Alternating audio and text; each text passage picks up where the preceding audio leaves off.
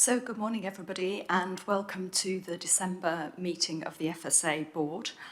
Delighted to welcome you all here to this meeting in London and particular welcome to those members of the public and stakeholders who've joined us today. We have got no apologies as far as I know from this meeting, though I think Peter Price will join us shortly, and Judith Hanvey, who's our board apprentice, is unable to be with us in person but is joining us online. Before we get formally underway, I wanted to take a moment to recognise that this meeting marks the last ever board meeting for our very own Maria Jennings. Maria is Director of Regulatory Compliance, People and Northern Ireland and is due to retire in just a few weeks' time. It really is quite a moment because Maria joined the FSA right back at the very start in 2000, and she's really been absolutely central to its work over the last 22 years.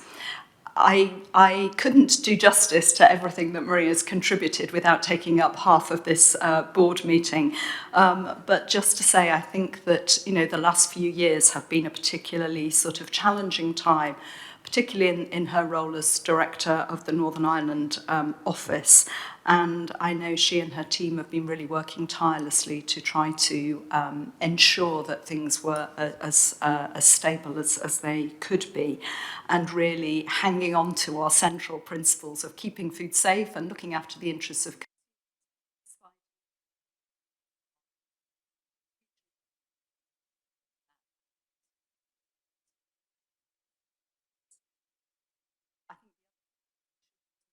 board members will be aware of is that Maria was really central to developing the Our Ways of Working project, which has been such an important part of our people plan and in really setting the tone for the way that we work within the FSA. She, the legacy of that, Maria, will live on for a long time, and I hope you're as proud of it as we are. So thank you, Maria. Enjoy the next phase of the rest of your life. And thank you on behalf of the board, I'm sure from the executive as well, and indeed from people across the UK who've benefited from all you've given to the FSA. Thank you. So on with the business of the day. We've received a number of questions ahead of this meeting, and those will be read out at the start of the relevant agenda item. And then the discussion of that item will proceed as planned, and we'll endeavour to answer the question as part of the discussion.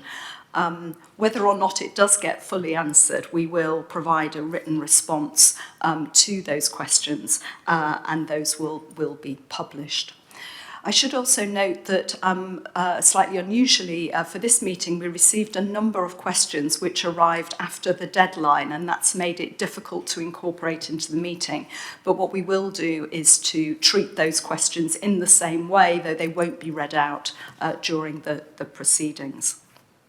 And I might also take this opportunity to say we're sort of conscious that the number of questions is increasing, and so there's an agenda item later today where I'm going to put forward a new proposal for how we deal with questions, which I hope will work better both for stakeholders but also for us as a board.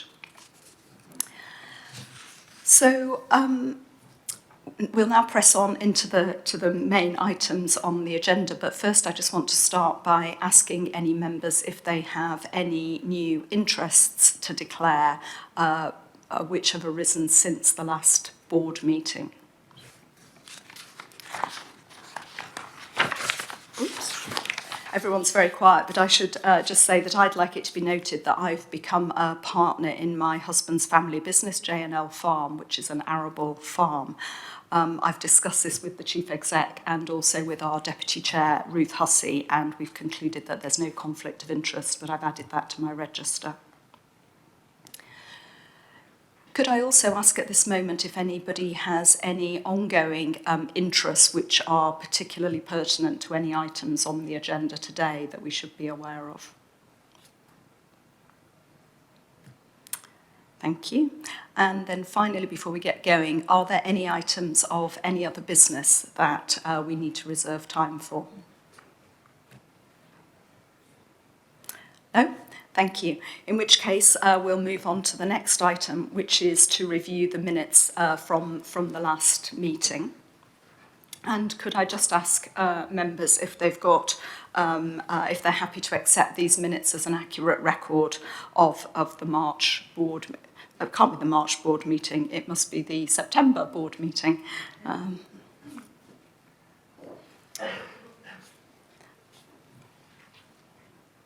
People content with those? Good. And so the next thing is then for us to just look at any of the actions which are arising from the minutes and whether there are any questions that people have relating to those actions.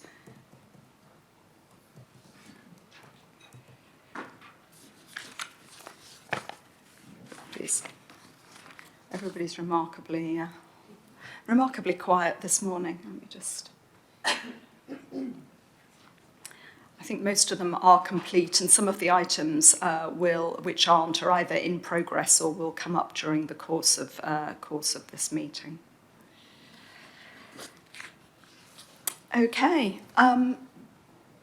I shall just plough on then, on to the next item, which is my report, which is just as usual, just an oral report on some of the activities that I've been up to since the last meeting.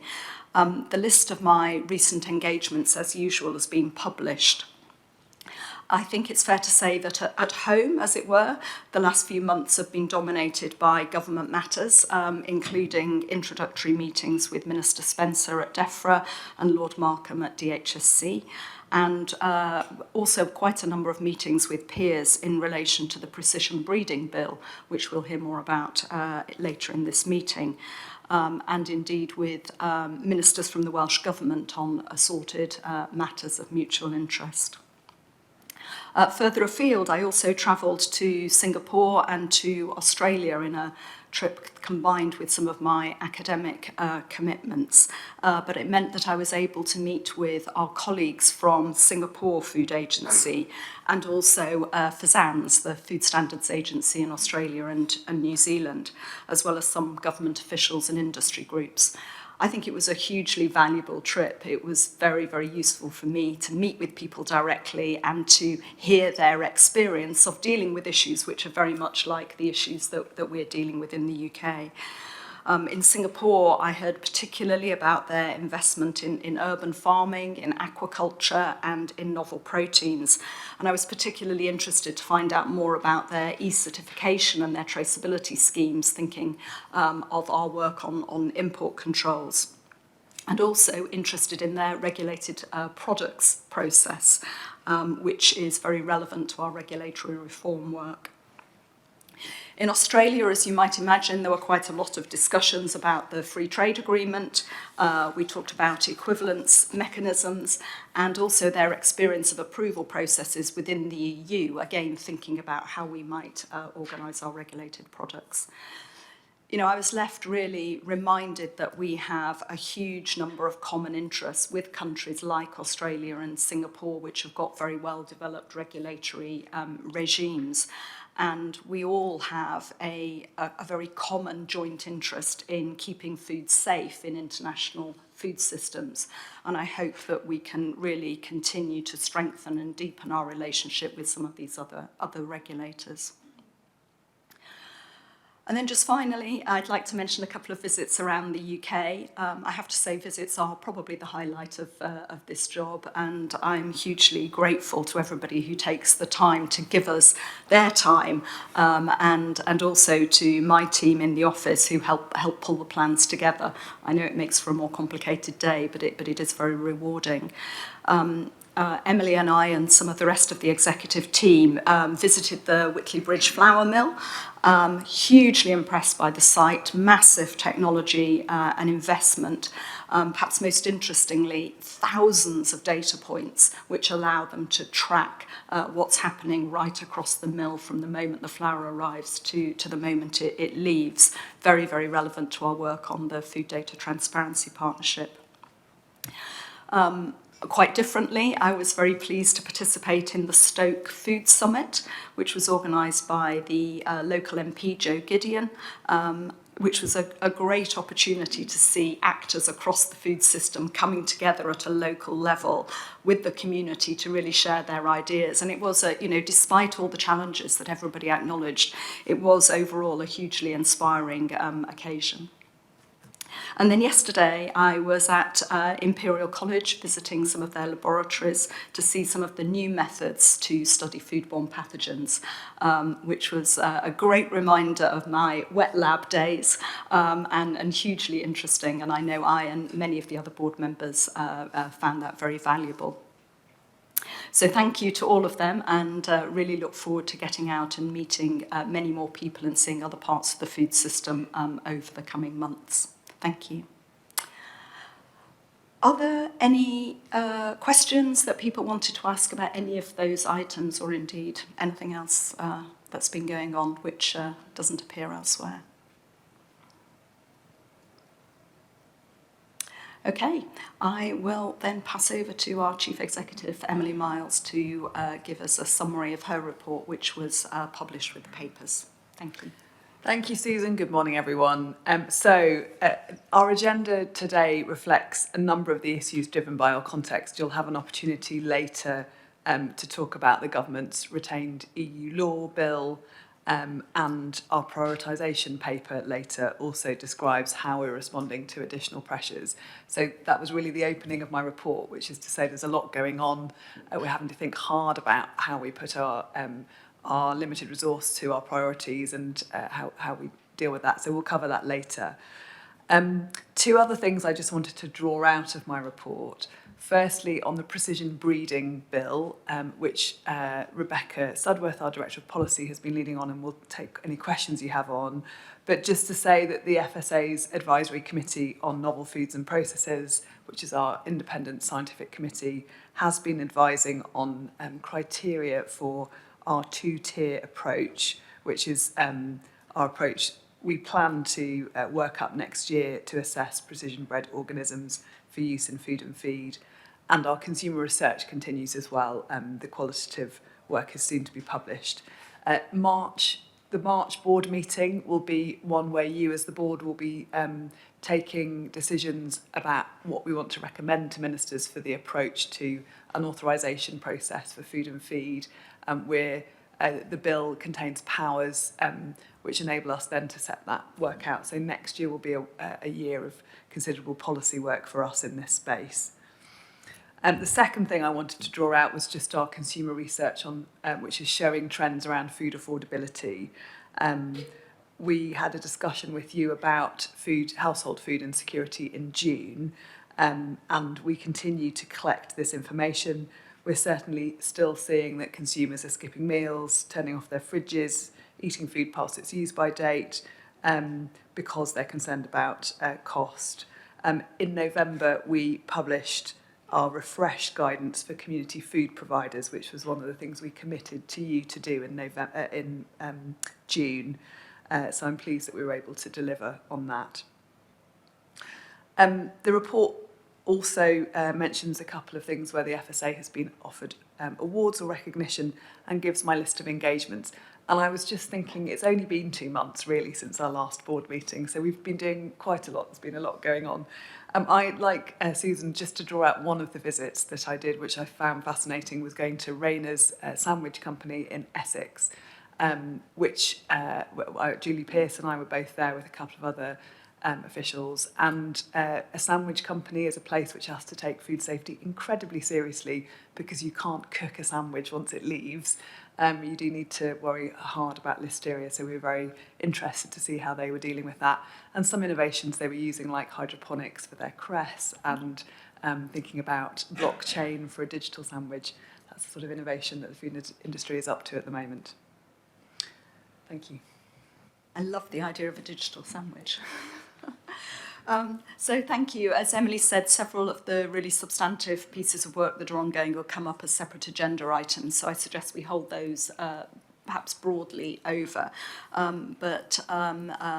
If there's any other comments, then we can take them now.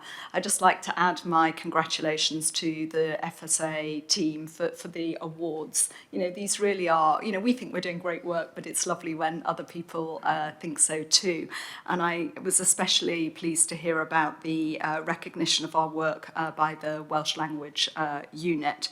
And I think that what our team succeed in doing, or at least my Welsh-speaking friends tell me they succeed in doing, is translating the meaning and not just the words. And I think that's a real testament to the sort of care and dedication of the team. So well done to them. Comments from colleagues on what's been going on in the FSA of late? Fiona. Thank you, Susan. And yes, Emily, it does sound like you've been enormously busy, I think, along with the rest of the team. There were a couple of comments I wanted to make.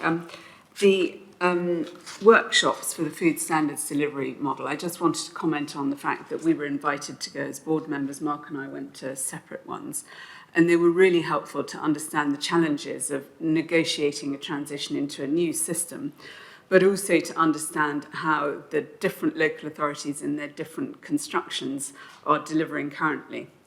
And so the point was that it's going to be a complex transition. I think that our challenge is going to be having a very solid transition model into the new systems, but most importantly, the local authorities are really welcoming what we're planning to do. So thank you for the work that Maria and Michael, you've done on getting that into place. Seeing Peter's got a finger there. I just had one other question. Sorry, Peter, is this in relation to the food standards model? Oh, no, okay. Yeah. One other request on the precision breeding for the March meeting. I really do feel that given the response that we're getting through the consumer research, it would be helpful to have an outline of some kind of communications programme for that meeting, because we're going to need to be able to start to explain some of the work that we're doing and the science behind it, so that there's an engagement around our framework development. Thank you. Thank you, and yes, precision breeding will certainly come up, so we'll take that away and make sure that that's covered. We'll have more of the consumer research in by then, so it'll be timely. Peter. Just to pick up on what you were saying about the award by the Welsh Language Commissioner, and say that the fact that we produce so much material bilingually, side by side, is much appreciated, not just by the Welsh first language speakers, but also it's seen in Wales as a recognition of the status of Wales within the FSA. And for that reason, it is particularly important, and the award is a symbol of what we're achieving day by day. Thank you, Peter. I'm sure the team will be pleased to hear that too. Ruth.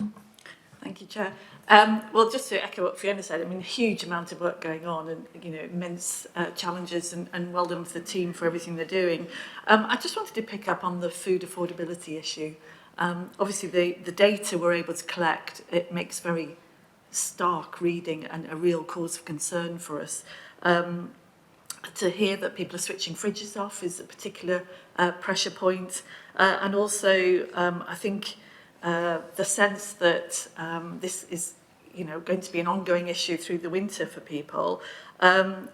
We can give advice on how to reduce food waste, not to switch off fridges if possible. But really, we need to mobilise a full understanding, both across the public, but also all the other agencies who actually have responsibility to support people through this problem. So my question is there more we can do to share the data that we have to highlight the issues and help people find solutions to help people manage the difficulties that they're facing over these next months? Emily, do you want to say anything more on that? And I was thinking about the fridges point and the energy company. Julie may also want to comment on where the data goes. We do try and share it as widely as we can with government colleagues in particular, in DWP, in DEFRA and elsewhere, so that they can use that to inform their work. And we also know that it's used by NGOs like the Food Foundation and others to correlate the research that they do. So I do think it is informing people's thinking. Julie, have I missed anything? No, I don't think so. As you say, we publish all the data and we're very sort of proactive in pushing it out to partners and also potential partners. Whether there's more that we could do or should do, we can maybe take that away. Perhaps we could offer a note to the board on who we do share it with, and if you have any suggestions, that would be really helpful to hear. Just to pick up on a couple of other things that people said, thank you, Peter, for the compliments, and Susan to the Welsh Language Unit. We're extremely proud of what they do. I'm also amused that recently when I was doing some engagement with meat hygiene inspectors, one of them asked, why on earth do we have a Welsh language unit? What's the point of that? And I was very pleased to say how important it is to us to work into both languages, and the fact that we support ministers and the public in Wales in that way is very important to us. And then on the food standards delivery model, thank you, Fiona and Mark, for attending those workshops. Just to, I didn't say it in my opening comments, but just to remind those listening or watching, we have been piloting a different approach to how we share and inform local authorities with intelligence about where food compositional issues might be showing up. So this is the food standards work. And we want to shift the approach. The responsibility for that rollout is now transferring from Maria Jennings to Katie Pettifer with Maria's departure. So Katie will be reviewing how we approach that rollout in the light of the consultation feedback that we're getting. Thank you. Margaret. Again, thank you for the report. It just shows how complex and various all the things you do or we do are. Just to show support for the work that you're doing in great detail, I know, in responding to the coroner on the Celia Marsh inquest, and that is a good thing. And then I wondered if at some point, not necessarily now, and this is related to your visit to the flour mill, whether we could get an update on the FSA's position on folic acid and whether that had come up at all, given that there is some scientific division on the way forward. Robin, do you want to comment on the folic acid thing? But as Margaret says, it may be that it's something that we can provide in writing to the board later. Yeah, certainly. I think a full update to follow is probably the most useful thing we can do. But in the meantime, for the board and listeners, we've engaged very closely with DHSC, particularly, who are obviously on the lead here. Board members might be aware that there is a proposal to fortify folic acid. There is very clear evidence that will have fortify flours with folic acid, that there is very clear scientific evidence that will be beneficial. So just to be clear, there is no debate, I think, about folic acid fortification as a principle. The debate is about the levels, where there is a fairly complex issue around the level that is beneficial versus the potential risk of masking the symptoms of pernicious anemia. Our scientific advisory committees have looked at this and are fully supportive of the current proposed levels. We've had discussion with DHSC around that, and what we have said very publicly is that we are fully supportive of those current proposals. Like everything we do, in due course, once that's happened, if there is evidence to recommend changes, we would be clear about that. But I think at the moment we're in a clear position, but we can provide a full written update about what those levels are and what the various issues are, if you like. Thank you. Hayley, did I see you? Yeah. Thank you, Chair. Just point 4 in Emily's report, I wanted to reinforce the need to continue to press for critical controls on the border target operating model. And I think it's disappointing that it's sort of been delayed again into the new year. But David, Fiona and I went to Thames Gateway to have a visit there, just to look at how the ports operate. And I think the view there, anecdotally, case study evidence, and it's important that we continue to gather the evidence base to really bring home the importance of the inspections that we have in place, not just for food coming from the EU, but also third country importers that come via the EU. I think that's critical to keep on the agenda. Thank you. Do you or Anjali want to say more on that? I think this is a work in active progress, and I think it's likely that we will update the board formally at the next meeting, when I hope that some decisions will have been made about the new border controls. And I mean, just to say, I'm really pleased that board members went to see a port. We work very closely with port health authorities, both on the actual situation and on the design of the future operating model. Obviously, at the moment, the kind of import controls that are applied to high-risk food and feed from the rest of the world, things like export health certificates, pre-notifications, and checks at the border, are not applied to EU food and feed except for the pre-notification point, and we're conscious of that being a gap. There are very active conversations across government about what should and could be delivered next year and beyond. Thank you. That's been a rather shorter discussion than we generally have on Emily's report, but I think that's because two of the most substantive items are going to appear in the next papers. So unless members have any other additional comments they want to make now, I suggest we move on to the next item and allow ourselves, if need be, a little bit of extra time for discussion at that point. Is that okay, Emily? Anything more you wanted to add? I think we'll also find there's lots to talk about at my report to the business committee. Okay, So, that's a yes. little preview, a little Yes. trailer. Good. So moving on then to the next item, which is our discussion about the retained EU law bill. At the time of our last board meeting, this was relatively new news, and we touched on the likely ramifications of the bill for the work of the FSA.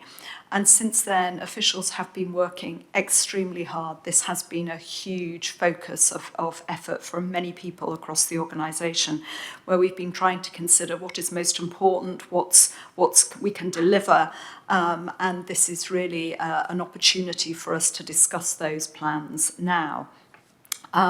This work's been led by Katie Pettifer, our Director of Strategy, and I suspect Katie's going to introduce the paper, but a huge amount, perhaps not a huge amount of the work's being done by Sam Faulkner, who's the Deputy Director for Strategy. And we're also joined today by James Robinson, who's our Head of Legal Services, which is obviously going to be a really critical component in taking this work forward. So Sam, perhaps the simplest thing is thank you for a very clear paper. Thank you for all the work that's gone on around this. And maybe you want to summarise it before we open it up to the board. Thank you. Thank you, Susan. So I'm here today to update the board on the FSA's approach and programme of work to support the delivery of the UK's retained EU law revocation and reform bill. The FSA's statutory purpose remains to protect public health and consumers' wider interests in relation to food. As we outlined in our strategy earlier this year, our mission remains food you can trust. These things will not change through our support for the delivery of this bill. As highlighted in section 2, it's important to note that UK food and feed law relies heavily on EU-derived legislation. Some of our most important pieces of legislation are in the scope of this bill, including specific areas such as regulated product approvals, but also overarching concepts such as the precautionary principle that we apply every day in our work. Although there will be challenges in delivering what we need to support this bill, it also presents a significant opportunity to undertake a programme of legislative reform by June 2026 that can help support our wider reform ambitions. Just to make the board aware that since the paper was published, the bill has now completed its committee stage. There were no amendments directed to the FSA, and the bill itself remains unamended. As such, we expect the bill to move to the Lords from January, and we are currently working on advice to DHSC ministers, prior to Christmas on our approach to rule, in particular, what we think we need to preserve, extend or restate, and where we may see opportunities for reform. Today, we're asking the board for 4 things, as outlined in paragraph 1.3. Firstly, to agree the guiding principles that will underpin the FSA's advice to ministers on retained EU law, as we covered in section 3 of the paper. In particular, we'd like to highlight to the board that these things may act in tension with each other as we use them to inform our approach to this work and our recommendations around the areas for reform, the types of reform and the scale of reform that we may seek to deliver. And as such, the way that the 4 principles are expressed and the specific wording within them is important to help inform those recommendations. Secondly, we're asking the board to agree the FSA's broad approach to a multi-year programme of work, as outlined in section 4. In particular, the 2 phases of work that will need to run in parallel for next year. Phase 1 will provide recommendations to ministers for the delivery of a number of statutory instruments ahead of the December 2023 deadline. These may preserve, extend, reform or restate our rule. We do not expect to make substantive reforms during next year. Instead, we'll look to deliver these in Phase 2 during the period 2024 to 2026. However, during 2023, alongside the Phase 1 work, we'll need to begin our preparatory work for this longer-term programme of reform, and we'll return to the board next year for further discussion around this. Thirdly, to note that the FSA's continued approach to cross-government and for-country working, as we cover in section 5. We're committed to continuing to work with devolved administrations and other government departments to develop consistent policy advice and recommendations to ministers as appropriate. We will continue to do this throughout this programme of work. And finally, we ask the board to note the key risks for this programme and the implications for the FSA's wider work as outlined in section 7. And with that, I'll pause and open the floor to questions. Thank you. Thank you very much, Sam. And it's a very well structured paper, and I think it's very clear the specific issues that we need to discuss today. Before we get into the details of the principles, the approach, the devolved nations, I'm just going to open it up to board members if there are any sort of general framing comments that they want to make on this. Margaret. I'm really supportive of this paper. I think it's great the work that's been done and the way you've thought about how to progress it, because the key thing that worries me is that if you race into it too fast, you will end up with bad law where you do have to make changes. So I think the way you're tackling this, we're doing exactly what we need to do. There are deadlines that we have to meet. Yes, we may have some little concerns about, the amount of staff we've got to put into it, but I do think that you're going about it the right way and that you've found a way to take a little bit longer after some of the deadlines by putting some of the detailed work aside and pushing it down a little bit further, and I think that's great. So the key thing is it's work we've got to do. It's great you're doing it. And then on the area you're just about to move into, which is the divergence and working with the devolves. Of course, we're all concerned that there could be divergence, but I also get the impression you're doing a huge amount of work to gather together and work alongside them where possible. Thanks for that support, Margaret. So, raft of people coming in. Peter. I'm picking up on a positive point that Margaret ended with. I think the approach set out in section 5 here about four-nation working is much appreciated in Wales, because we are independently advising the Welsh government as well as the UK government and seeking to ensure that these disparities will not arise or that they are minimised. And that objective is very important to the devolved administrations if the large bloc, with the advantage of the internal market legislation, imposes, as it were, something which the Welsh government is not happy with, it will give rise to many problems on the ground and at a political level. Thank you very much. The approach that you're taking at the moment, carry on down that road, very important. Thank you, Peter. And as you know, but just so other board members are aware, I have had a number of meetings with Welsh ministers to discuss this, and they've written to us on it. Now, since we've started on the issue of working with the devolved countries, I'm going to suggest we deal with that item first, and then we'll back up to the principles. So, Anthony, I think you were trying to come in on that point. Yes, I think, like everybody else, the managing of divergence is probably the key issue for the devolved regions. Even more so in a region now that has no government, it is quite important that stakeholders are reassured. So the paper does mention how we will go forward, or how we plan to keep it as a key issue. But as soon as we can, I think people would like some practical steps as to how the FSA plan to do that, how we plan to manage divergence, but also about how we might reassure consumers in the devolved nations that divergence won't actually negatively impact them. It certainly will impact on the stakeholders, but the consumer element of it is important as well. Thank you. Thank you, Anthony, and I'm sure we all share that view. I think my own hope is that when we come up to the principles, that it will be clear that we our absolute intention is to continue to act in the interests of consumers across the UK, and I hope people will be reassured by that. But I'm sure you're right that we need to ensure our communication on that is clear.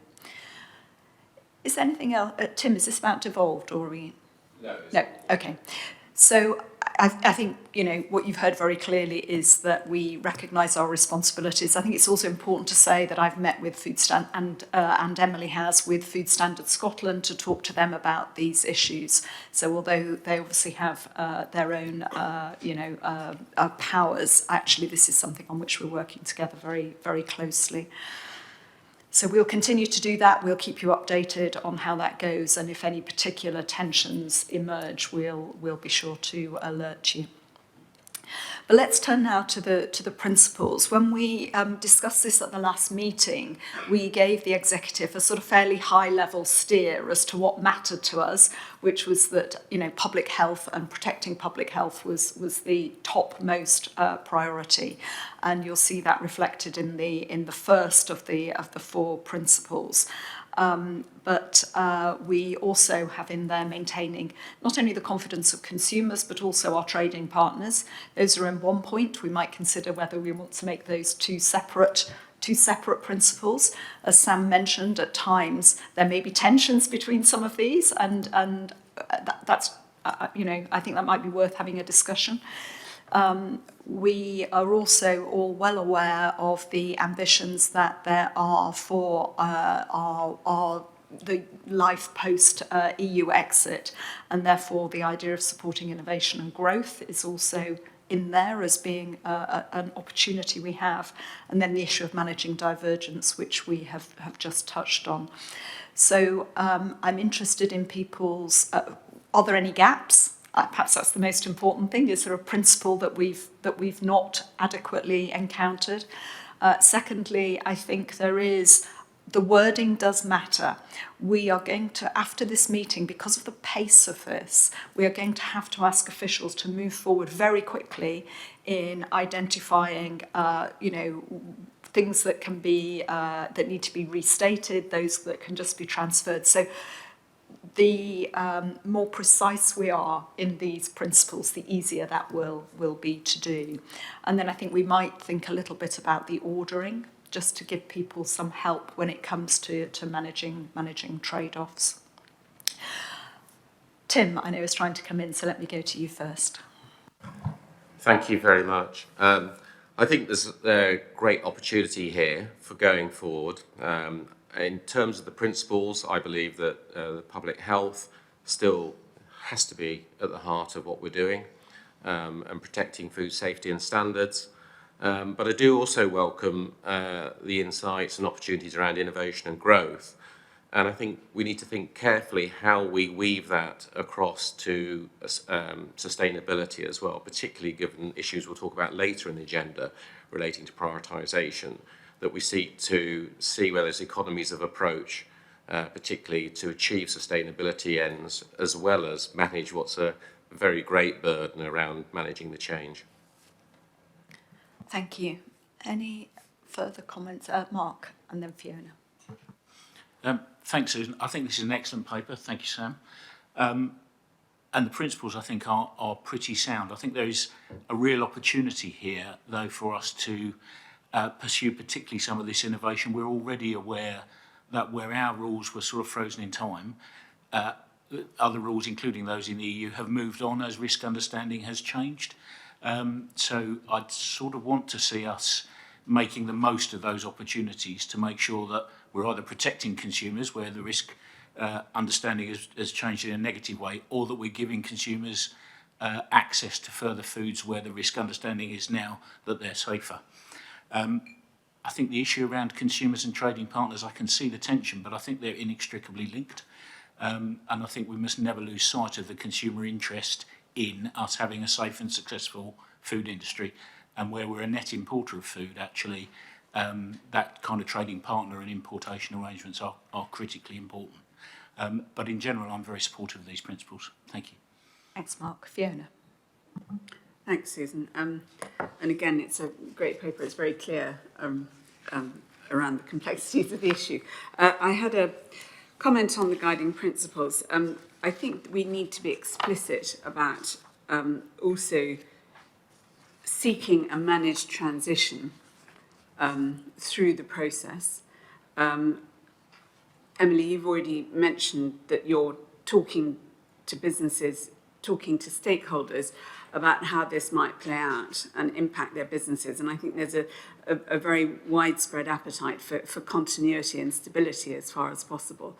And I think it's really important that we enshrine that we look to seek a managed transition for the benefits of business continuity, but also delivery on the ground through local authorities. Thank you, Fiona. So what I'm hearing here is broad support for the principles, no dissent, nobody's pointed out any huge gaps. I think the 2 points that Mark and Fiona have made, Tim and Mark both talked about innovation, and we're all keen to do that. We've been talking about areas where there were opportunities for regulatory reform before we got onto the retained EU law bill.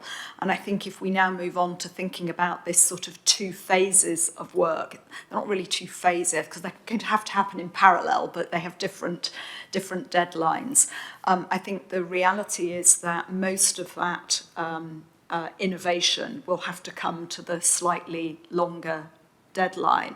And that's really for the reason that Fiona said, which is of a managed transition and giving businesses certainty and continuity. And that's certainly something that I've been hearing in meetings with stakeholders. Their primary concern is actually that they don't have to worry about anything new just now, and please could we keep things stable.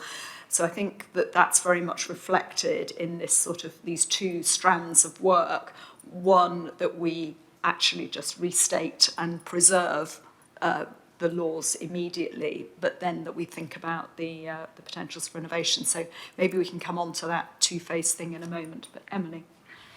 I was just reflecting on Fiona's suggestion about the seeking a managed transition and that being in the principles. I think my suggestion is that because that's a sort of how we do things as opposed to what kind of reforms we want to approach, that we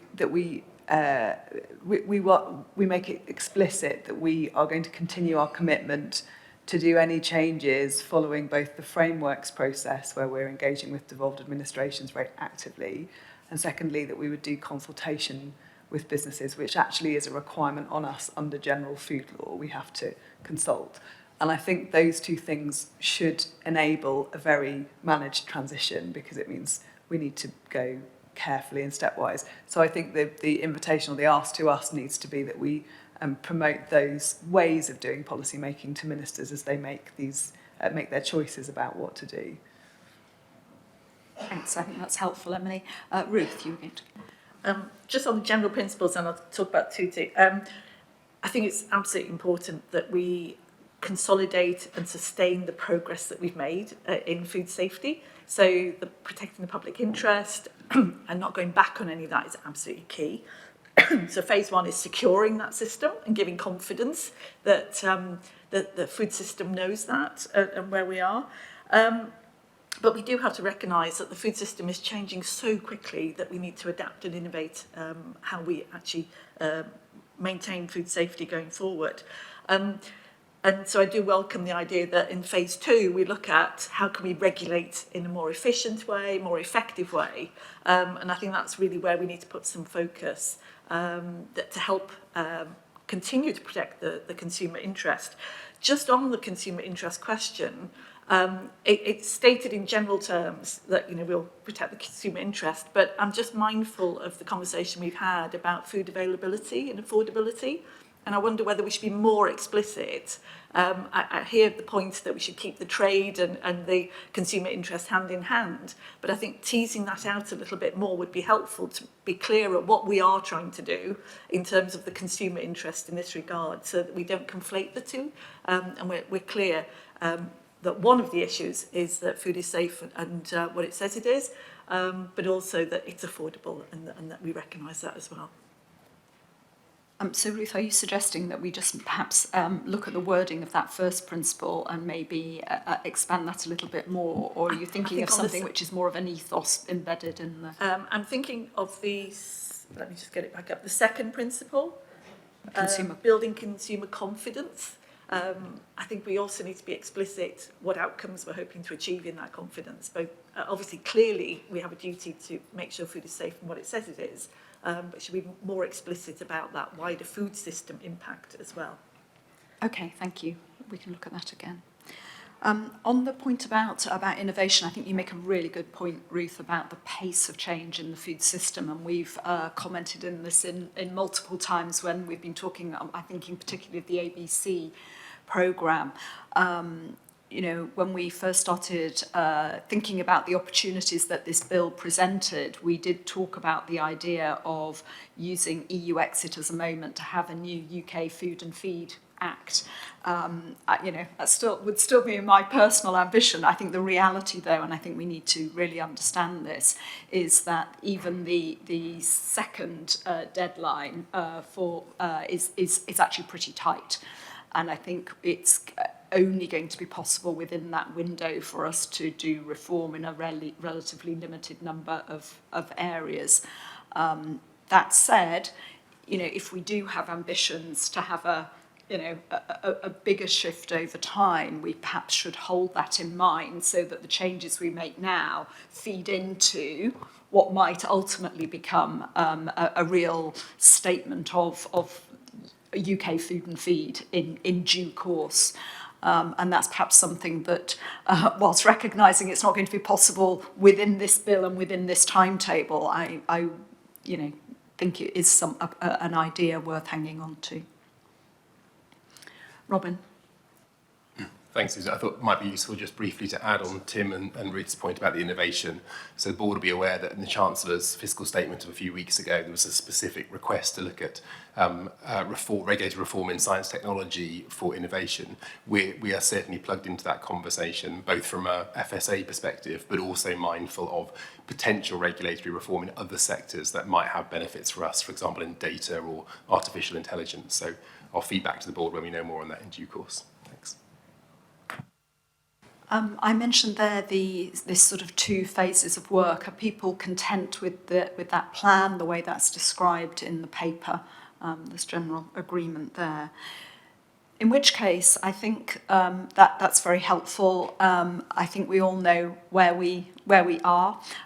We recognise it's a huge amount of work to come, and I'm imagining that at the next meeting, you'll be in a position to give us much more clarity on where there are where there are opportunities, perhaps for some early changes which we may be able to do. There's a few, I know, slightly administrative things, but that it may be possible to do before the 2023 deadline, but also to have identified the areas where you think we may be able to do the somewhat bigger reforms before the second deadline. In terms of this paper and immediate work, Sam, you asked us sort of 4 questions. So I think the guiding principles people are content with. I think we've heard a message to really perhaps expand what we're trying to achieve for consumers so that we're very clear about that. It's perhaps a bit more than just consumer confidence.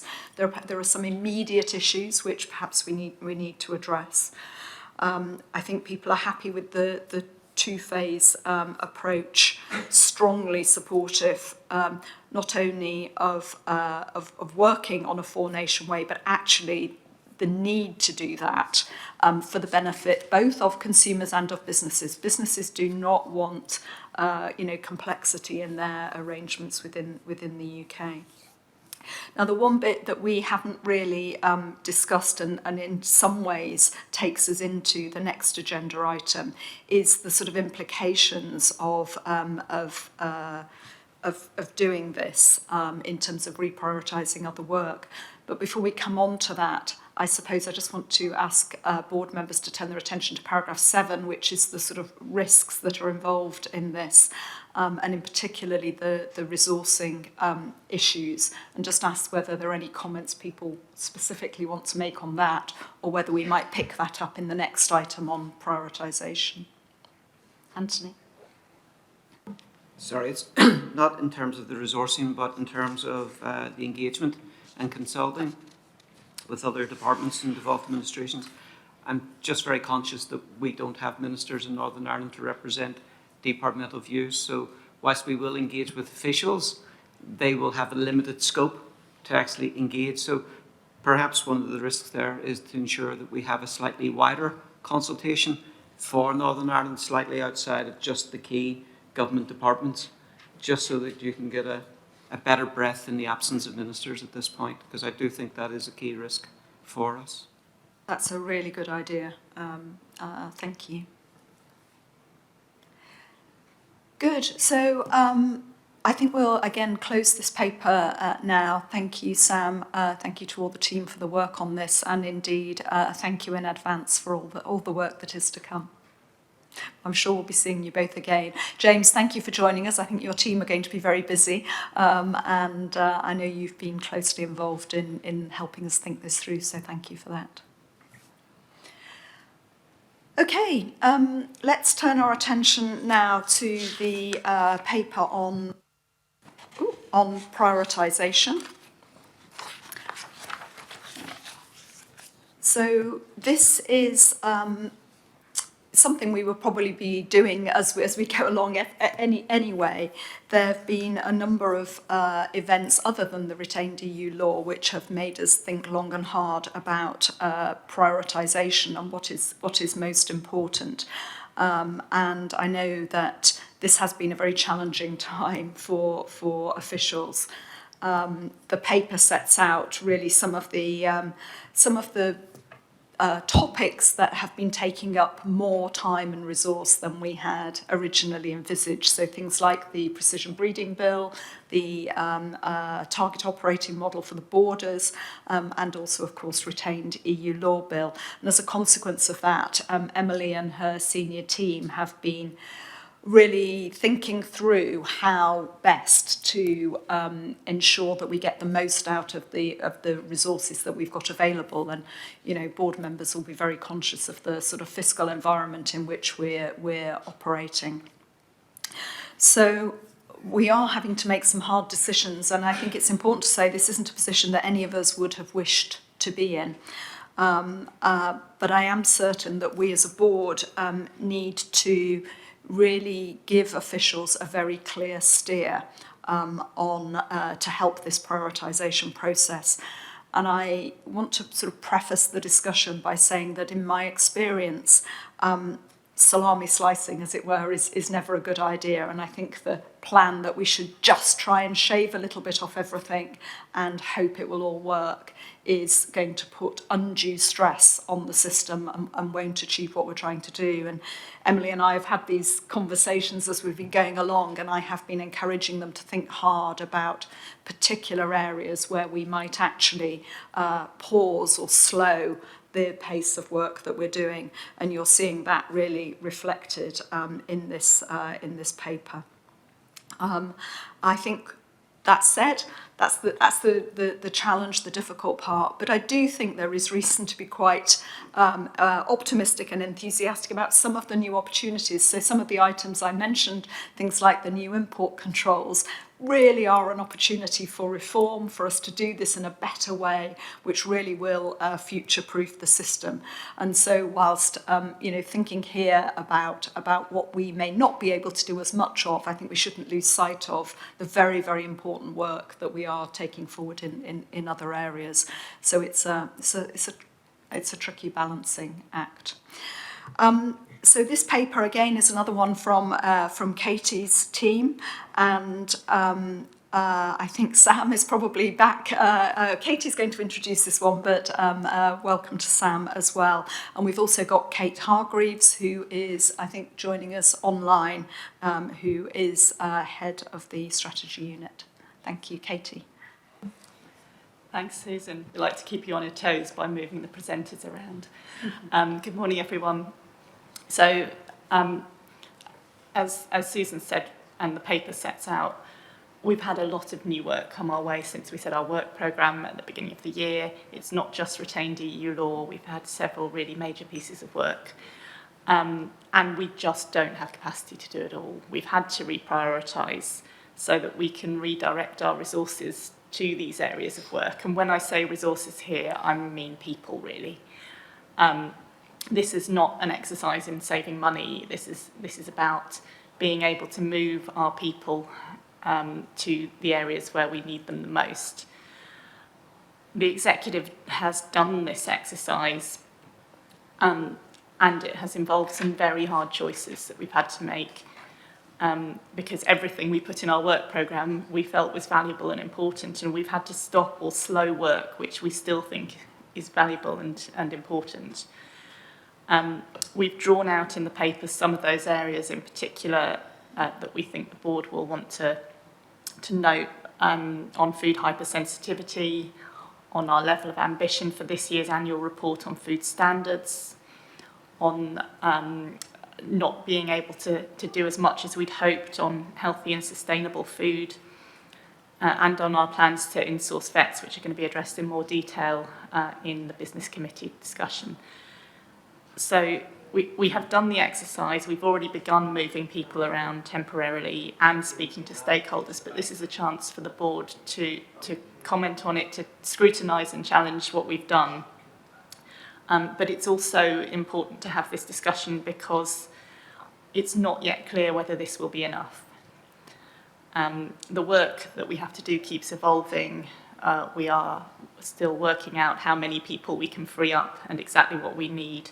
So it is quite possible we will need to return to prioritisation again in the new year. So this is an opportunity, I think, for the board to lay down some markers there as well. And with that, I will stop talking and let you have a discussion. Great, thank you. So this is a broad topic, so let me just invite general comments to start with on the plans, or the approach even, before we get into the detail. Hayley.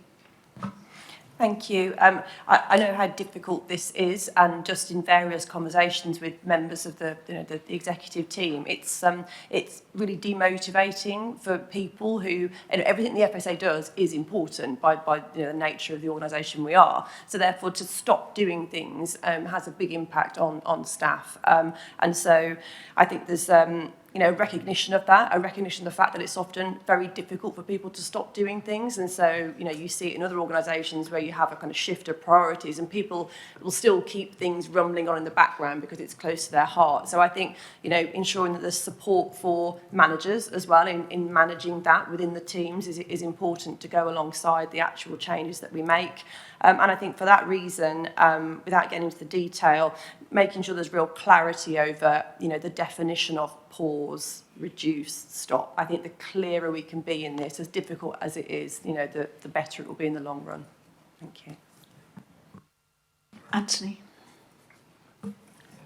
I thought this was a very good paper in a very difficult situation, and it was really just to pick up on Katie's last point. I don't think this will be the end of it, and I think we need to ensure that we monitor this going forward, as we will need to react as circumstances change. So whatever we agree today, it's not going to be set in stone. This is going to be a moving feast for a period of time to come, and I just think we should reflect on that it will be a moving feast.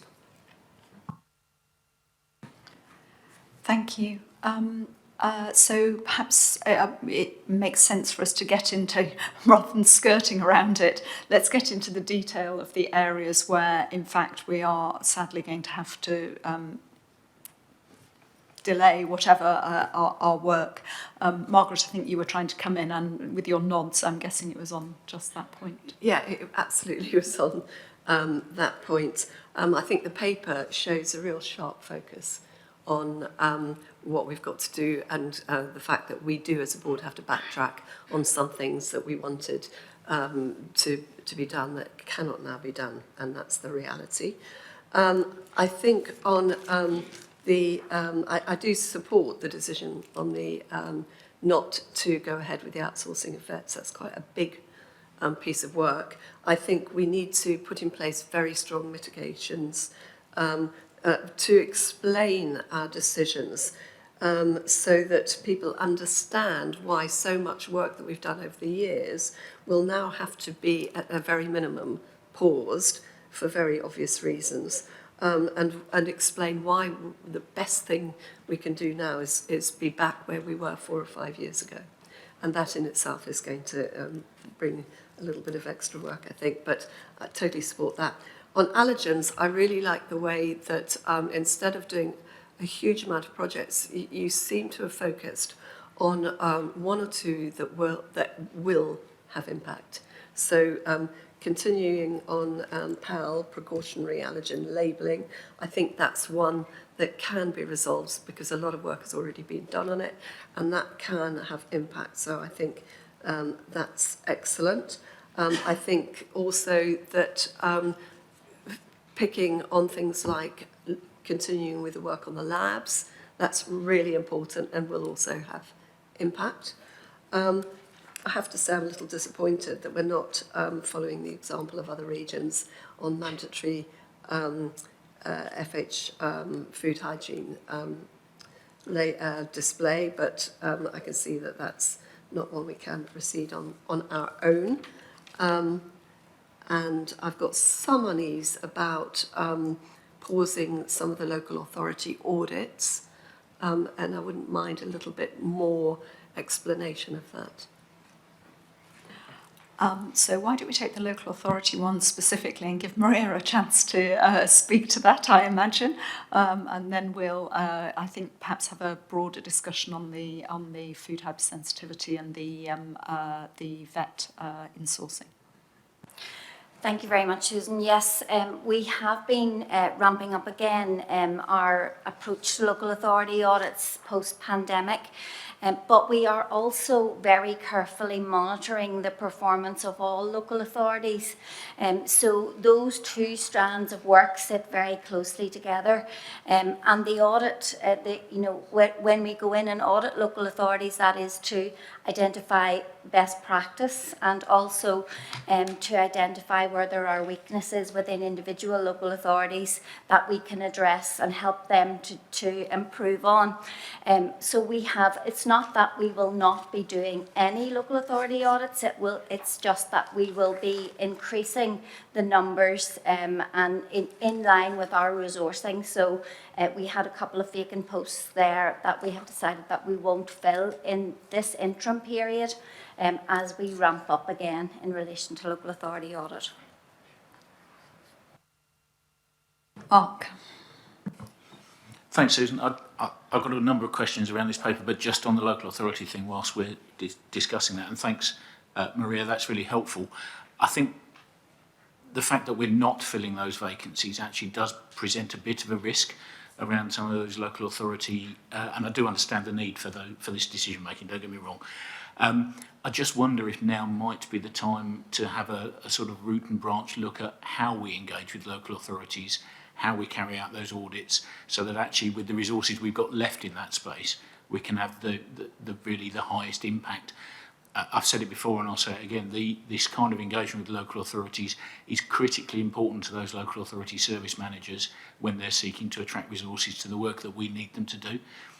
So, you know, whilst I understand the need for us to be circumspect about how much we can invest in this, the way we do it may mean that we can have the same or even greater impact.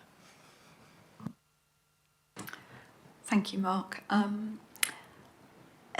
Why don't you carry on with your other rest of your list? Thank you. I will.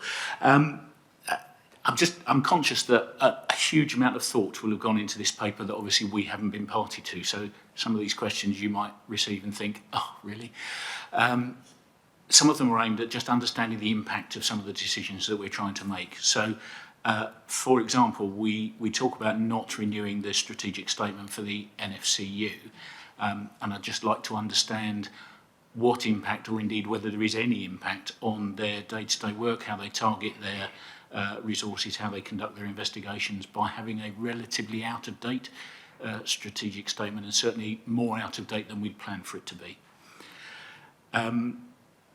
The food hygiene model, we've got in here that we're going to continue with that work, and I just wonder if that is actually, why that is still a priority when I think previously we've had conversations around the fact that the food hygiene delivery model wasn't as out of sync as the food standards delivery model was. So actually, a flip question really in terms of, is that really a priority? Is that really where we need to invest our resources, and if so, why? We also talk about stopping the modernisation of data for local authorities, and I'm just interested to understand the impact of that in terms of both monitoring their performance but also delivering the new food standards delivery model, which has quite a lot of data related stuff in it in terms of the intelligence led and how local authorities will target their work. And my final observation really is around, there's a comment in here about HR systems and so on, and I just wonder whether, I'm sure we have, but whether we've looked at whether there's any capacity to extend the existing contracts and therefore give us a bit more resource back from that space, or whether they are actually, you know, coming to the end and there's nothing much we can do beyond them. Thank you. There's some very specific questions there, so I'm going to go round and seek quick answers. Junior, I guess NFCU one falls to you. I'm also conscious we are going to discuss NFCU quite considerably in the Business Committee. So on the strategic assessment, Mark, the work continues. So we continue to use the actual data intelligence feeds. So we will be using the intelligence to actually prioritise the investigations we undertake. What's being paused, the strategic assessment, is the publication. And that happens every 3 years, as we know. But the work around the intelligence we use to actually define what cases we take on, that will continue. So you can rest assured of that. And then on the local authority points, I think there was this issue about the food hygiene model and the data. I'm looking over into that corner. Katie and Maria, do you want to field those two between you? Yes, I'll start and Katie can help me. Just on the audit, Mark, just to reassure you that you'll see it in the performance report. The we are actually picking up those issues with the local authorities through our engagement work with them, so through our performance management of local authorities. So we have had, you know, a huge number of cases that we worked through with the local authorities, 169 local authorities. We talked to about their resources and how they're managing to continue to deliver on the pathway, our recovery pathway.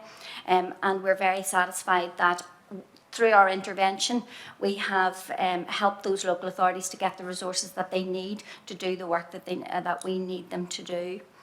And then the next question was on... it was around the food hygiene model and whether we really want to continue with the reforms in that, whether that's as important as the standards one was. It's actually becoming much more critical for us to continue on that pathway because we need those local authorities to have the flexibility that they need to do the work that they have identified locally and to allow them to prioritise their work. We're seeing that they cannot comply with the full requirements that we have in the Code of Practice currently. So that work is really vital for us to modernise the whole system.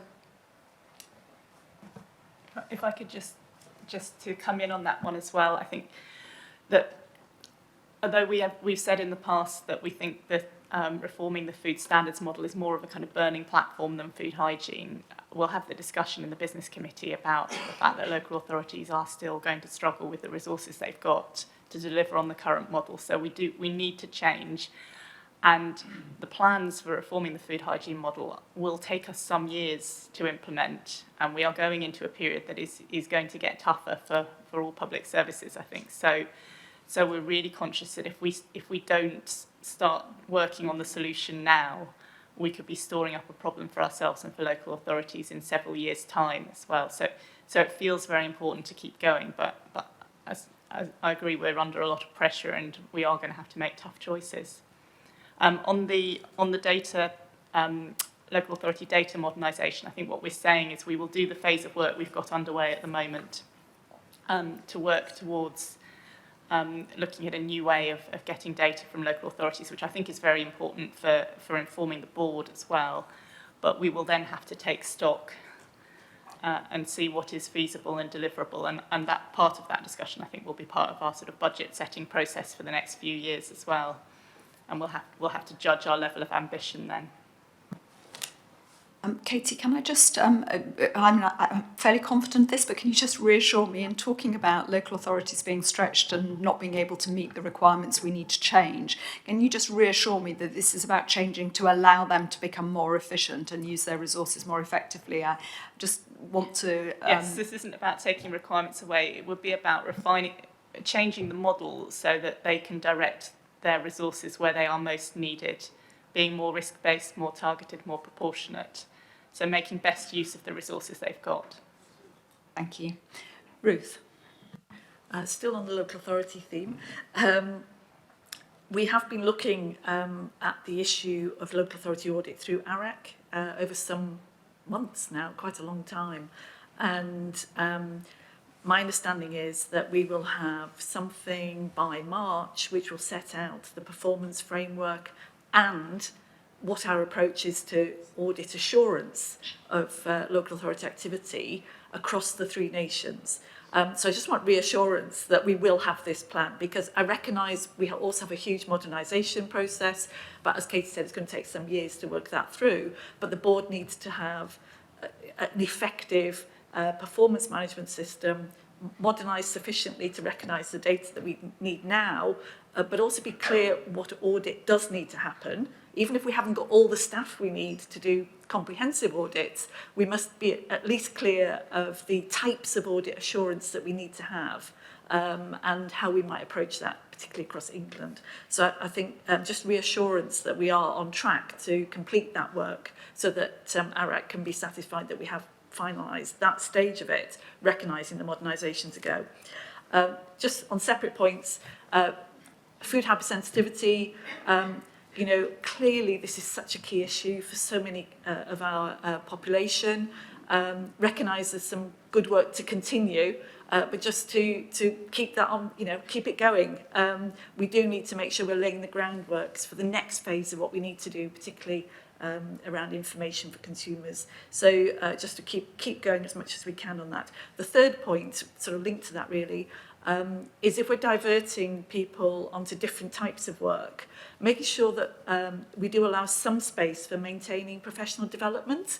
We have some really, really talented people in this organisation, and if their particular topic area is sort of not the focus for the day, making sure they at least have time and space to do some ongoing development, so that we retain the skills we need and the energy and enthusiasm to be able to kickstart some of these issues as resources allow.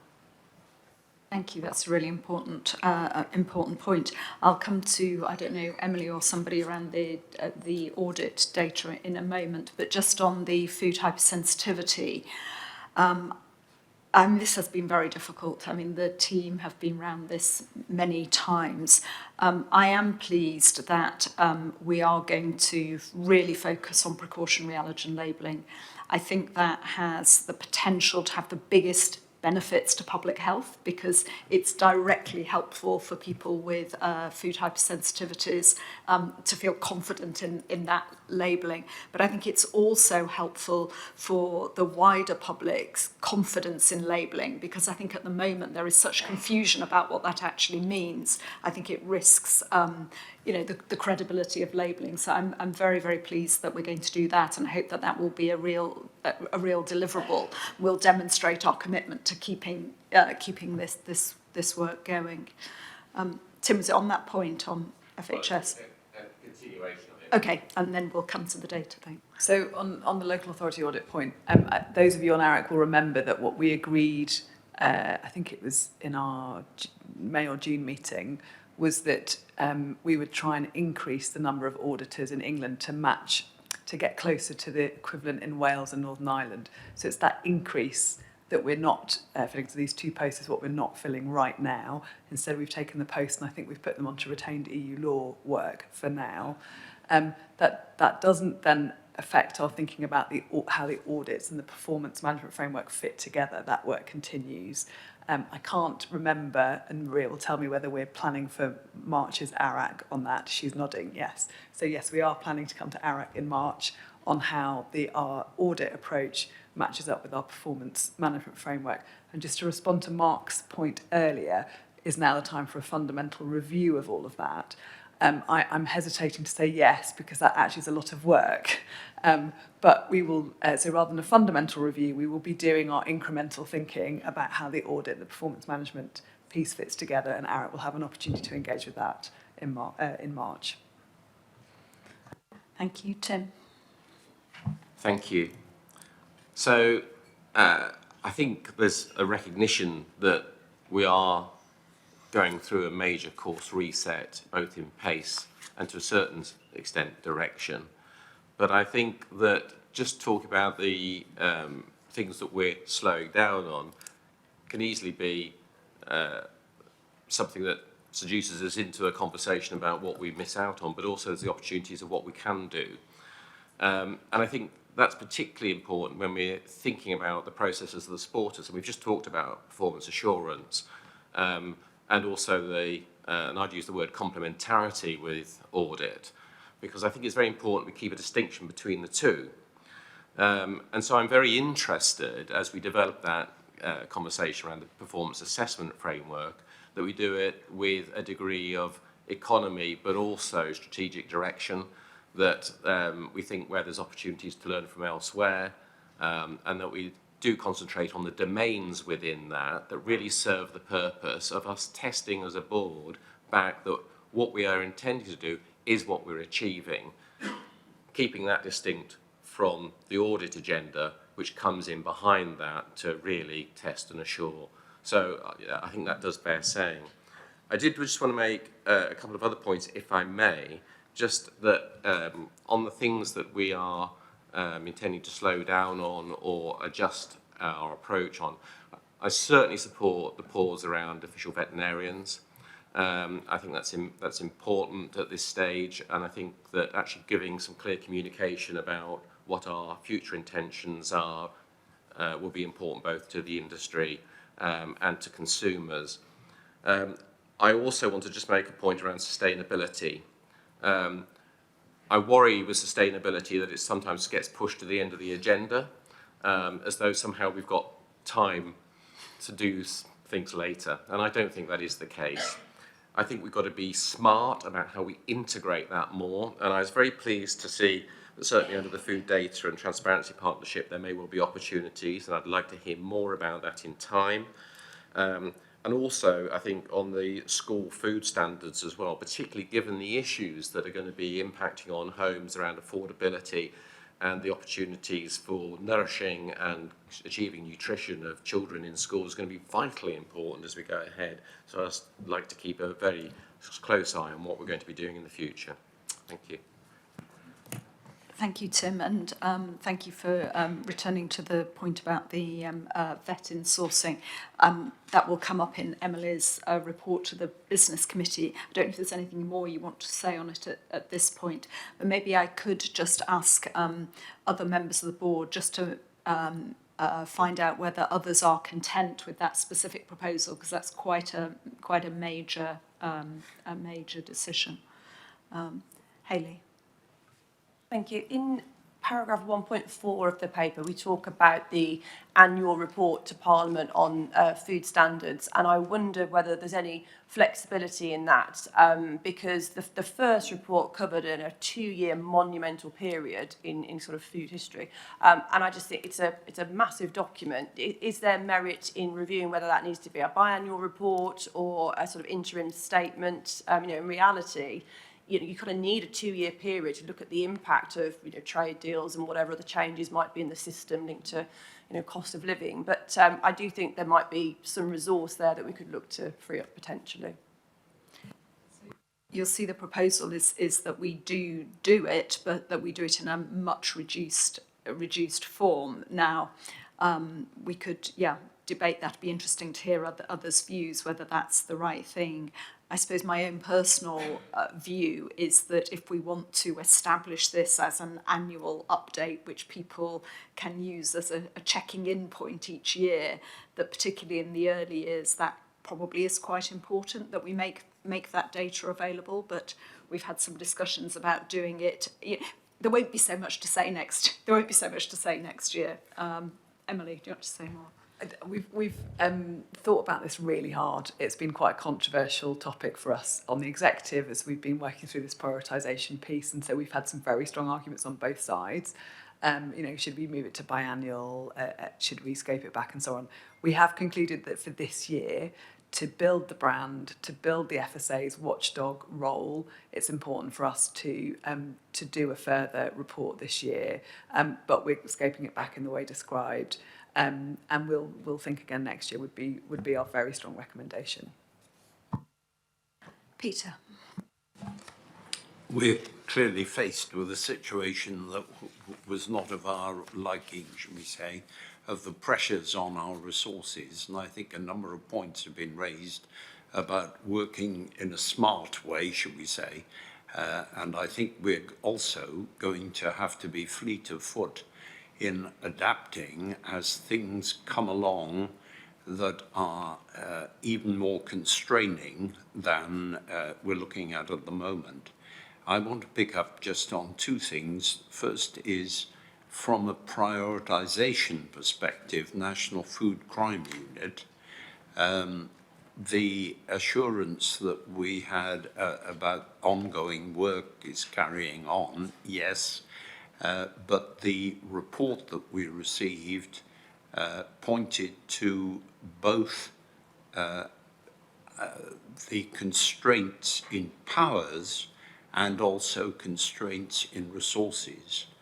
There's a big problem on the resources side, but I'd seek a little reassurance that on the powers side, where it doesn't require a massive amount of extra resource, that we can press ahead with those, trying to get rid of some of those constraints.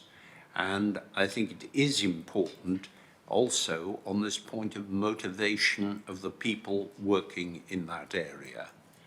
The only other thing I wanted to say was just to say that I think the approach to devolved administrations is very helpful. We have the two pieces of legislation highlighted here, which are very much of concern to Welsh Government, retained EU law and precision breeding. And thank you for the support being given in that area, which definitely is needed to be continued in the future. It is a priority area. And I'd add to that the borders one, which I know Welsh Government are very concerned about too. Thank you for that. Junior, do you want to comment on the NFCU point? Actually, I'll pick that one up because I've been overseeing that work. We are still proceeding with our work towards getting the new powers for the NFCU that were enabled by the legislation that Parliament's passed. We've consulted on that now, and that's still in our work programme. There was also a question on a new HR system, which we haven't picked up, Susan. I think Tara could pick that up. Great. Tara? Yeah, it's going back to Mark's question. So we're actually putting in a new finance and HR system. And both the contracts for the finance system and the HR system are coming to an end. So it is the perfect opportunity to modernise those systems. And we do see that we're going to have some efficiencies from them. And actually, when we were doing this exercise, this was about freeing up the right resources to do the other priorities. And the small team that are involved in this wouldn't actually have the right skills to support rural precision breeding. However, when we come to looking at this again through a finance lens, it is, as I said, gives us quite a lot of efficiencies if we can go through the whole of the programme. So there's like 2 tranches to that programme. But we will have to think about how far we go with modernising those systems, think about financial constraints. So I think there's a different lens that we need to look at that through our budgeting process as well. Margaret? Just to add to that, that it is something that Tara has brought to ARAC and that we'll be keeping a very tight focus on. So thank you. We've roamed around a whole load of topics. I think that there's support for the decision in relation to vets. Sorry, Fiona, before I... It's tricky, and these bits are the 2 hardest to catch my eye, so I'm sorry about that. Thank you, Susan. 2 short points. One is just to follow on from what Tim was saying about the sustainability. I think what we can do is knit together more cohesively the work that we do to touch on sustainability. I think there's a lot in the science field, and they come out as individual strands of science, not as a narrative about what the Food Standards Agency is doing to look to the future of sustainability systems. And I think that's really helpful to inform how we're going to be looking to work in with new technologies, but also with how new businesses it comes through, and that also refers to the regulatory side. So I think we could do a bit of work just to pull together what we are doing, and as you say, Tim, look for opportunities on the back of the Food Data Partnership, because that's what it's there to do. It's there to actually observe what's happening, but also look at what the changes could be in a cohesive way across the industry for the future.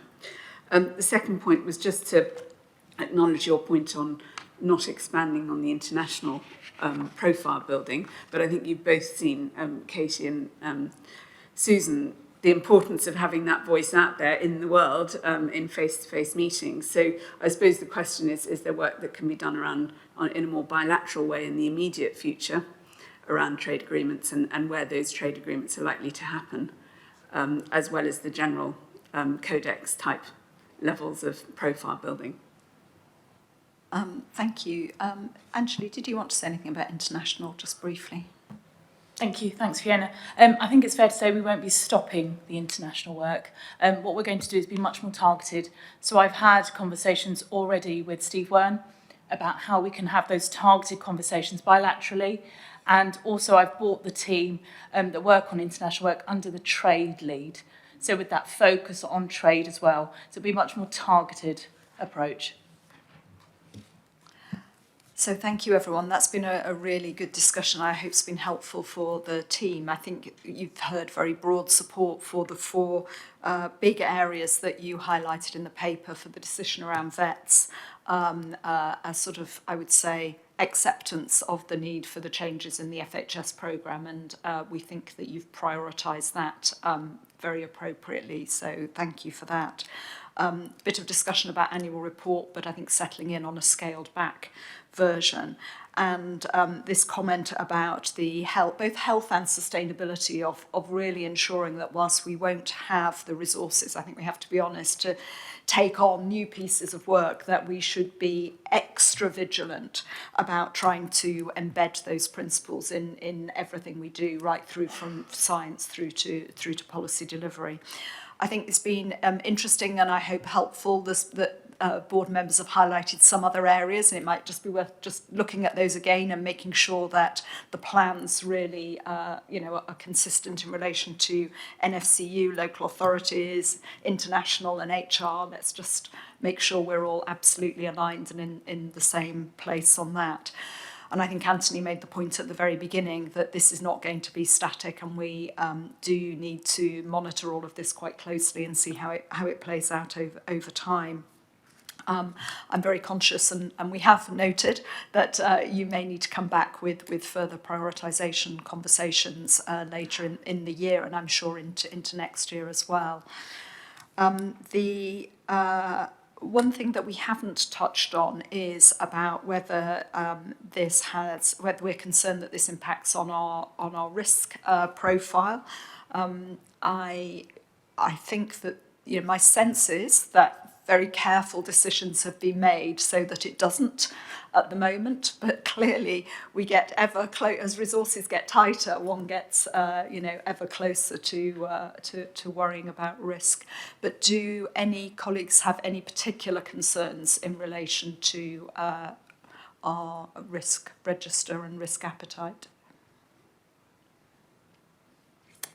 Let's keep that under careful review.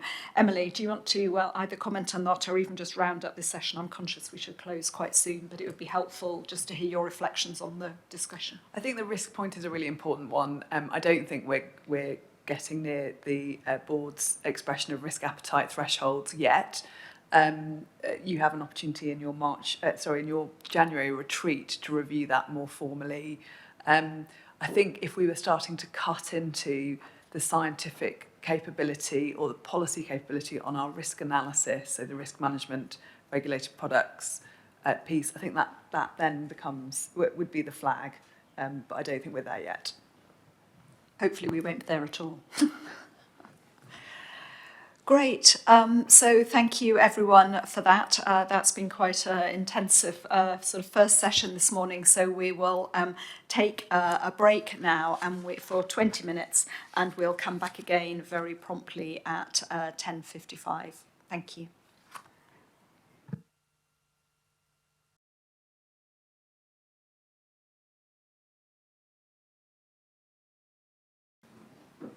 So welcome back, everybody, and we are now going to turn to a paper on our operational transformation programme.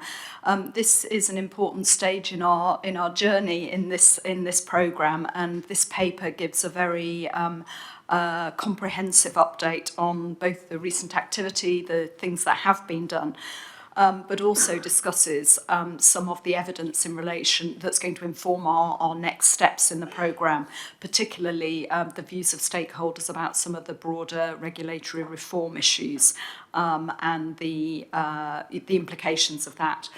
There is, as you'll have seen in the papers, an important decision really for us to make about the future scope of our work in this area. So this is an important conversation today.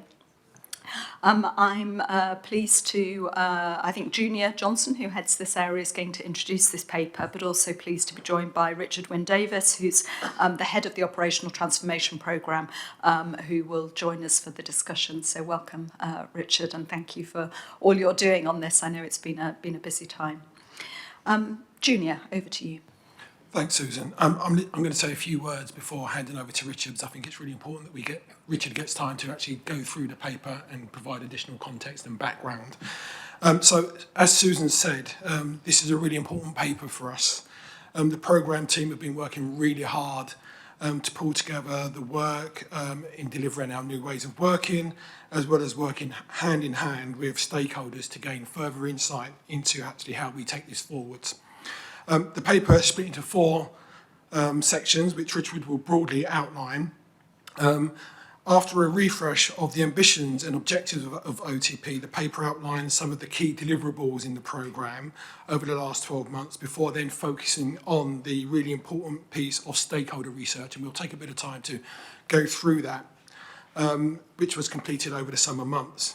The paper then covers some more important organisational structural things that we're doing in relation to actually how we begin to actually take transformation forward across the FSA in this space as well. So I'm going to hand over to Richard to take us through the detail of the paper, and then we'll pick up any questions from there. Thanks, Junior. Morning, everybody. The paper covers quite a lot of ground. We did think it important to start off by just reminding board members and others of the background to and the ambitions of the Ops Transformation Programme and covering the deliverables over the last 12 months. So the first part of the paper summarises how advances in food production technology, the COVID pandemic and the impacts of EU exit on our resources has led us to develop a proposed future delivery model that outlines ambitions to regulate in a more evidence-led and proportionate fashion in the meat, dairy and wine sectors. This model was met with broad approval in the public consultation that we did in the summer of 2021, as reported to the board in September last year. Now, while some elements of the model can be achieved within existing regulations, broadly modernisation activities, much of it will require new legislation and a new regulatory framework in England and Wales. There are a number of deliverables that the programme has landed over the last 12 months. Within the technology space, we've implemented our first 2 digital services in operations. We've successfully piloted remote assessment technology in our audit process, opening up new opportunities for that technology. We started to trial new ways of collecting inspection data in meat plants using handheld scanners, and we've piloted a first version of a data segmentation model that generates a risk score for individual businesses to help us target some of our interventions. Outside of data and technology, the biggest project undertaken to date has been the recent research undertaken with stakeholders on the risks and benefits of potential new legislation that would result in a different set of regulations for England and Wales compared with Scotland, Northern Ireland and the EU, and would in theory allow us to take a more evidence-led approach to inspection and in-plant presence. That's covered in Part B of the paper. This exercise was hugely valuable in understanding the implications of what would be a dual system of controls in England and Wales, one system for domestic production and one for exports. That's because the EU and all other international trading partners of the UK require any food business that exports to meet EU regulatory requirements as an absolute minimum. Now, there are doubtless benefits of a more risk-based targeted model that all stakeholders agree that could reduce costs and regulatory burden for highly compliant businesses and allow the FSA to make better use of its resources. However, stakeholders, particularly industry and other government departments, are very worried about the risk of a dual system impacting on the confidence of trade partners in our food safety controls, particularly as we don't have a traceability mechanism in the UK that allows us to effectively ring-fence domestic production, particularly when it comes to animal byproducts and offal. The risk, therefore, to the UK's hugely valuable export market is felt to be significant. The majority of industry stakeholders also feel that running a dual system within plants or across plants in the same group would be overly costly and complex and not something that they would welcome or feel would be good for food safety and animal health and welfare. It is important to note, though, that the small abattoir sector are still very keen to see a domestic system of regulation that allows a more proportionate approach to small, highly compliant businesses, although the international market for byproducts, which is volatile, may lead to limited take-up even for smaller businesses because of that traceability issue.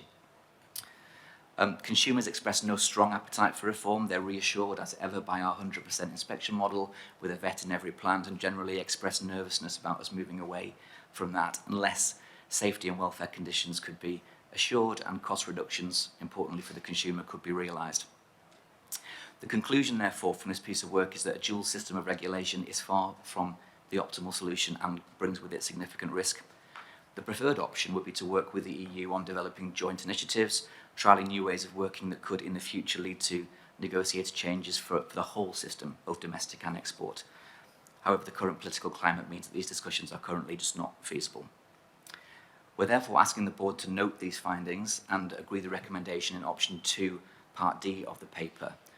Whilst we believe that long-term wholesale reform is the right thing to do, we should accept that now is not the right time to do it. We should, however, continue to progress work in the background that plans for future legislation. However, in the short term, we should refocus on delivering improvements within the current regulatory framework to make us more effective and more efficient through the implementation of new technology, digital services and processes, and better collection and use of inspection and compliance data. In that vein, we're making some structural changes that will see the Ops Transformation Programme cease in its current form, aligning future legislative reform and strategy with our ABC programme, and creating a new modernisation programme in operations to take forward improvements to the current system. In the meantime, we should continue to play an active part with other government departments and industry on improving traceability, and when the time is right, work with other parts of government to engage constructively with the EU on options for future regulatory reform. Thank you, Susan. Thank you very much, Richard. And this is a really complex issue, so thank you for setting out the issues very, very carefully, and also for being so clear in where you're looking for a steer from the board. I don't know if people want to make general comments, or whether perhaps one of the most useful things we might do is focus our attention on Annex 2, which really runs through the different components of the work that's both been completed and also the work that's planned. The paper gives a very nice narrative about the why we're in this place, but that's perhaps the summary of where we are.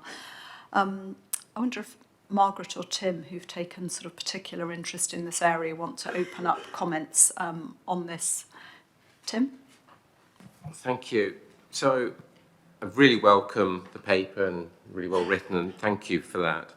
I won't say any more about the OV situation. We've already spoken about that, but I think there are some great opportunities here, particularly around the data. There are real opportunities, I think, around not just improving, streamlining and making more efficient the data, but actually getting it back to producers as well. So we're thinking about how we intercept and have interventions in and around issues around animal health and how it relates to human and public health. But there are also opportunities, I think, to both educate, inform and advise producers how those situations can be avoided, taking burden off the system more generally. So I'd really welcome, as we progress on this, to see if we could explore that. But my overall thoughts are that, you know, this is a hugely important area, one that we need to maintain consumer confidence in, but I think the direction of travel that's being advised is one I support. Thank you, Tim. Margaret? Thank you. A huge amount of work, and it must be very frustrating to have to rein back a bit. For the record, I support option 2, although it would be interesting to have a little more precision on the outcomes that you're aiming for. I don't support segmentation either, the two-tier system. I can see why a small number of abattoirs would want that. But I can also see that the law says there has to be a vet in every plant with very few exceptions. And I can see that the larger ones understand and like the current system because it gives the assurance of the vet being there, and also that foreign traders are insisting on the vet being there. So in that context, in a way, we're left with the smaller abattoirs who don't necessarily want or need so much vet time, but who many, you know, in local communities, in government, in fact, want kept afloat because it fits into the whole climate change agenda. So my first question is, Is there anything that we can particularly focus on to help small abattoirs? And then a couple of questions on option 2, which is, does bullet point A relate to the FSA or our partners when it comes to modernising existing processes, data and technology? What are you actually referring to there? And then on bullet point B, we talk about further work to do on a future model given. We've done so much work on that, and I just wondered how much weight you are going to be putting on that and how much more there really is. It seems to be something that you've been working on for a very long time. And then the final thing is, are FSA staff clear about the division of work now that we're going to have the ops transformation operational side of things and then the moving of a lot of the stuff to ABC? Thank you, Margaret. David, you wanted to come in and then maybe Yes. we'll come back to the two. Thank you, Chair. I must admit I found this paper terribly disappointing, and I regard it as kicking our operational transformation programme into the long grass. I counted, I think, 8 separate paragraphs where we wax lyrical about the potential benefits of continuing with the OTP. But then we get to, say, paragraphs 9, where we say there's limited appetite from stakeholders. Well, of course, I don't expect the big meat industry, which gets an enormous subsidy in their meat inspection, to welcome any change. And as we've heard, the small abattoirs wish to see change, but the big boys certainly don't. And then I'm afraid that, to me, the paper gets into some Sir Humphrey speak then, that we need to rescope the operation, we need to think it through more carefully. It's almost like very adventurous, Minister, and highly dangerous and courageous of you to proceed with this. We're given 3 options, and options 1 and 3, of course, are to crack on regardless or abandon the whole thing, forcing us to opt for option 2, which seems the more sensible option when 1 and 3 are ridiculous. But there's no time scale in option 2. And I think Richard ended by saying, now is not the right time to do it. Okay, when is the right time to do it? There's no time scale at all in option 2, and it seems to me we're abandoning the programme without any clear idea when we'll actually be able to implement parts of it or to proceed with it. And if that's the case, then we should be honest that this is just not going to happen in the foreseeable future. And I'm sorry if I'm out of order and I'm the lone voice on this. No, it's absolutely fair to challenge. I mean, I think that the point about timescales and deliverables is fair, and in a way is, I think, what Margaret was saying. If we are going to go down this option 2, let's be absolutely clear what we think this is going to deliver and when. So I think that's a common point. I suppose, David, what I'd ask you to say is, given the evidence that's in this paper about the, I have to say, changing views we're hearing from stakeholders, what would you like to see us doing? Yeah.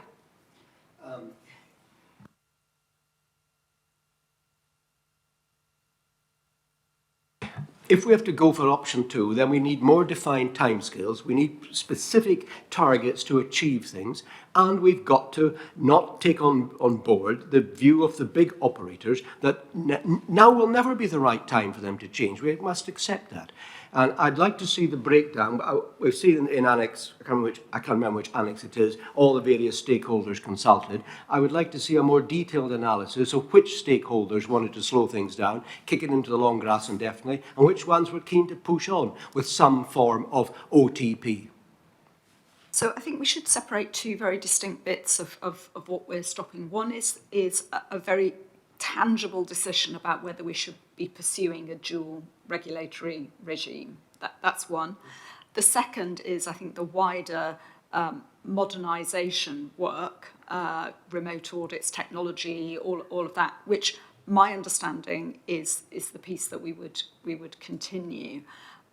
So on the dual approach, I mean, David, what's your thinking? I would go for the dual approach.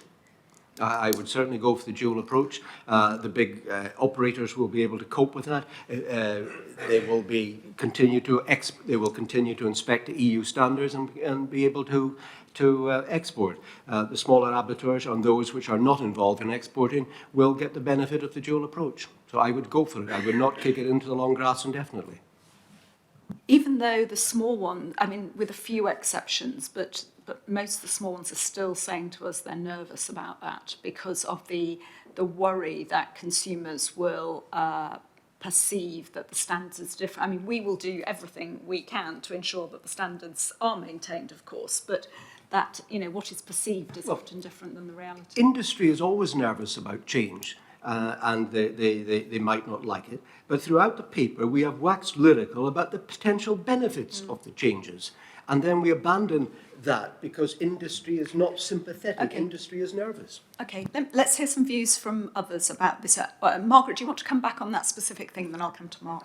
Just one point, which is that the really big abattoirs, who are responsible for most of the meat we eat, have done modernisation. They've got the technology. They're doing things via computer and not on a bit of paper, or, you know, they've streamlined in a way, but the smaller abattoirs haven't been able to afford to, and that is a large part of the issue here.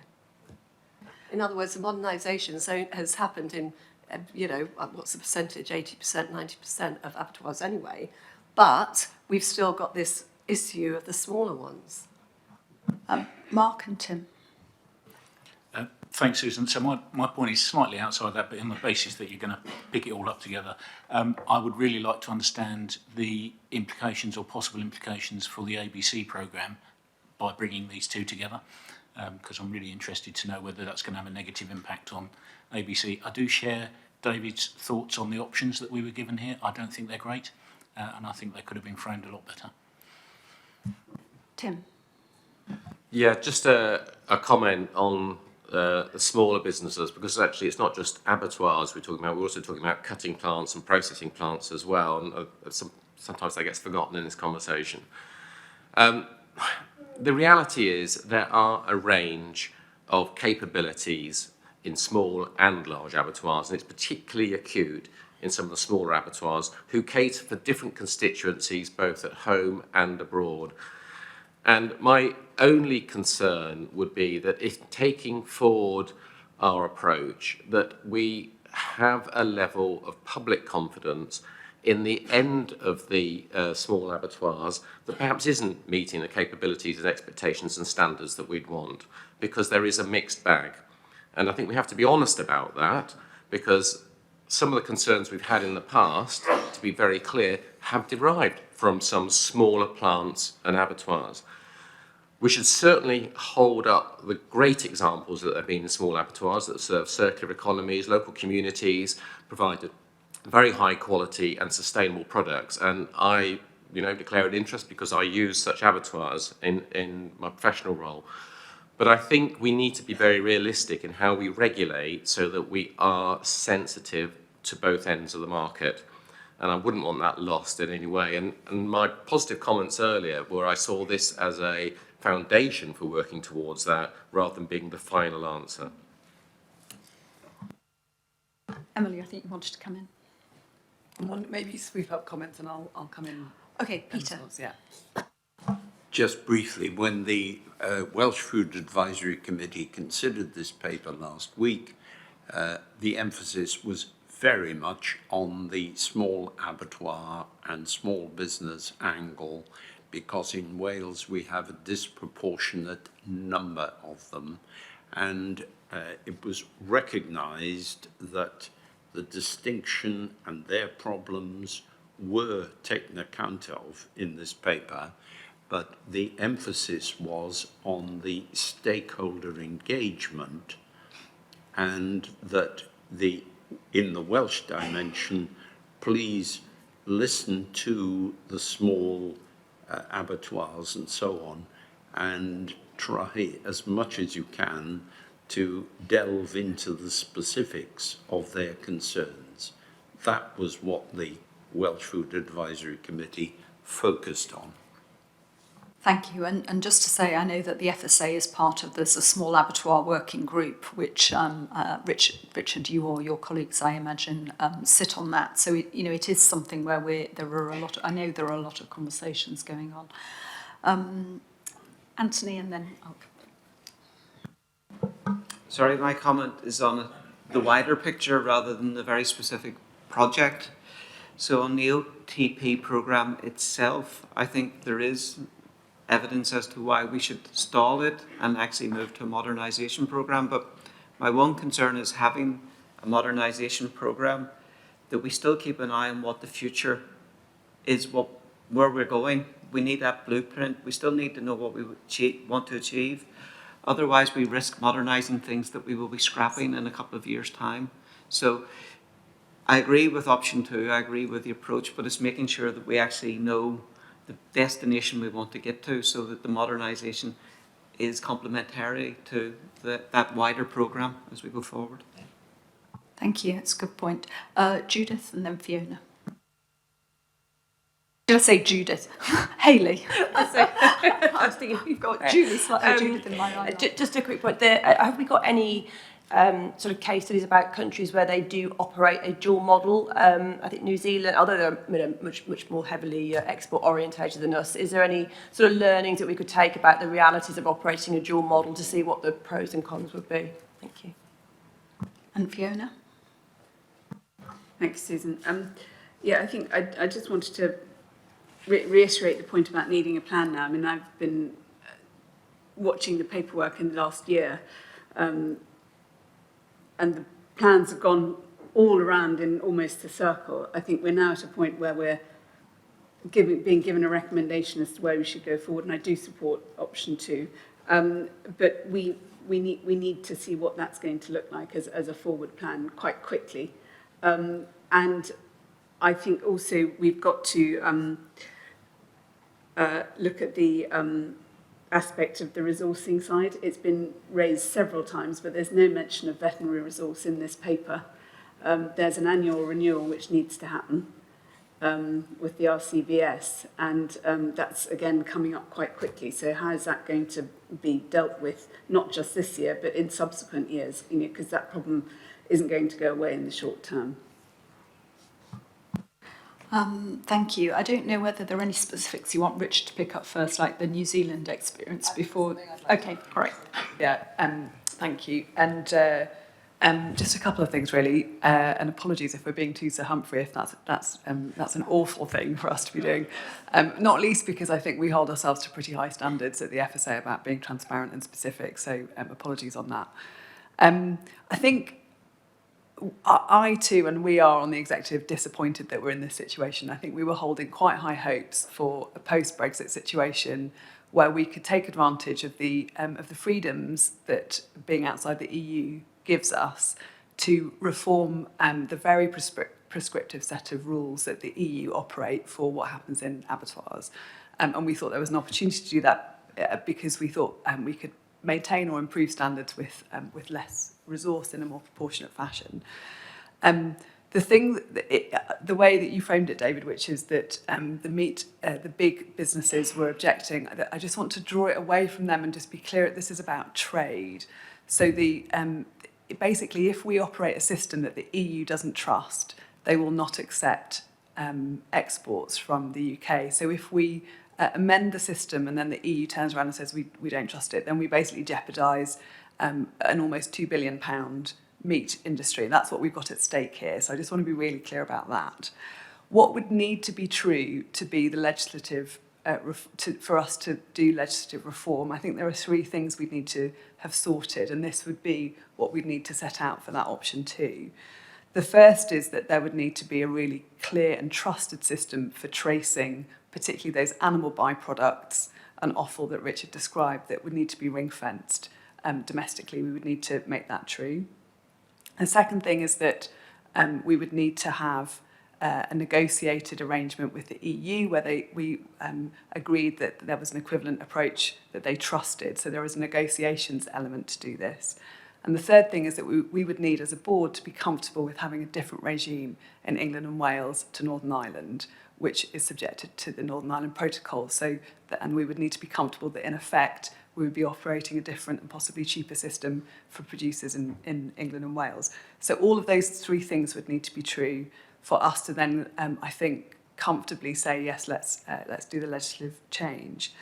We do want And we do think that there needs to be a long-term view of the regulatory system that we want to work on. And that's exactly why we want to bring that piece of thinking into the Achieving Business Compliance strategic space, which our Director of Strategy will be responsible for, so that we can create that blueprint for where we want to head to in the long term. Because in the long term, if we get the negotiations sorted with the EU and if we manage to solve this traceability question, absolutely, we think there could be a different approach.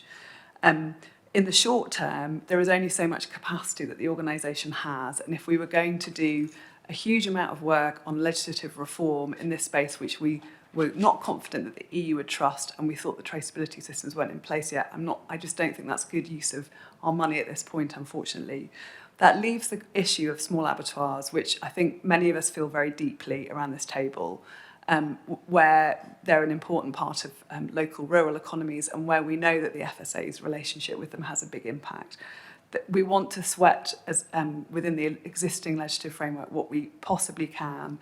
There are things like, for example, the definition of what a low-capacity unit abattoir is, that we have walked around and tried to resolve last year, and we're not able to persuade colleagues in other departments to be up for because of risks around that. I think we should have another look at that, and there may be other things to do too. So I just wanted to say all of that in response to the comments. Thank you. Katie, I wonder if you wanted to comment on the implications in relation to ABC and perhaps just scope out that a bit more. It was something that Mark raised.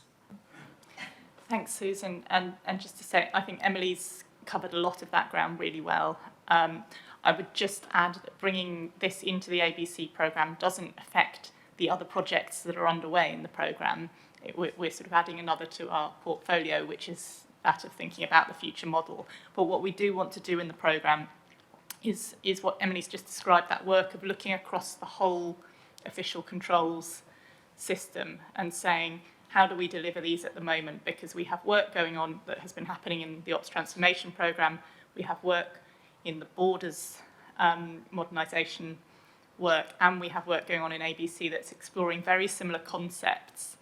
And we want to bring that together and say what's happening at the moment, and then where do we want to go for the whole future operating model, and let's start to try and look at it holistically.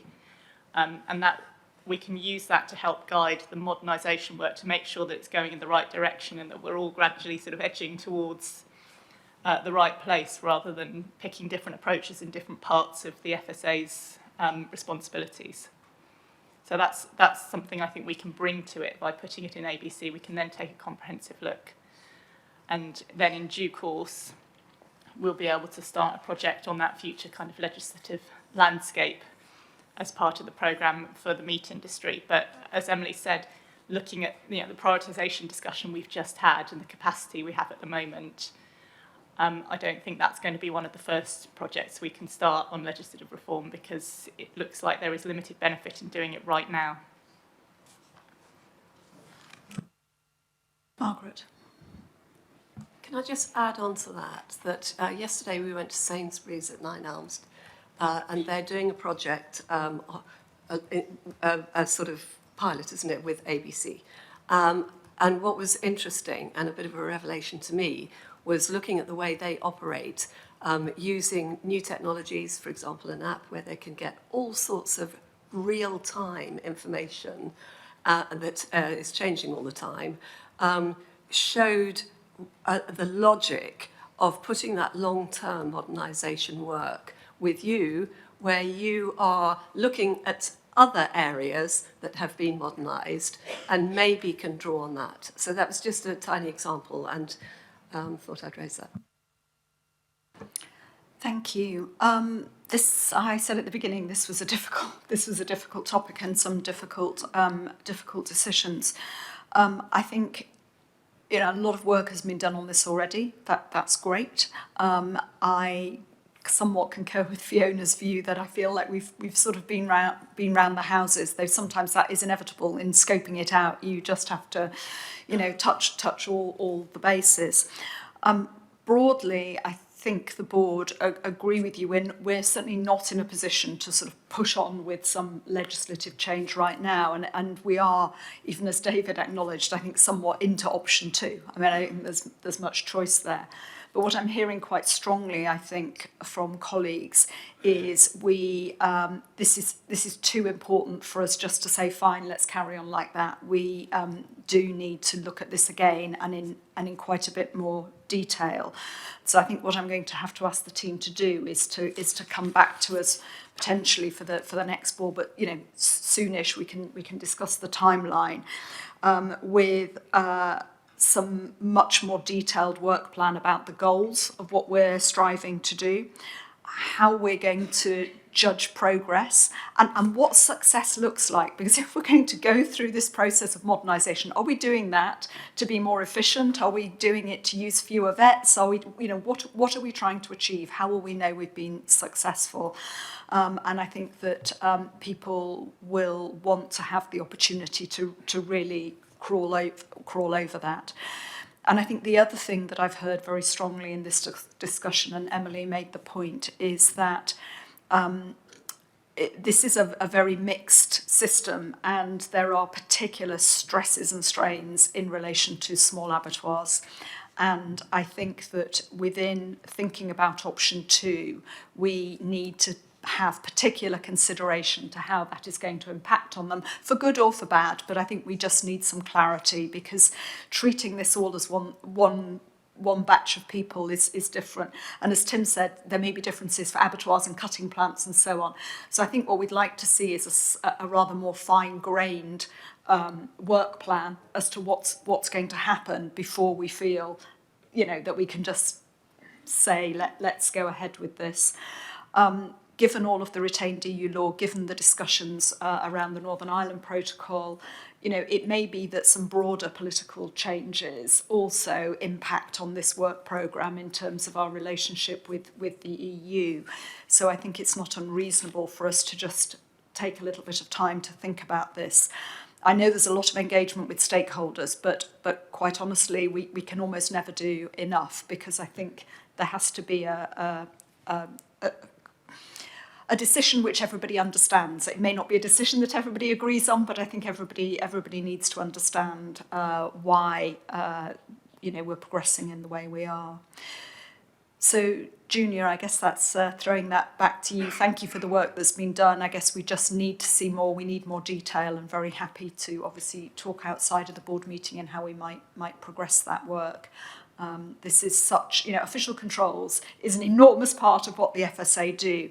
We've got to get it right. There is a sort of reputational angle to this as well, which I know the board are concerned about.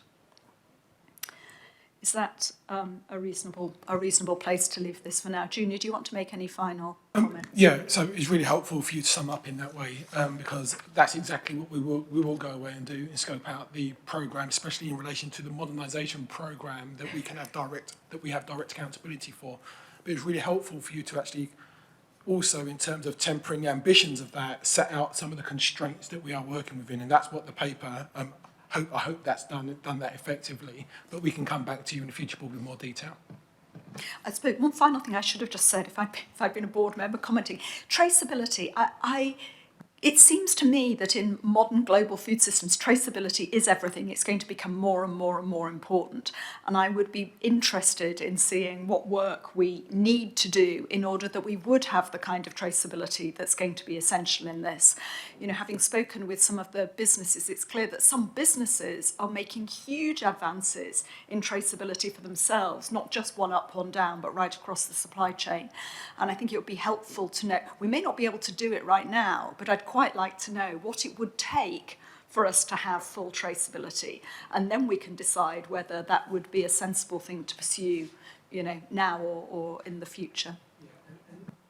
And the team have done quite a bit of work on some of that, which is in part why we've reached the conclusions that we have come to. The final thing I'd like to say actually is a massive thanks to the team. Because part of this journey has been us having to look at the team and actually split the team up. And I think they've handled that, and Richard's led the team and done that in a really, really sensitive way. So some of the team will be joining Katie's ABC strategy programme, and some will be remaining with me to actually take forward the detailed work that we've just been talking through. And thanks from us too for all the work on this. I know in a way this is only one piece of the work that's going on in relation to abattoirs and veterinary resource and so on. So yeah, appreciate that. But let's come back to this. I mean, I think there's a sense of direction, but we really need to nail some of the details. Thank you. Sorry, Susan, if I may. Oh, Julie. Just on your point on traceability, maybe if I take that away, because there is quite a lot of work already going on in that area, but it may be under other sort of guises like FDTP or like work that we're doing at the border, or indeed some of the work that we're kicking off with Codex, with that international dimension. So I'm happy to take that away and at least lay out what is being done. Thank you, Julie. That would be really helpful, because I think we might just use this as an exemplar of traceability across the system. I mean, ultimately, we might want to think about it in other areas as well, certainly in relation to import controls. But let's start by thinking about where we are with meat and what it would take to get to where we would like to be. Thank you. Good. I said that was going to be a, dare I say, a meaty item. So I think it was, and thank you for a very, very good discussion. So we're moving on now to the next item on the agenda, which is the annual science update. Pleased to, well, we have Julie here with us, who heads this team, and also Rick Mumford, who's our Deputy CSA. And they've prepared a paper which I think is actually very clear and a nice summary setting out the progress against our science agenda. And in particular includes a little bit more information than we've seen before on the science capability plan. So I'm going to hand over to the two of you to coordinate this between you. Thank you very much, Susan, for that, and thank you for the introduction. And the first thing I'm going to do is actually hand over to Rick to actually provide a bit more of the introduction, and then we're happy to take questions. Yeah, thank you, Julie. So, thank you to the board for the opportunity to present this paper. This is our annual science update. I mean, given that science and evidence is so critical to underpinning the work of the FSA, we think this is a really good opportunity to present the work that we've been doing to deliver science, develop science, and for you to have the opportunity to review what we've been doing. It's a paper of two parts. So there's a progress report which covers the work we've done since the last report. Which shows we're continuing to develop our capabilities. We're delivering the science and evidence that the FSA needs, but also, I think, reiterates the fact that we remain an active part of the wider cross-government science community. And again, an example of that is the PathSafe programme that we lead on with many partners from across government and elsewhere. But as well as the retrospective, we also do a forward look. So we touch upon prioritisation. I don't need to go much more into that because we had an excellent paper on that earlier. But again, it's how we focus our science and evidence needs to support the prioritised needs of the FSA. We also then touch a bit further on how we're developing our science capability plan, which is more of that 3 to 5 year look, again, aligned to the science strategy and also the work that's happening on the corporate 3-year plan. And then finally, we also keen on understanding how we can monitor progress, and we introduce our science KPIs for the first time and would welcome comments on those. So the board is asked to note the progress, note the prioritisation, but also then comment on the future capabilities and also the science KPIs and the progress made against those. And I'll leave it there, and I'm happy to take any questions. That's great. Thank you very much. Always nice to see all of this brought together in these annual reports. Over to Tim. Thanks. Thanks for the paper. I always feel when we come to these items, I end up talking about animal feeds, and you're not going to be disappointed on this occasion. I guess I'm reassured that we're focusing and we've reconstituted the ACAF. And, it does bear repetition that ACAF was at the heart of FSA work going back to the TSEs. And I always have in my mind that we don't go and relive a history unwittingly by not paying sufficient attention to what could happen in the future. And so when we're looking at the scientific advice that comes through ACAF, I would want to be assured that we're also getting real-world insights as well as more academic science perspective, because the real world has a situation where animal feed has increased at an incredible amount, particularly for cattle and sheep. There are going to be issues around whether, because it's human nature, that shortcuts might be taken, and feed may not be of the standard that we would assume it is. So what are those risks? What can they present in terms of food chain concerns? And so I would want to be assured that ACAF has got that on its agenda, and that is actually getting that real world information as much as an academic viewpoint going forward. Thanks. Thank you. Let's scoop up other comments and then we'll, Ruth? Thank you very much. Very clear report and job well done. I mean, really good, successful year, lots of progress on all sorts of different issues. So really pleased to see how science is progressing in the FSA.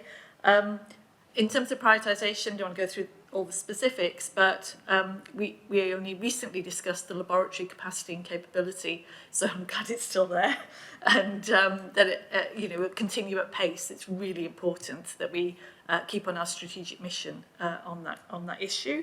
On the capability plan, it's good to see that some of the skills that we are worried about, toxicology, for instance, I think we've been conscious of that, so some specific steps.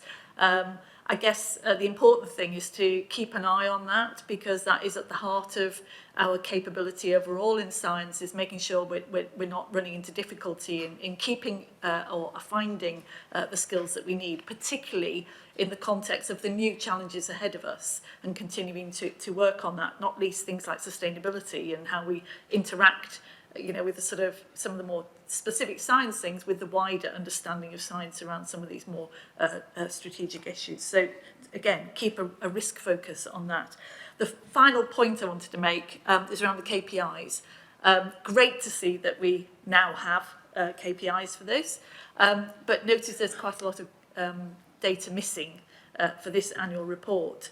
So I suppose my question is this something that we can see again before the next annual report? Is this something Business Committee could be updated on so that we are confident we are managing the risks and we are maintaining progress? It would be great to see a fully populated table in due course. Thank you. Rick or Julie, do you want to just comment on why on that particular point? Yeah, on the KPIs, it is just an issue of timing, because some of them are annual KPIs and some of them are sort of ongoing. So we have accumulating data, but it's not the final picture. We could certainly look at that in terms of a way we could present that on a more regular basis, because if we're always going to do the science report in December, then we're always going to be out of sync with something that is often a financial year. So, for example, give you a very good example, one of the KPIs is around staff engagement, staff survey results don't appear until January, so we've got gaps. But we could look at that and how we might feed that into the business committee. That's a good idea. Yeah, I think a conversation with Tara about how we might put that into the P&R report would be helpful. I think as we're moving towards having more KPIs for some of the sort of routine aspects of business, it would be good to see more of that in the business committee. And then these annual updates, which come to the main board, can be much more about our strategy. That would be a nice combination. Can I ask my one specific question, which is around the horizon scanning component, because it doesn't really get much mention in here. So we talk about the things that are being prioritised and the things that we'll do less of, and horizon scanning doesn't feature in either, which implies it will continue as it is. But I just, when times are stretched, it's very easy to end up focusing on what's immediately in front of you, and for the longer term work to slip a bit. And it would just be helpful to hear the way you've been thinking about that function, and given that it's still relatively new within the agency, just how that's bedding in. No, it's a very good point, and I think you are right that sometimes when you end up in a situation where you're having to prioritise, you look what's immediately in front of you and not keeping that view on the horizon. One of the things that I think we need to do, and one of the things we are looking at, and I think hopefully it sort of came across a bit in the future look and the capability plan, is not just how we do stuff internally, but how we work across government and how we reach out to develop things further. I think that's going to be really important. And actually, as potentially funds get more restricted and more finite, actually cross-government working is going to be more critical. And actually the board made a very good point about the future of the labs plan in September, about the next big phase. The phase 3 is going to have to be not just FSA alone, but it's how we work with other government departments. And in fact, we were having a very interesting conversation last night with someone who's involved in a more sort of central government role in terms of horizon scanning and how we might feed into that. So yes, we will have to look at prioritisation around horizon scanning, what we do internally, and maybe our ambitions will have to be managed. But there are other things that we can plug in. There are a lot of other parts of government that are doing a lot of horizon scanning work, and can we feed off that more effectively with maybe sort of a bit of leverage funding, etc. So that's what we're looking at. Could Thank I you, just, Julie. sorry, just add to what Rick described there? Yes, we are carrying on with horizon scanning. We need to be mindful of the resources that will cost us. Yes, we're looking externally, fantastic opportunities out there. The other side of it is the need to connect into the rest of the FSA. So we do the horizon scanning piece, and then we're working with Katie's team as to how the insight then flows through into the rest of the organisation to determine what action or interventions might need to be taken. Thank you. I can see there's a question from Peter, and I realise, having slipped into asking you to respond, we skipped over Tim's question about animal feed. But we'll go with Peter's question, and then if I can ask you to scoop both of those up, and thanks, Peter. I think this point about horizon scanning is so important across so much of our work, and that the scientific angle of it is part of that bigger picture. I'm just picking up on what the Welsh Food Advisory Committee was engaged with. Two general points. One is raising the visibility of the science work that we're undertaking. There's such an interesting area of our work. Perhaps we can project it a little bit more. And the other thing was about the possibilities of leverage, working with partners where you can get more resource as a result of that. And then they moved into, as it were, selling Wales, noting 2 points of welcome. The use of Welsh universities is going well. And also that there have been discussions with the 0 to 5 enterprise in Cardiff Met University, which the FSA board has actually visited, and there are many opportunities there.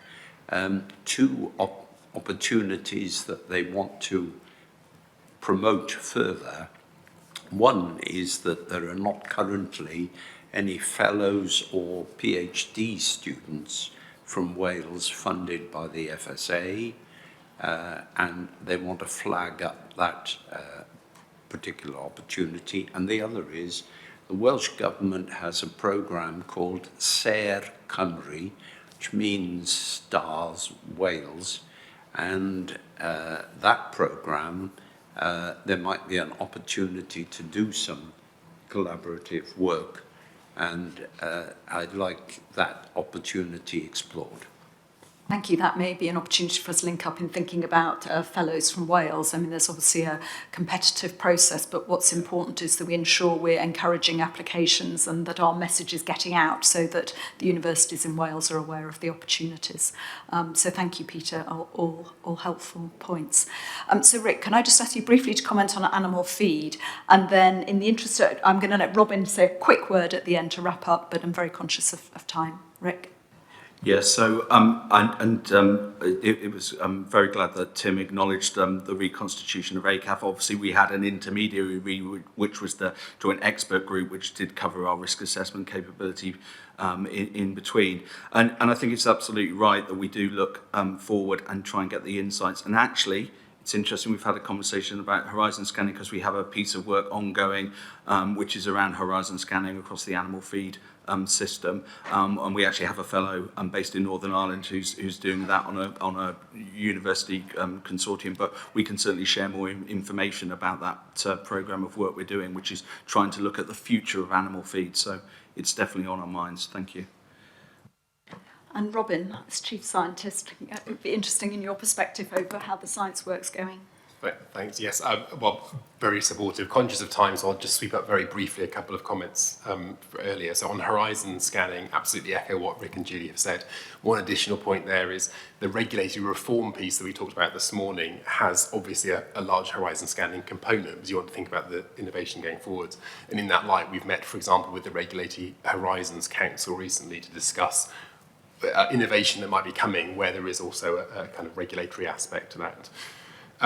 On the point about leverage that you raised, Peter, absolutely 100% agree. I think PathSafe that's in the paper is a very good example, as is the Citizen Science Project, for example, and the behavioural work we're doing with other government departments on behaviours in the food system. And on the visibility point there, so the AMR, so we've just agreed, for example, next year to hold an AMR showcase workshop on our AMR science, and I'm hoping that we'll have a similar one for the PathSafe output, so we can circulate those to the board if board members would like to see the outputs or even join those workshops. And very finally, on the skills point that I think Ruth raised, absolutely, I mean, that's a really key issue we need to keep our eye on the ball. One very positive thing, I think, is the reactivation of the Civil Service Fast Stream Science Tech, which will go live, I believe, tomorrow. And I think that's something that we all welcome in terms of a way of getting excellent science technology people into policy. Thanks. Do you want to also mention the UKRI announcement? Oh, yes, which Susan and I discussed yesterday in the previous discussions about a specific route for policy fellows in the science arena. And having discussed it yesterday, I wonder what's happened. It's been announced, I believe, this morning, there will be a UKRI fellows scheme for scientists into policy. So we'll obviously look at that. And I think we'd very much welcome applications for people to come and join us from that area. Thank you. So great work, great progress. I feel like the science, team is really motoring now, and we look forward. So the specific, I think the only specific action is really thinking about how we do more routine reporting on this, and look forward to hearing more about that later. Thank you very much indeed. Okay, we were doing well on time. I'm now going to try and rush us on to the next item, which is the annual governance report. Now, for this item, I'm actually going to hand over to Ruth Hussey, our Deputy Chair, to chair the discussion on this item, because I've been closely involved in leading the board governance review and chaired the working group that responded to the external report. But I guess in the interest of time, why don't I just press on, shall I, Ruth? And I'll just introduce the paper and then hand over to Ruth to chair the discussion. So this is an annual governance paper, and as usual, I've met with board members during the year to discuss their role, and we've all collectively reviewed the terms of reference and the standing orders for our committees. That's our usual process, but this year we have specifically commissioned an independent external review, which was conducted by Joe Clift, and the findings were presented to the board at the meeting in June. Since then, I've been chairing a small working group of board members and some members of the executive to respond to the recommendations, and the paper has an annex which details point by point our response, and would welcome comments from colleagues on that.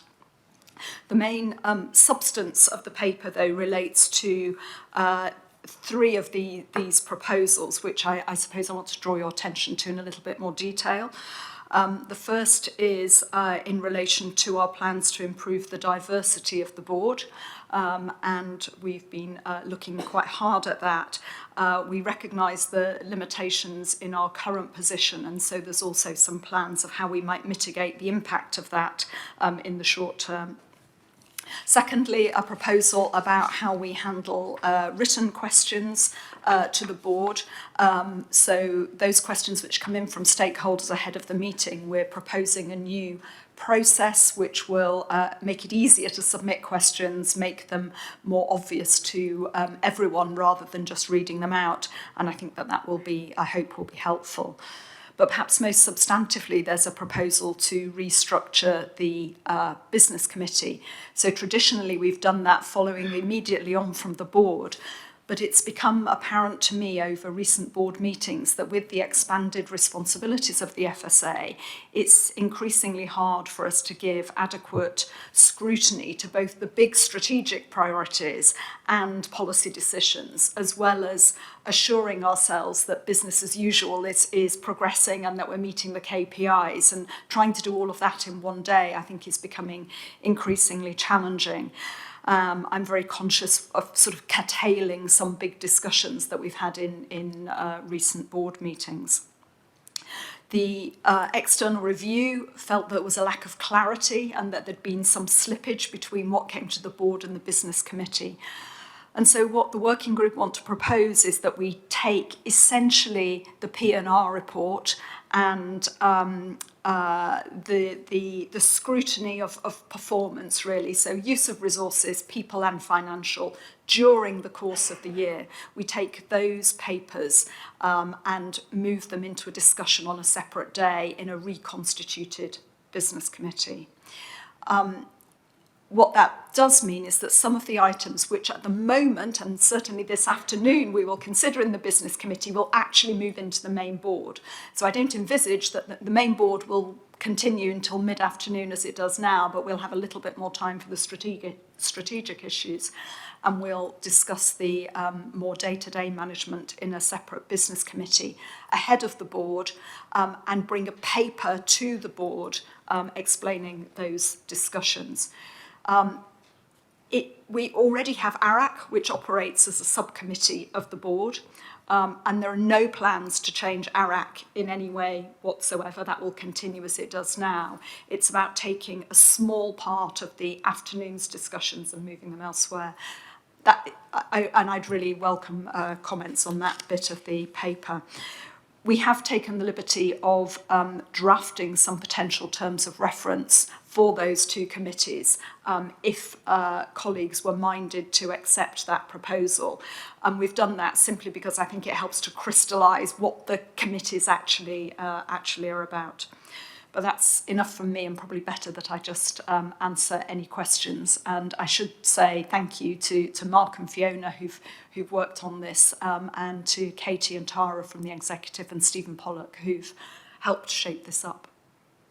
Ruth, thank you. Thank you very much indeed, and very helpful and clear paper. Opportunity to comment on the overarching review and the response to the recommendations more generally, and then a couple of specific areas, how we handle written questions, and then the reform of the business committee process as key issues. Who'd like to kick off? I'm going to lean forward, see. Hayley. Thank you. I think firstly, although it was before my time, you should recognise that the external review was incredibly positive about the FSA, which isn't always the case, so that's got a big tick. I agree to the three recommendations that are being put to the board. I think particularly around the business committee, terms of reference may be tweaked, and evolve over time, but actually it's sort of pretty standard practice elsewhere. So I don't think there's anything particularly alarming or novel there. So that's all good. On the point about diversity, I think there's a lot of positive work internally going on about improving sort of ethnic diversity on boards, but I think also highlighting that socio-economic diversity, which is a priority across the civil service, not just on boards. So sort of making it a point of that. And also on board appraisals, I've mentioned to Ruth that happy to share some examples of kind of previous public body experience on board appraisals, which again I think is a useful tool and should be formalised. So those are my points. Thank you very much, Hayley. Margaret. Most of it I totally agree with. On diversity, we have this wonderful board apprentice, and it would be great if we could expand that, because it is expanding in the rest of the UK, I think, and maybe try and maybe that would help the diversity side of things. And then on the annual governments, on the new committee, I think it's really important to say that we've given a lot of thought to transparency, because the trust of the public is built to a great extent on our openness and transparency. And what we're planning here is to put some of the stuff which we are currently doing openly behind closed doors. So I think we need to look at that. My concern would be that in the future we might get mission creep, that more would go behind closed doors, and we should be doing it the other way round. We need to be very clear we're not creating more work for our exec staff, and that there is not overlap between committees. So I absolutely will support the corporate view, which I suspect this board is going to vote for. But I would love us to keep the new closed committee, under our watchful eye, and ensure that mostly, I would prefer only, stuff which can't be discussed in public goes into it. I wonder if in the first year the board, all board members will be able to see the agenda so that we all feel happy that that's the case. And I wonder if this afternoon maybe, Susan, you consider telling us after each item what will happen to that item in the future, whether it will stay and be moved to the open board or whether it will go behind closed doors. And then finally, looking at the words of the terms of reference, I think there are examples where the terms of reference sound very similar to the terms of reference of some things in NAREC.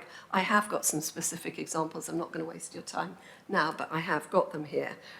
So I think maybe we need to have a look at that just for clarity. Thank you very much, Margaret. I'll come back, Susan, for you to respond to that. But I'll just take up any other comments. Anybody else want to? Tim. Just very briefly, I'm comfortable with the proposals. Yes, I think there's a little bit of fine-tuning, but I think that's something that can be done in practice. I do think the issue around transparency is real.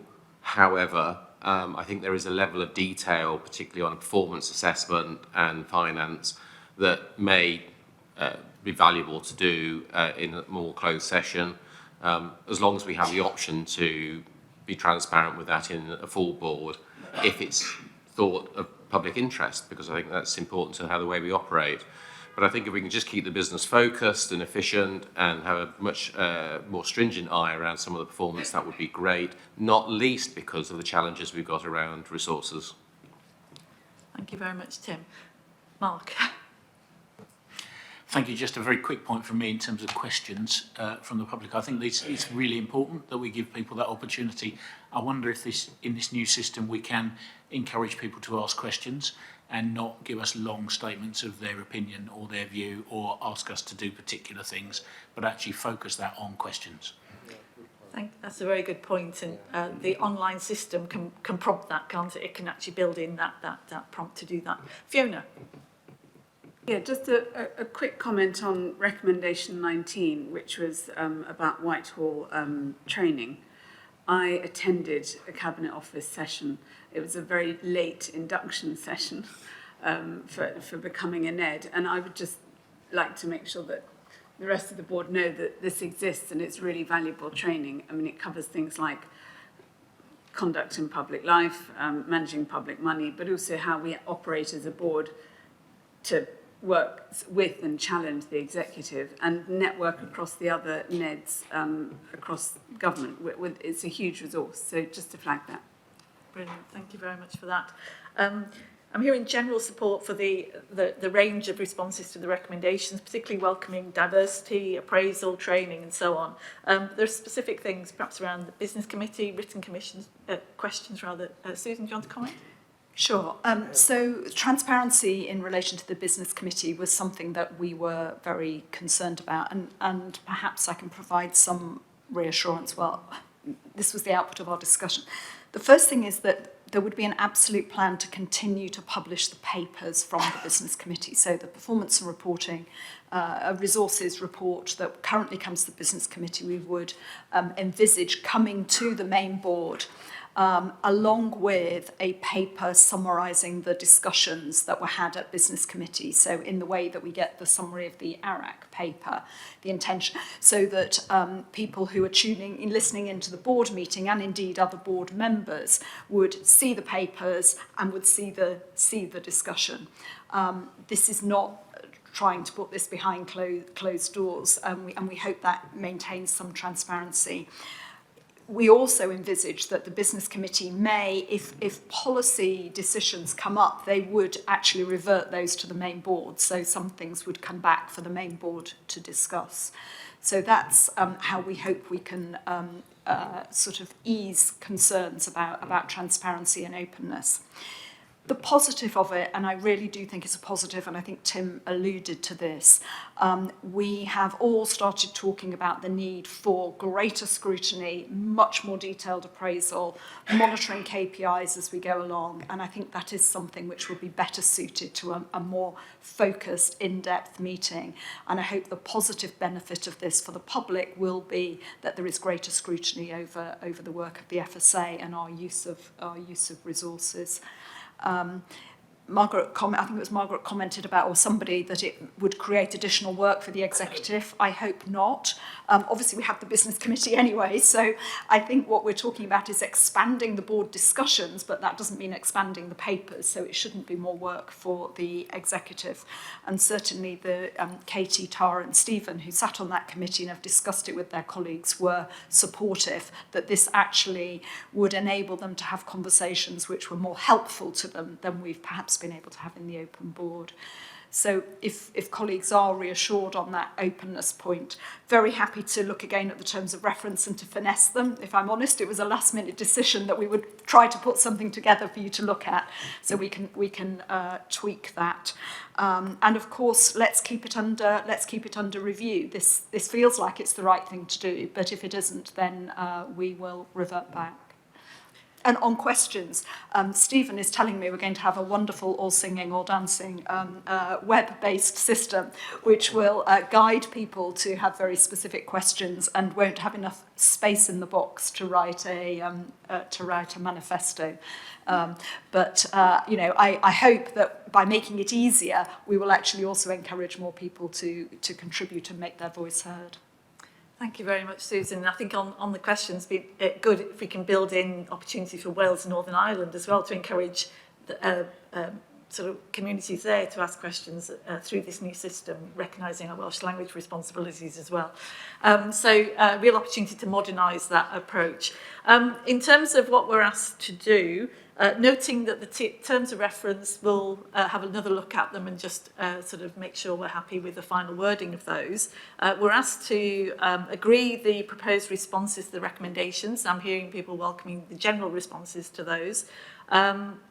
That we agree the changes to the business committee, terms of reference with the caveat that they need a final tweak and consideration, and the standing orders for the FSA board meetings. So we'll take that away and just confirm those, as well as the audit and risk assurance committee.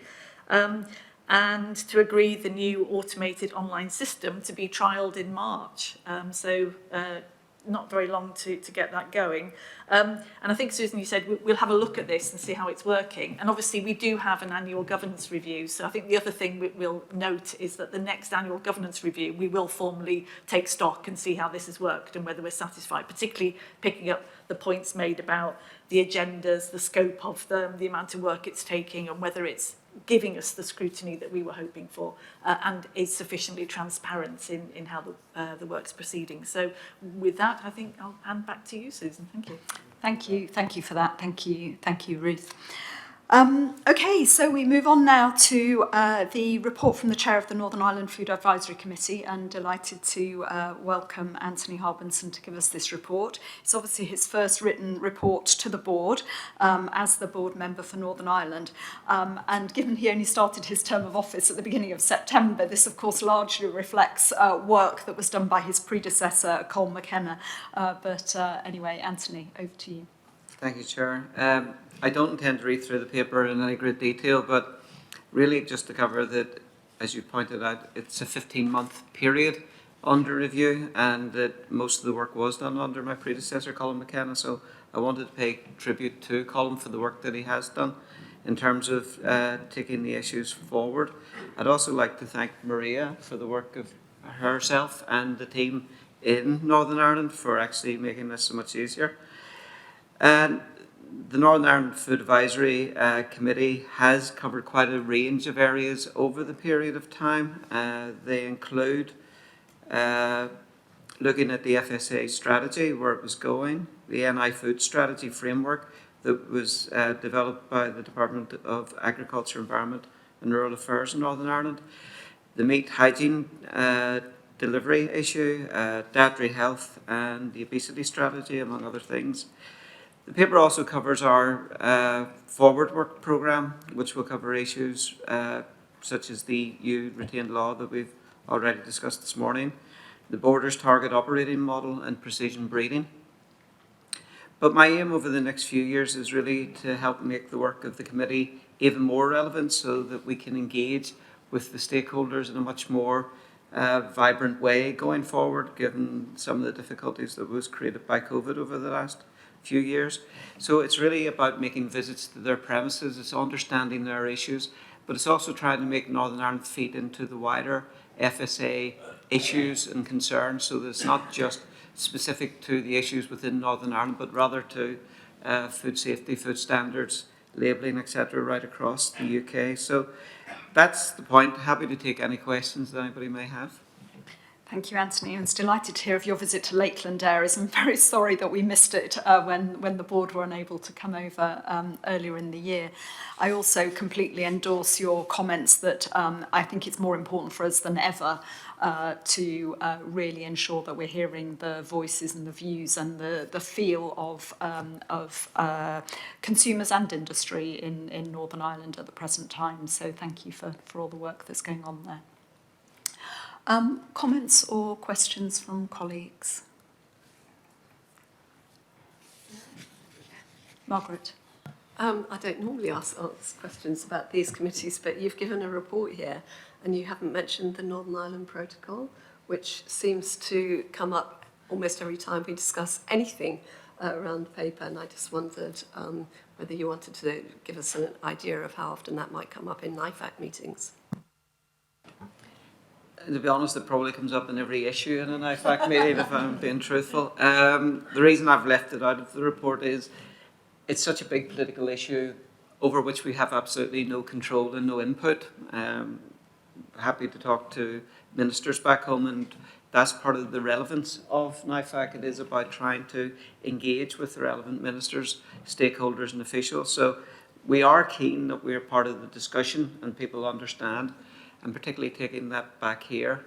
I don't want to emphasise it on every single issue, but every single issue we discuss has usually some relevance to it. So it's there, it is a key issue. The chair mentioned the visit to Lakeland. When we went to Lakeland, we actually did a discussion on the EU retained law and the impact of the protocol on that. We asked the chief executive or the chief general manager of the plant to join us.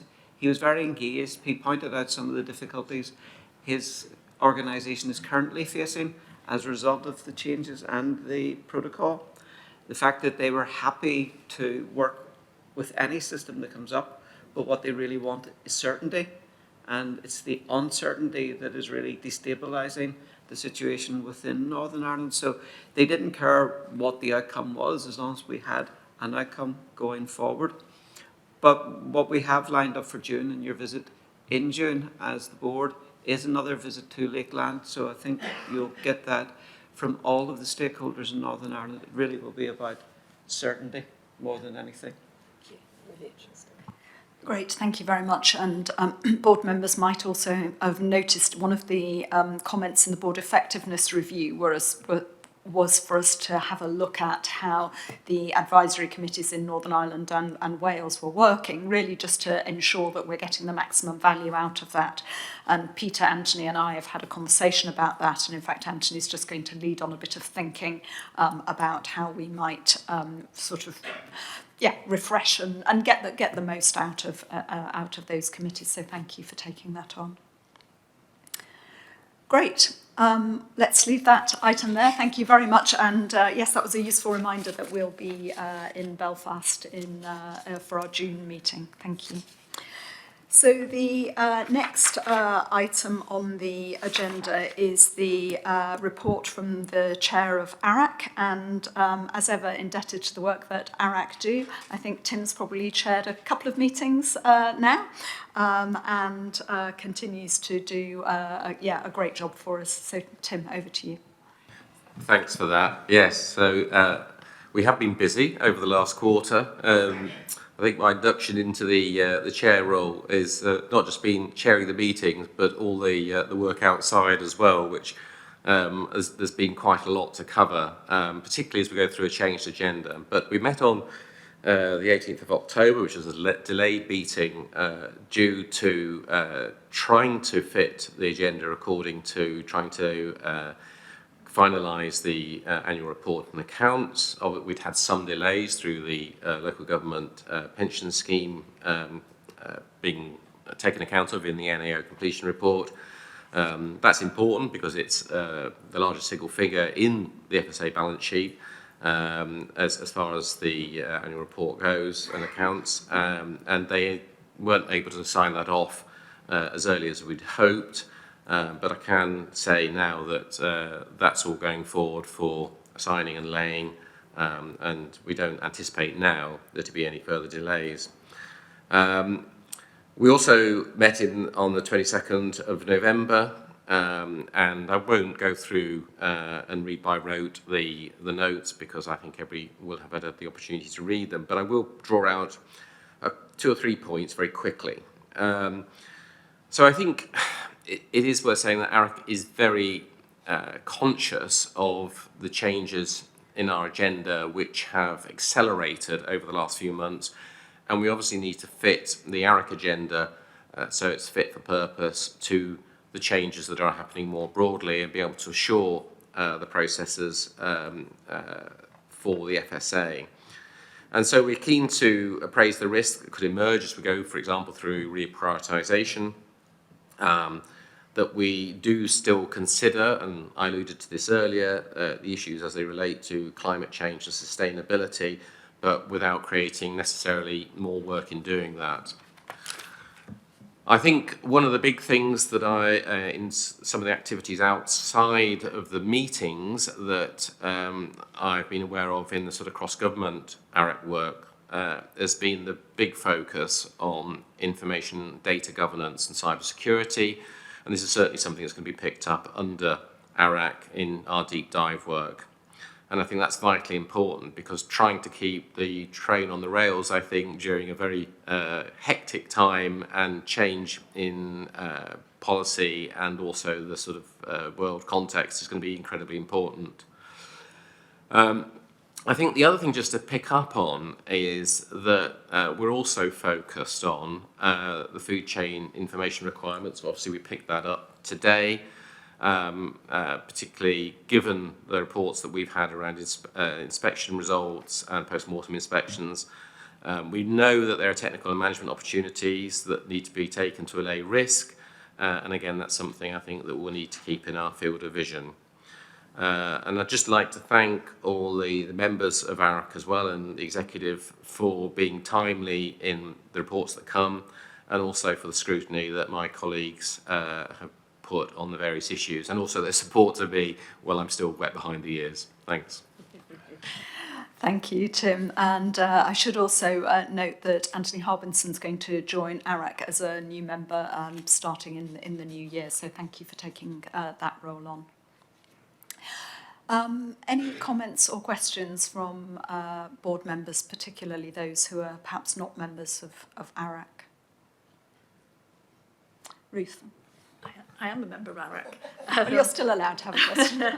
But I just wanted to highlight the very final paragraph on risk management, and it suggests that the lasting impact of COVID risk to local authorities had diminished significantly. And whilst that's true, I just want to reassure colleagues that the general risk around local authorities is still very much in our minds. So just the wording of that could be slightly reassuring when that we're sort of satisfied. And we'll see in the business committee that there's some concern really about workforce that we will obviously address during that discussion. But just to highlight that point. Thank you. Useful clarification. Good. Okay. So thank you to Tim. Thank you to ARAC members. And yes, please do continue all your good work on our behalf. So we're now going to turn to two short reports from the chairs of the food advisory committees. As ever, these committees really, inform the conversations that we've had so far. But this is really an opportunity, if there was anything extra, Peter, that you want to tell us from the Welsh Food Advisory Committee. We've had 2 meetings since the last board meeting, routinely looking at the board papers last week ahead of this meeting. But the other one, more interesting perhaps, was that on the 20th of October, we met in Wrexham, and what we were doing was to look at how the food industry and all those involved in it are going forward. It was a forward look, starting with where we are today, looking at where things are going. What are the issues as they're emerging for the future?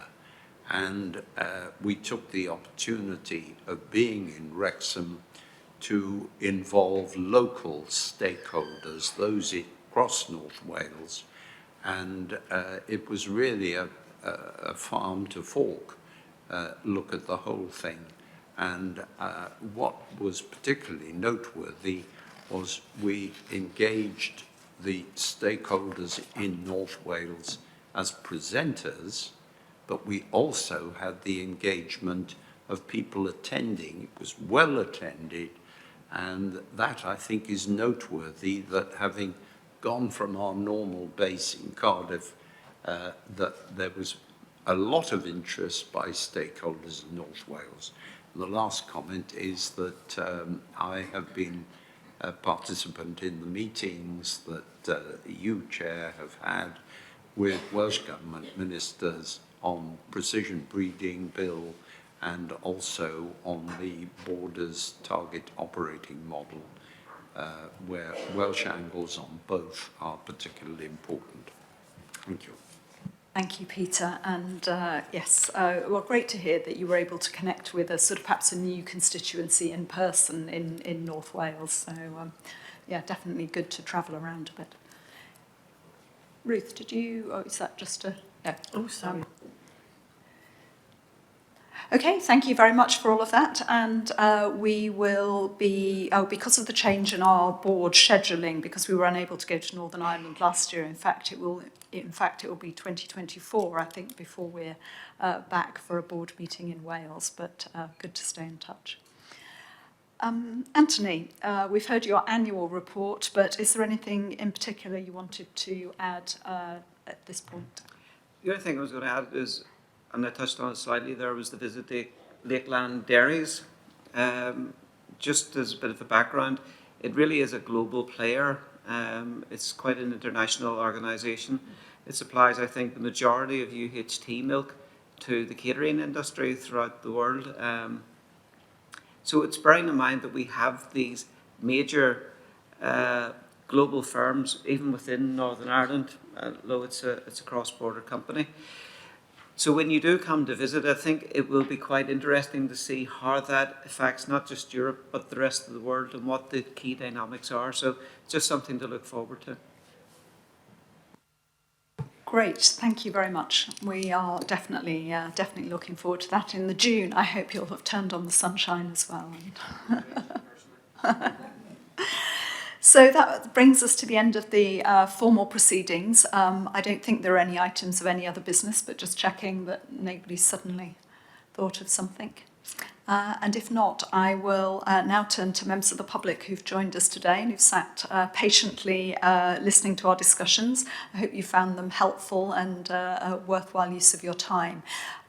If any of you do have any questions that you want to put to the board now, then please do so, and perhaps you could tell us your name and affiliation.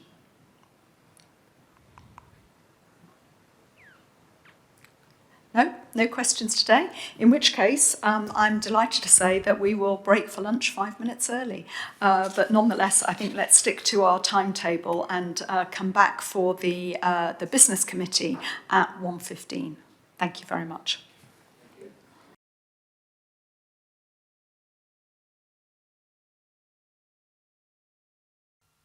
Good afternoon, everyone, and welcome back to this afternoon's business committee meeting.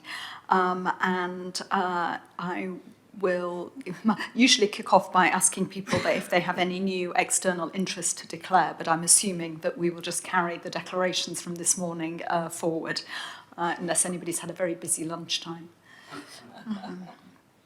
Does anybody have any items of other business that they want us to make time for on the agenda this afternoon? Okay, so we'll go straight on to look at the minutes from the last meeting, which was held on the 23rd of September. This was a meeting which, if you recall, we did online because we had to move the date because of the period of official mourning, and so a number of colleagues were not able to attend that meeting. So very happy to either take any factual corrections from people who were present, or if there's any points that others just want any clarifications on, then please do say. If not, if everyone's happy, then we will accept the minutes and move on to the matters arising and the actions from the business committee. I see that the information on the NFCU is now in the PNR report.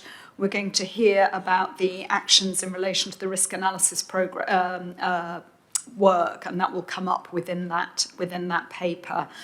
There's a couple of other items which are now complete from the incidents unit and in relation to the annual animal welfare report, and indeed I had a meeting with yesterday about that, and we're progressing discussions with DEFRA. And then there's an ongoing action for CERD in relation to new research in relation to foodborne illness, which I don't quite know when we're going to come back to that, but it was, we will update the report in June, so that there's some way to go on that, but we'll carry that forward. Any comments or questions on the progress of any of those items? In which case we will move straight on to ask Emily to give us her report. You've got a written copy of it, but there's a number of very important issues in there, and I'm sure Emily is going to summarise some of the thinking. Thank you, Susan. Good afternoon, everyone. Yes, so the report covers incidents, in particular a large E. coli outbreak that we were dealing with in September and October. The work we've been doing on avian influenza and the consequences of that, including on eggs and frozen meat, and then also our operational controls work there, and our winter planning work. So we, as ever at this time of year, we do a significant amount of contingency planning. I wanted to draw out, particularly in the report, I describe how we've taken a decision to pause our work on insourcing of vets. The board will remember that this came about because in autumn 2021, we were very concerned about whether there would be sufficient vets and also how to ensure the quality of our vet service. And we had a hypothesis that doing some insourcing of the vets would improve the situation. I've done a significant amount of work exploring this over the last 9 to 10 months. But we have now decided to pause the work. It has not proved a fruitful avenue for several reasons, which I describe in the paper. The first is a cost one, so it is just going to be more expensive to insource, and we don't have the money in our budget next year and the year after to fund that. That's driven partly by utilisation and pension costs in civil service, if we were to have civil servants. The second is about the attractiveness of the civil service offer. We are competing in a very tight market with many fewer vets in the market than they used to be 2 or 3 years ago. And the third was a point about complexity. It's just a very complicated thing to do. So for now, we're pausing. The report also describes that we're extending for 1 year, 1 additional year, the contract we have with our service delivery partner. It mentions the work we do on market access. So we have received some inward missions from other countries, including the US, which has enabled export to happen. And we also have been involved in an outward mission looking at the safety of other countries' controls. And then you've got an update particularly on the powers we're seeking for the National Food Crime Unit. Our consultation on that has concluded. We're now moving, we hope, to do the statutory instrument, and we're pursuing a couple of other powers as well, which are described. And then just to I think finance you'll take under the performance and resources report, but just to turn to people, I want to just record my thanks to Maria Jennings, who's going to be leaving us in a few weeks' time after her 22 years of service to the FSA, particularly for her work on the food hygiene rating scheme and in Northern Ireland, including very recently on the protocol implementation. So big thanks to Maria for that. I've taken the opportunity to do a bit of restructuring with Maria's departure, so a number of functions have moved, which I've described in the report. And then finally, just to land on the questions of pay and cost of living for our staff. This is quite a tough time for some of our less well-paid staff. You can see the results of various union ballots in the report. And whilst we are constrained on our civil service pay, we have been looking at what beyond that we can do to just alleviate the pressure a little. Thank you. Thank you very much, Emily. Huge amount in there. And for me, actually, it was, I guess, a particular reminder of the work that the incidents team do, sort of, week in, week out, keeping food safe and giving confidence to consumers in that. So just really wanted to record my thanks to them for that. It's one of those routine things that we almost take for granted, but of course it doesn't look after itself. I note there were some comments about the work of NFCU in your paper, and we've got 2 items in relation to that, so I'd like to suggest that we hold over discussion about the NFCU until that point. But otherwise, I'm happy to just open this paper up for questions.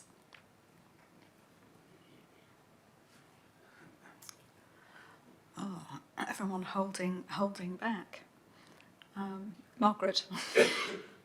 Might not be the relevant place to ask it, but since nobody else is asking on the important elements of this paper, how will you be doing this with the new business committee? Because most of this stuff here you could easily do in the public, I'd have thought, and it is of interest. Will you have 2 reports, or will you just merge it into one? So what I envisage it will happen is that the Chief Exec's report and the PNR report are the 2 items that will go that we will discuss at the new business committee. However, the papers will be in the board papers, so that you will receive Emily's report to the business committee. But I mean, this is for discussion, but that I guess is the way that the working group had thought about it. Emily, I don't know, did you want to? I think there may also be some things like on incidents and on issues that are sort of obviously out there, so like CO2 and field operations, some of those risks that are affecting us, that I can just put into my Chief Executive's report to the board. I think where we're talking about, or I'm talking about, more internal matters, we'd pick that up through the performance and resources report. But we'll suck it and see, I think. Yeah, I mean, particularly the incidents, I felt that was something, you know, and some of the other good news stories that you tell in it might sit quite comfortably in the open board. Ruth, were you about to come in? Oh, Fiona, sorry, I'm angled that way today, but anyway. It's a comment, not a question. I just wanted to congratulate the team on the supporting the export win to the US. The industry is valuing it about £20 million worth of exports, although Hansard's a bit more bullish and thinks it is going to be more like 37. But whichever way, it's really significant. And I think that the point I wanted to make is that the US import standards are high, and they're very proprietorial about what they let into the country. But the other point is that they're also seen as a global standard. And I think this reflects the fact that the work that we're able to do in bringing good food standards into underpin our trade is achieving a global standard already. Thank you. Could I come in on that? I think this is a new line of work for the FSA to be involved in post-Brexit. And it does take resource, field operations and others have to put a lot of time into this. And I think the more that British meat companies are exporting, the more we are subject to rules from abroad. So it is their eyes and their lens that are looking at the quality of what we do.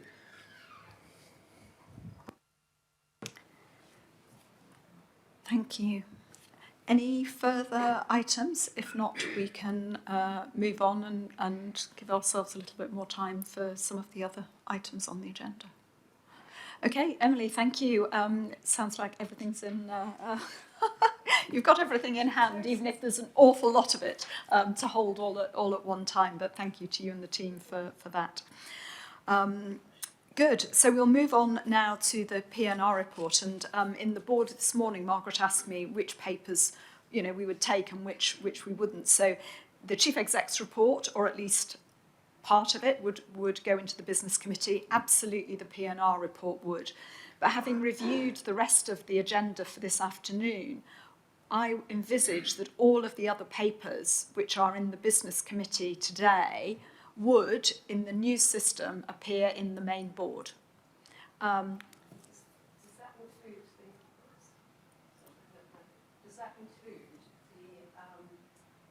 annual reports? Yes. Annual report. Yeah, I think.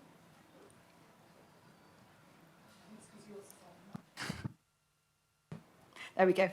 Yes, so what we envisaged is that the annual reports, which are just the strategic, this is what we've done, this is what we're going to do, would go to the main board. But the more, quarter by quarter, as we have our board meetings, sort of reviewing KPIs and so on, would become part of the Business Committee. That's the working assumption. Sorry, I didn't quite understand that. So the annual comms report and the National Food Crime Union report will go to full board, but the nitty-gritty stuff, thank you. So things like the NFCU already appears in the PNR report, and we'd have a bit more time to scrutinise that in a bit more detail. But the annual, if you like, State of the Nation summary about where that is would come to the main board. Yeah, I think I envisage that the new Business Committee will be a relatively short, hour and a half type thing with a very focused remit. Most of it will revert to the main board. So Tara, I'm going to turn to you now for the performance and resources report for quarter two.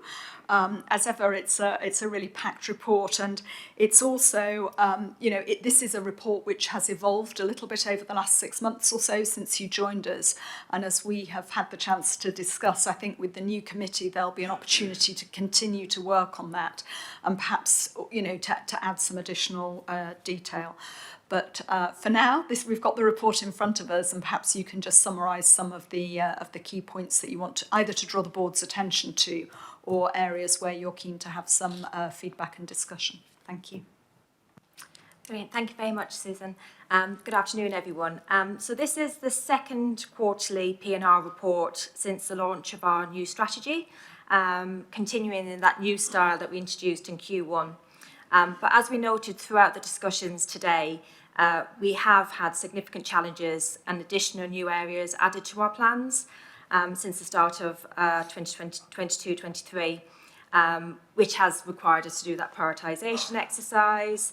And also we're dealing with quite a bit of uncertainty on the wider public finances. But notwithstanding these challenges, we have continued to deliver and progress against our original plan across the organisation. So just a couple of areas that I wanted to highlight from the report. So you will see on slide 4 that we have met our meat food business full audit target of 90%. And of the 91% of audits completed, all high-risk premises, those rated improvement and urgent improvement necessary, were audited during the period at the required frequency. Then turning to local authority performance, which is in slides 5 to 7. The results from the October 2022 local authority thermometer check survey show that most of the local authorities are in compliance now with the local authority recovery plan. Many are now completing planned inspections of the low-risk categories, emphasising how the system is closer to aligning with the Food Law Code of Practice expectations, particularly for retailers, restaurants and caterers, where inspections are back near pre-pandemic levels. And our engagement at an operational level with local authorities continues to be effective in securing improvements. And it's really pleasing to see that in the case of the one authority where escalation to engagement at the next level was necessary, appropriate action has since been taken and we've been able to de-escalate our intervention. What we have included in our concerns and risks is the challenge that we can see on the recruitment of skilled staff for local authorities. There's been a drop in the HO officers allocated to posts, and the gap between the allocated and the filled posts is larger than pre-pandemic levels. And this is primarily due to the lack of suitably qualified people available for local authorities to employ. So across the local food liaison groups, local authorities are reporting significant difficulty in recruiting and retaining staff at the EHO competency. And this is also impacted by ongoing financial pressures faced by local authorities. Then just turning briefly to our resources in slide 14, you will see we're improving the accuracy of our forecasting to ensure we spend our funding wisely at Q2. So we've forecasted an overspend at that point of £1.8 million of our Westminster resource budgets. But this was part of our financial strategy to try and maximise the amount of spend that we're going to make in 2022-23.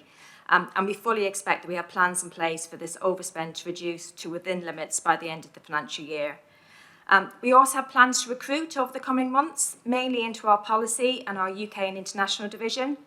But we do need to carefully balance this with the financial planning for the rest of the SR, as we have to live within the original cash budgets and absorb pressures that we already can see on inflation and rising costs. So that is still in our planning and our budget setting for next year.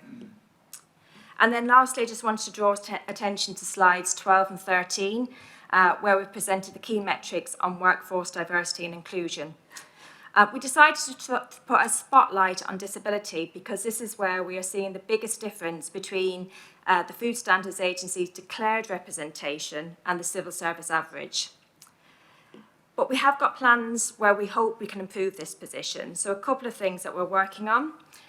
We have planning to achieve the disability confident leader level and the carers accreditation in the spring of next year. This will allow us to strengthen our brand as a disability inclusive employer, and we can use that badge then on our recruitment products and on our website. We're also completing the Disability Smart Audit, which allows us to benchmark ourselves against private, public sector organisations and identify actions that we then need to take. And also this month, we've got a Diversity Data Matters campaign, and that is to encourage declaration. And that hopefully gives us a more accurate picture of representation of all the protected characteristics, but majoring on disability. And at this point, myself and the executive team members are happy to answer any other questions on the report. Great, thank you very much, Tara. I mean, it is really good and encouraging to see continued progress against our plan in spite of all the sort of headwinds. We've talked a lot about the challenges, but I think this report really is the evidence that people have been, you know, getting on and doing the job in front of them, and the recovery in some of the audits, particularly in the meat plants, is really, really good. I'm sure there'll be comments from board members. We touched on local authorities a little bit this morning, and I think that warrants a particular discussion. And then I think that it would also be worth us perhaps hearing a little bit more about the people work and disability. I know Hayley has been taking a particular interest in that and might want to comment. So over to board members. Ruth. Local authorities. Yes. Don't tell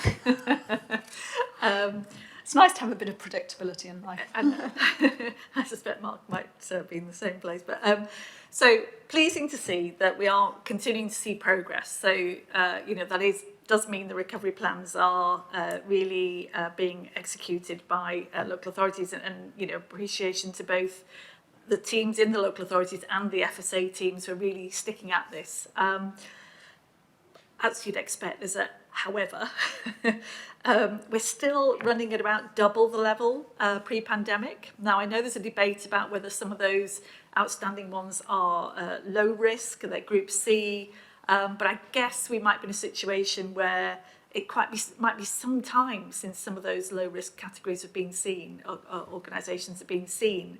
So it'd be interesting to know what the length of period is since their previous inspection. But the more worrying thing, which is actually highlighted in orange in the report, is that there's an increase in the higher risk category awaiting inspection.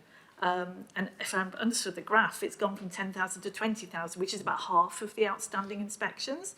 So a bit of a concern there. We'd like to unpack that a little bit. But the underpinning thing, which I think we have touched on many times over the last maybe 3 or 4 years, is the workforce. And it's not our job to plan the workforce for local authorities in environmental health or trading standards. But my question is, what else can we do to work with the professional bodies to help really try to get a grip of what is happening in the workforce? I do recall that the CIH in Wales was planning a piece of work, but it was, I think, just before the pandemic, and I don't know whether that came to fruition. But really, just what can we do to help prompt more action in that regard? Because it seems to me it's not just resource anymore, it's actually we don't have the people coming through. Thank you. And I've turned my computer to the other side, so I should now favour this side. So, Mark. Thank you, Susan. I've got comments in 3 areas. Do you want me just to do local authorities? Let's just do local authorities No, okay. and scoop those up, and then I can get a response Sure. on that, and we'll move on. But I'll come back to you first for moving on. Thank you. Problems.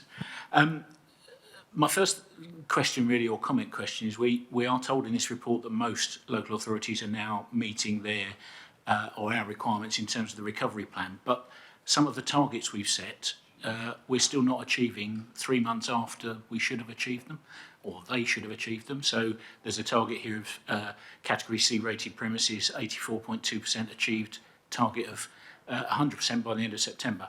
94.5B premises should have been 100% by June. So those two things don't quite marry up to me, that everything's going well, but we're not achieving our targets.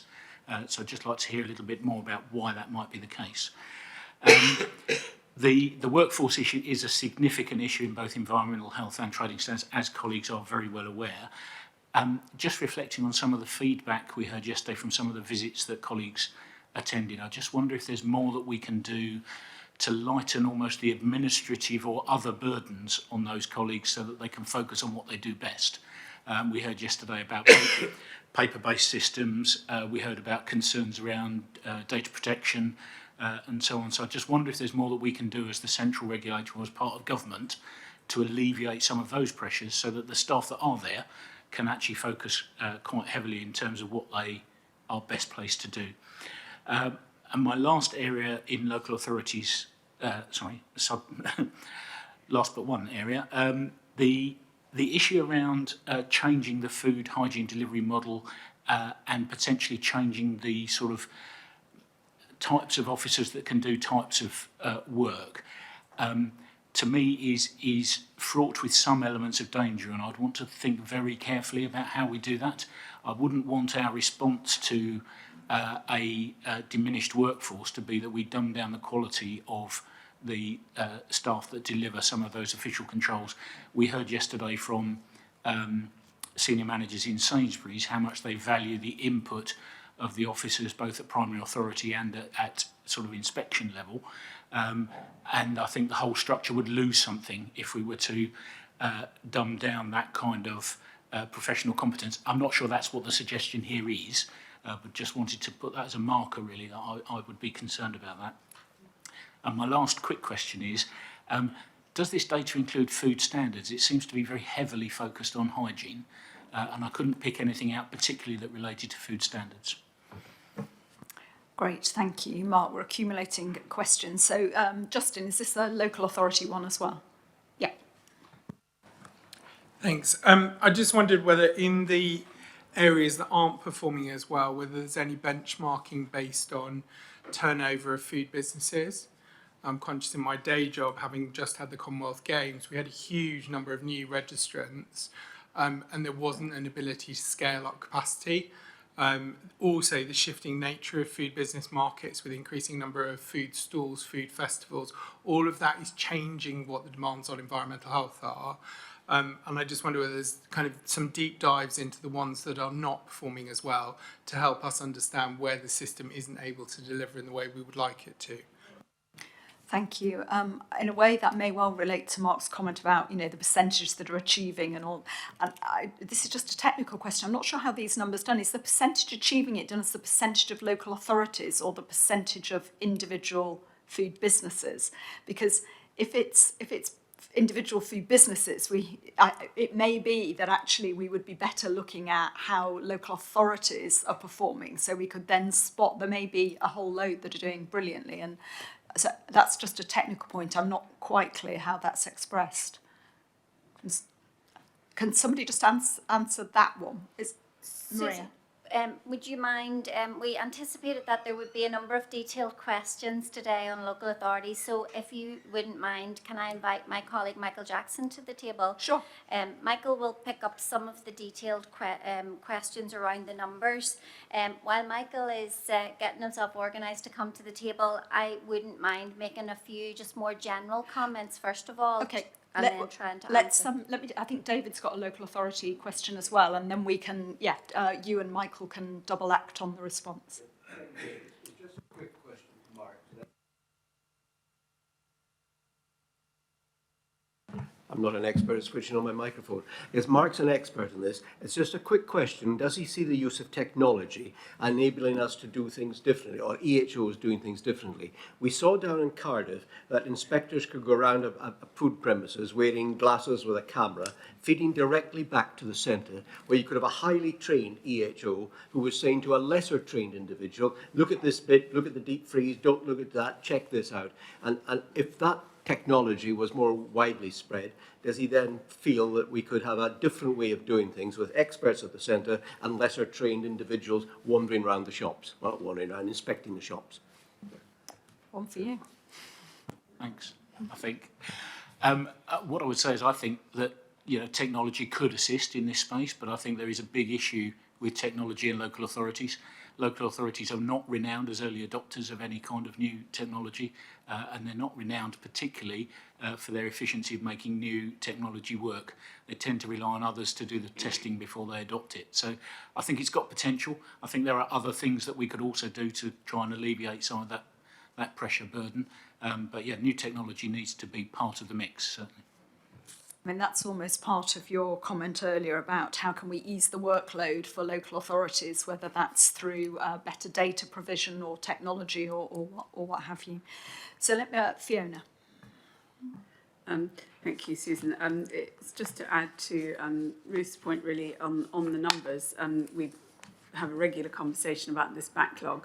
And one of the things that I learnt from the workshop, which was very helpful for my understanding of the system, is that apart from the fact that the local authorities all report in a slightly different way, albeit supposedly to the same set of results, there's a question of how we manage this catch up with new registrations. So there's always going to be a gap. Is there?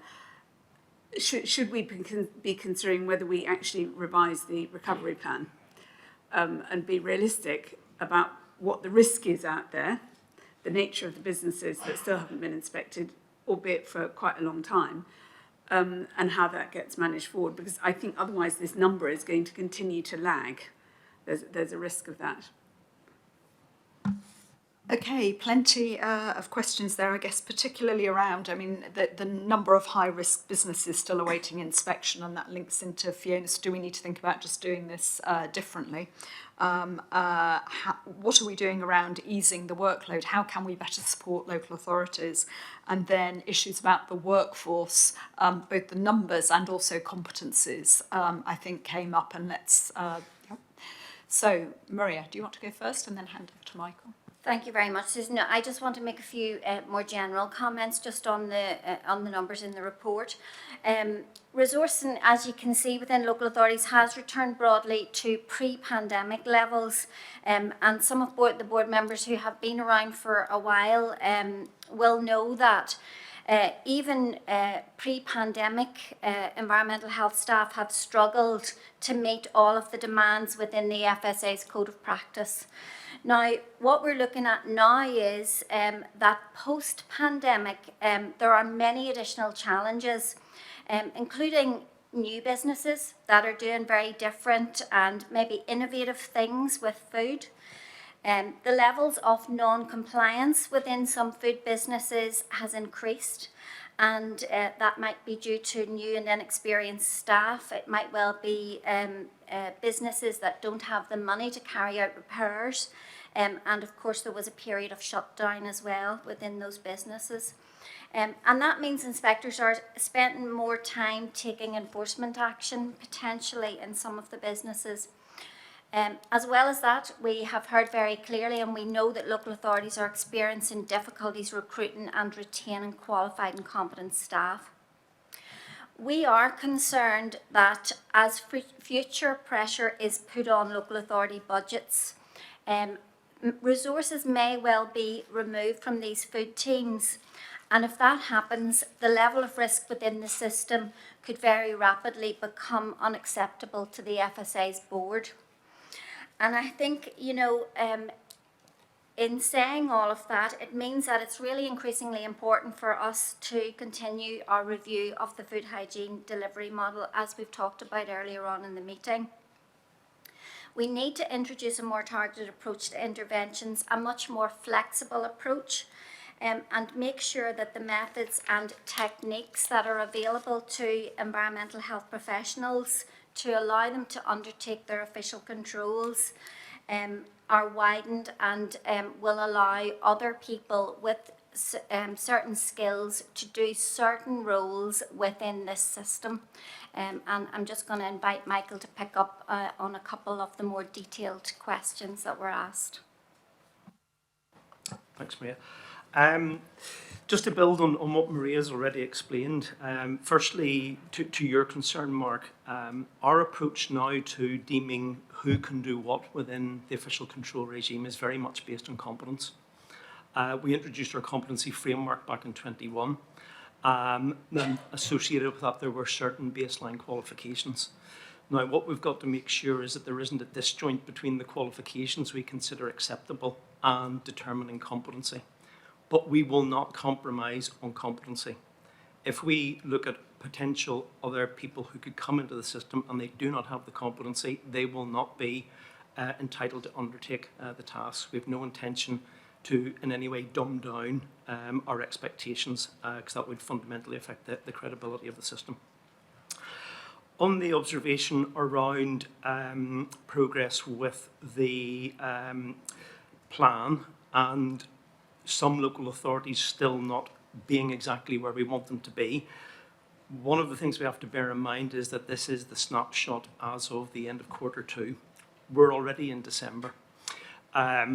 One of the big bonuses or plus sides of a terrible pandemic situation was our ability to engage with local authority liaison groups every time they meet.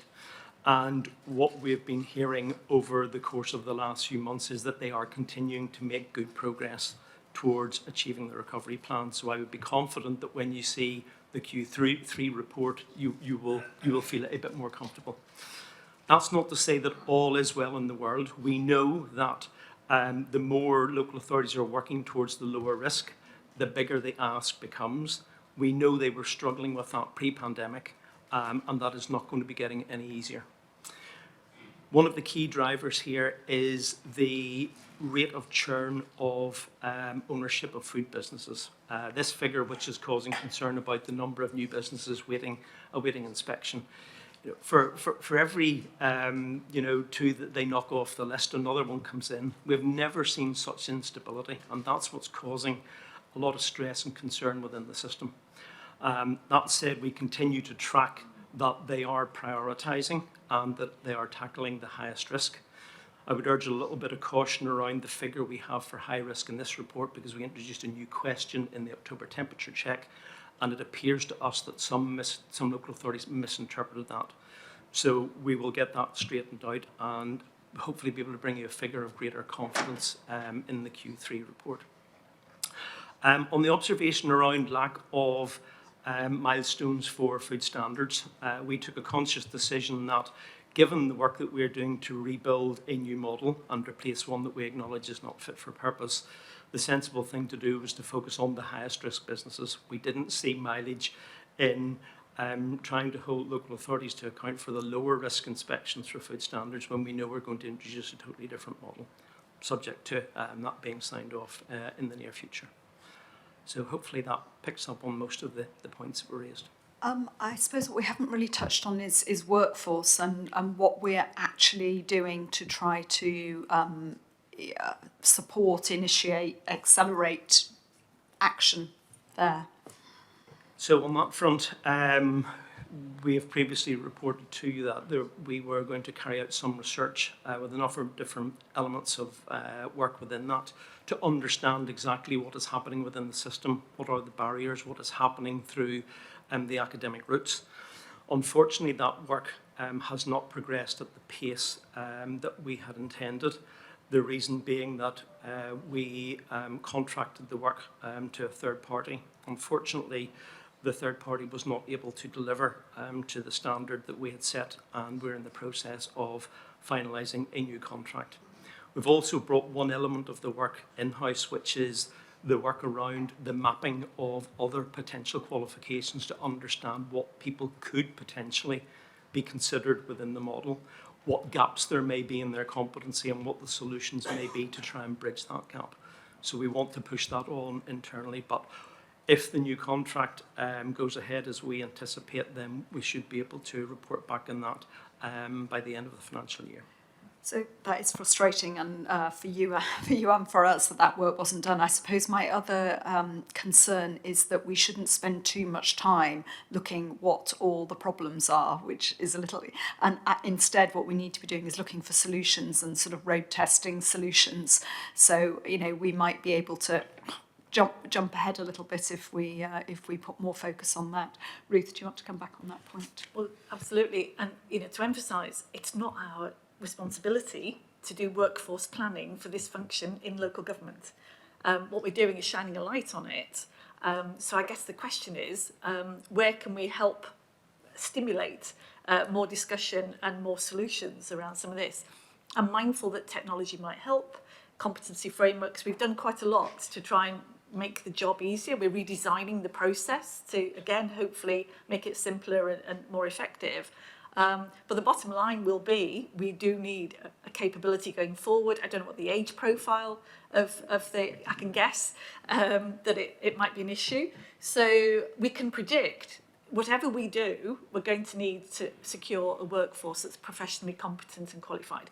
So I guess the question for us is, what can we stimulate in the system with local government, with the professional bodies, to really try and push an agenda of planning forward for this. I know it's difficult at the moment. Money is incredibly tight everywhere, but we can't just watch it and report on it anymore, I don't think. Yeah, I agree. I think Katie's trying to come in, and then I am going to wrap up this item. Katie. Thank you, Susan. I think this discussion just demonstrates why we need to press ahead with the work under the ABC programme on the two delivery models changing. I think there is a balance for us as the FSA between making sure that we are holding local authorities to account now for their performance in the system, making sure that at a senior level in local authorities there is focus on this, that there is not a sort of incentive to take resources off it.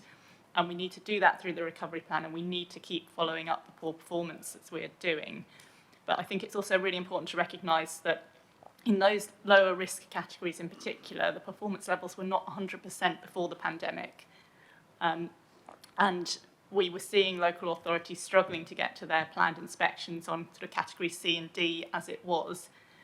The model wasn't achievable with the resources that they had, and we needed to look again at it and say, okay, where should they put the resources that they've got to get the most effective outcomes for consumers to keep people safe? The food hygiene delivery model review that we're going to do, it picks up that question of kind of where do you put effort and resources, frequency of intervention. It picks up nature of intervention and some of the issues about, you know, what could we use? David's been suggesting about new technology. We're looking at the type of intervention, and it also picks up the questions around who can do what.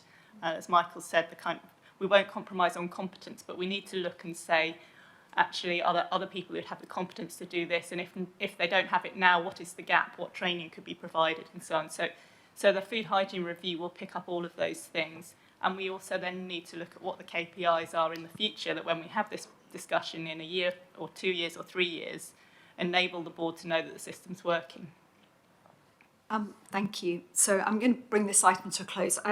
I think the board do understand the challenges. We have been round this loop many, many times before. We understand the challenges in local authority and the pressures they're under. And we also recognise that the food system's changing fast. So I think we get that background. But we cannot carry on like this. And whilst we are completely supportive of the review and the way it's going, we have got to find some way to accelerate this, even if it's components of it, because my fear is that we're doing it very thoroughly and all sorts of things, but it's taking, it's all taking a long time. I think we do need to find some things which are going to have impact sooner rather than later, and particularly around the high risk and the medium risk businesses, because I do think there's a danger if we, the whole time I've been chair, I feel like we have this conversation every time we hear that the reporting lags a little bit behind, and when we see it next month, next quarter, it'll be a little bit better. But the rate of change is so slow. I think we have got to call this out as a risk. And so we can say that, but the question then is, what can we do which is going to address that and address it with an urgency, which I think it needs. And the danger of talking about doing a review is it detracts from doing action, which we can do now. So I'd be really keen, I think, to hear more about what we can do in the short term, which we think will actually positively impact in the system. So I think when we look at this the next time, can we really focus on that? Right, we know what the big picture is. We know what we're trying to do, but how are we going to make a difference now? That's the challenge, and it's a tough one. There's a whole lot else in this report which we haven't touched on, and I wonder if people. I definitely want to give Hayley a moment to talk about the people section. So why don't we cover that first, and then if there's anything else people want to mention, we can do that now. Yes, nothing specific to add to this. I think we've covered a little bit of the people in previous discussions, and I'm sort of tapped into the work that Maria's been handing over to Tara, and so we'll sort of schedule a quarterly check-in just to keep abreast of it. I know the people plan, unfortunately, is one of the things that it is not now going to happen as quickly as we would like, but I'm sort of here for the team to bounce ideas off and to be that champion in the board. But in terms of the report, I don't think there's anything specific to add in at this stage. But thank you. Thank you. I was surprised that we were below the civil service average on employing people with disabilities, or appear to be, because with our sort of our ways of working and flexible working approach, I might have expected that was an attractive option. But I am really encouraged by the work that's ongoing. I know just recently there's been a whole series of activities for International Disability Week. So let's hope we can turn that one around. Any other comments on this report? I'm happy to let this run on for another, 5 minutes or so if people want to pick things. Oh, Mark, you had a whole list of other things. Go for it. I'm sorry, tell me if I'm getting boring. So just two other areas I wanted to touch on, if I can, food hygiene rating scheme and the ABC programme. In terms of food hygiene rating and the contents of this report, slightly disappointed with this 41% recognition or action rate in terms of that. And I just wonder, having had the conversation this morning about how we're not going to actively pursue mandation in terms of display, whether there is something that we could do in terms of looking at our communications where we have good reach, frankly, and we're well respected, to encourage a change in consumer behaviour and effectively bring about the same kind of improvements in compliance as if mandation were in place, by using consumer pressure. Almost if you don't see a food hygiene rating, don't go in here, go somewhere else where they at least tell you what they're like. We did hear from the managers at Sainsbury's yesterday that they actually see a commercial advantage in displaying their food hygiene ratings, and I think that's something we can also capitalise on with business. The question around that is what could we do within the resources available to try and bring about those improvements in the absence of pursuing mandation. In terms of the ABC programme, just a couple of areas in that. The enterprise level regulation pilot, again, that was a big feature of the visit to Sainsbury's yesterday. It is a fascinating pilot, but it is a pilot, and I think we need to make sure we understand that. And I think some of the questions that have been around since the start of the pilot, certainly in my mind, about what does it add to the existing systems that are in place, and how do we have that final assurance, that last mile, if you like, from the head office to the premises. Actually, yesterday's visit started to crystallise some of that. So I'm really looking forward to hearing more about that as we learn more through the pilot. I was a bit concerned in the risk part of this report around, and I do understand the reason for it, but around the potential to lose pace in the ABC programme as a result of all the other pressures with the retained EU law and so on. We saw the ROF project lose a lot of its impetus and a lot of its credibility because it lost pace. And I think that is a risk here with the good work, and it is some really good work happening in this pilot, that if we lose pace, we'll lose credibility with some of our key stakeholders. And the last one I wanted to touch on was the food standards pilot and where we are with that. Fiona mentioned this morning that she and I had been to these sessions with local authorities. And I just wanted to, I suppose, pay tribute to Michael and his team, because that has been introduced in a way which local authorities have genuinely respected. They've really seen that as the FSA working in partnership, and I think that's a really strong position for us to be in. There are some things still to resolve. One of the issues that came out of the meeting I attended was the gap between the trading standard services who deliver food standards and the environmental health services, in that the new model suits trading standards really quite well. Environmental health aren't used to working in this way. They're very capable of doing so, but it may take them longer to get up to speed in terms of that. And the key conversations that were held at those workshops was around key performance indicators. And I think we really do need to have some serious thought to those and the various uses that KPIs can be put to. It's, despite the name, they're not all about measuring performance. Sometimes they give a good opportunity to raise the profile of those services in their environment, and that's really important when services are looking for resources. Thank you, Mark. Some really useful pointers and insights there. I mean, the FHRS comms thing, perhaps we can pick up in the comms discussion later, because I think that's probably sort of priorities.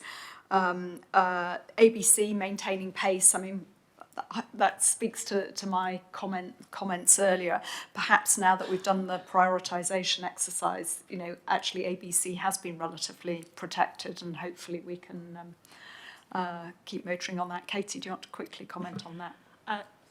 If I may, so on ABC, I think the projects that we are absolutely motoring ahead with, including the enterprise level regulation and the food hygiene delivery review model and food standards pilot that we've talked about, we are keeping up the pace. But that means focusing on a smaller number. We might not be as fast in then starting to look at how similar approaches might apply in other sectors, for example.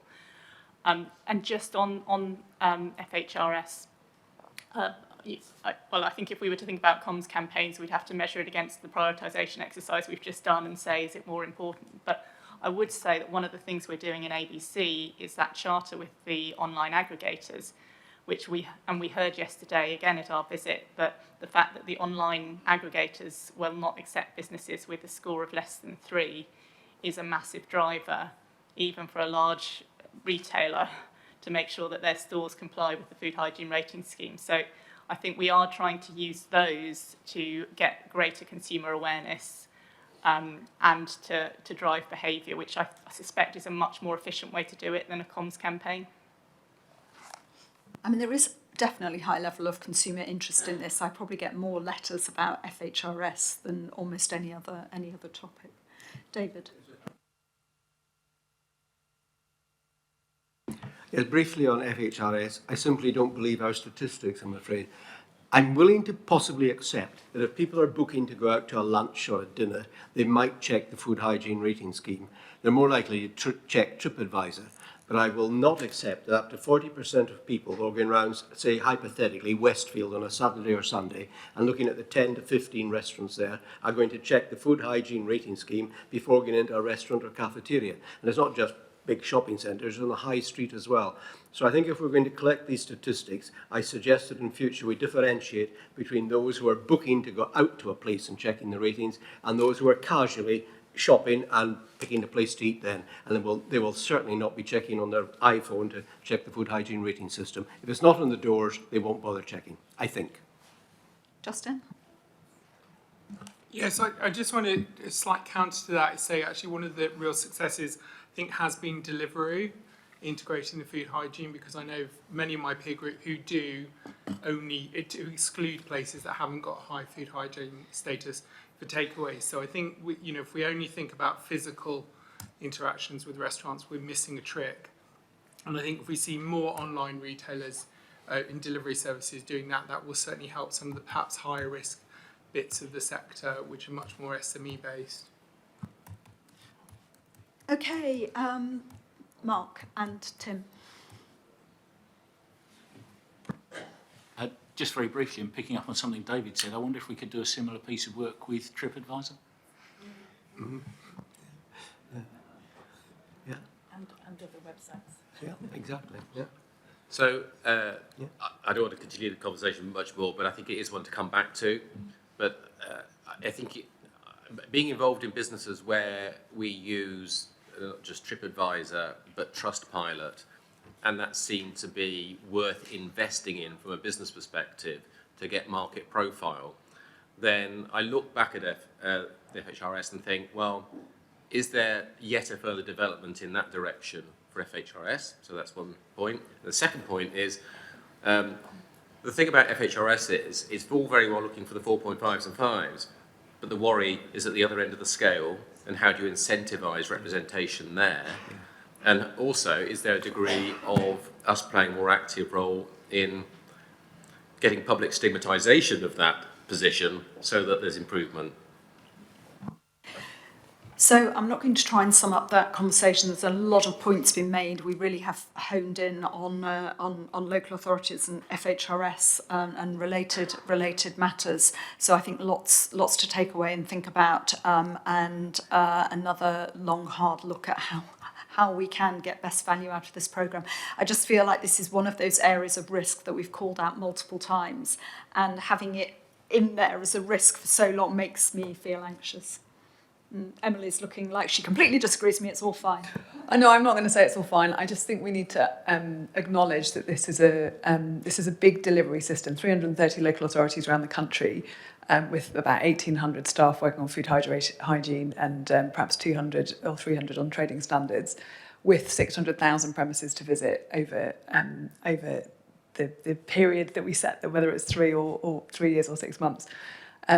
Whatever changes we make will take a while to go through. So even if we were to make a significant change in the next quarter, it would still play through. So I just think the board have got to acknowledge this is something that is going to keep coming up each quarter.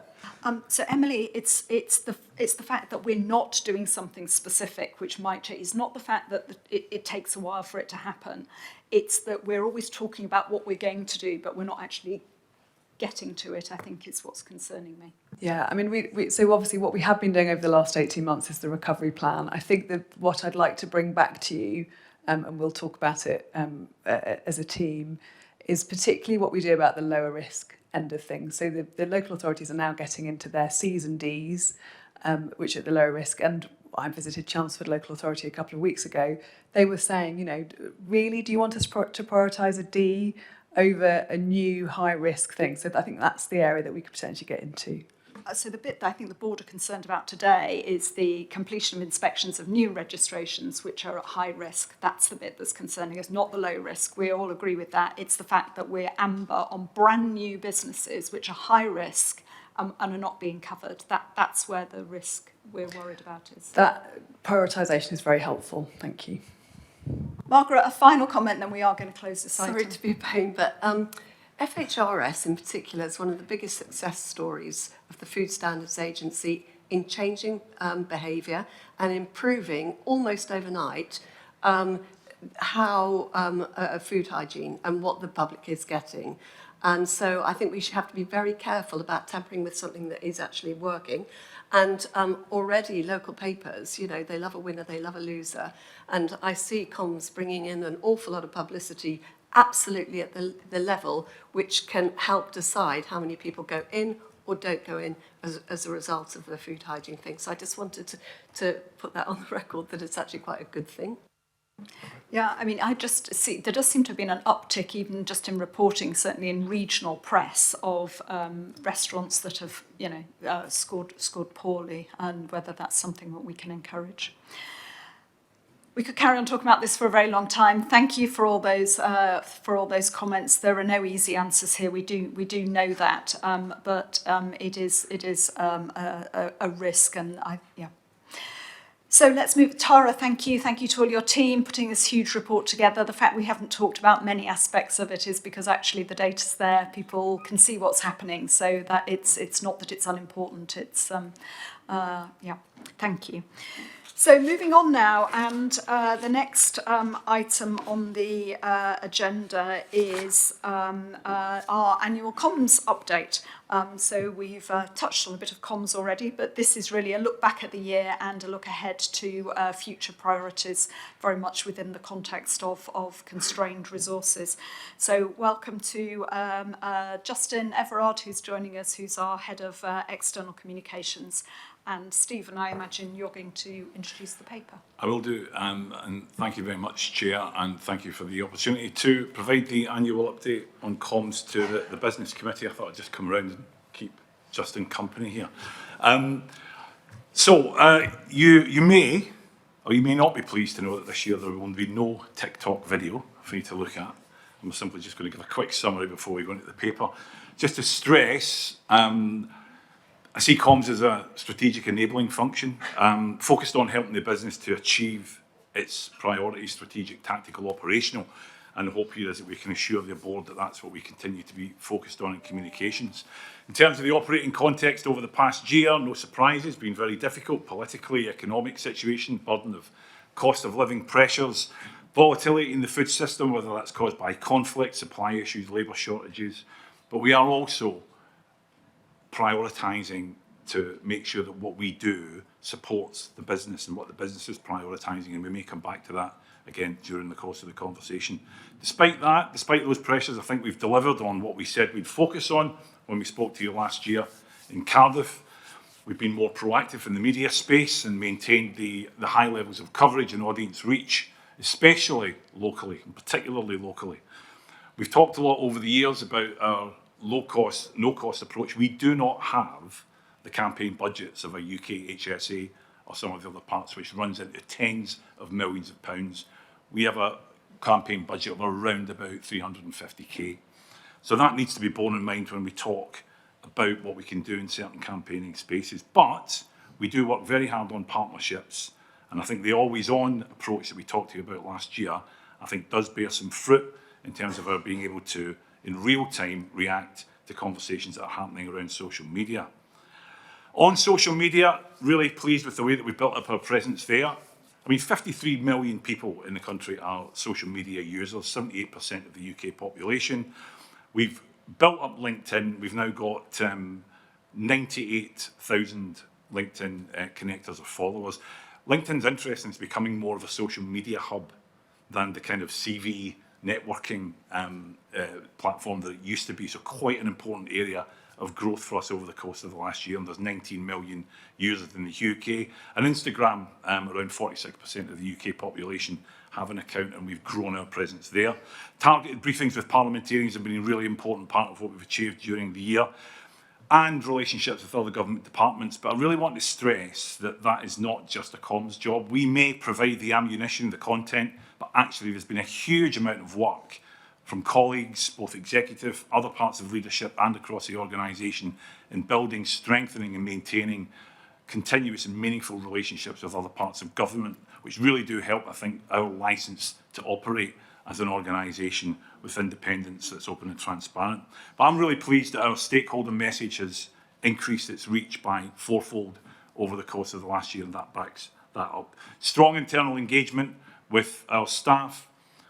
Apart from our operational colleagues, we are in effect now a virtual organisation, but we have put a lot of time and effort collectively across the organisation, backed up by our internal comms effort, to maintain good engagement with staff through all staff calls, other types of events, and a continual drumbeat of them. And I'm confident that we'll see that level of engagement maintained when the People Survey results are published in the next few weeks.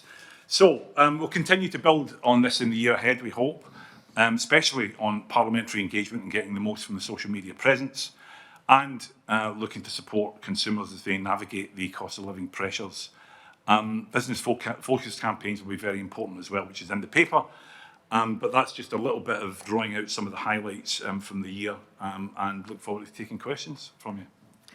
Thank you, Stephen and Justin and the whole comms team. I know it has been a very busy year. I see lots of that week in, week out, and I know it's a tricky balance between proactive messaging and sort of reacting to uncertain times. But thank you for all you do to help us enhance the FSA, the work the FSA does by both disseminating messages but also connecting us with important stakeholders, and particularly, as you say, parliamentarians.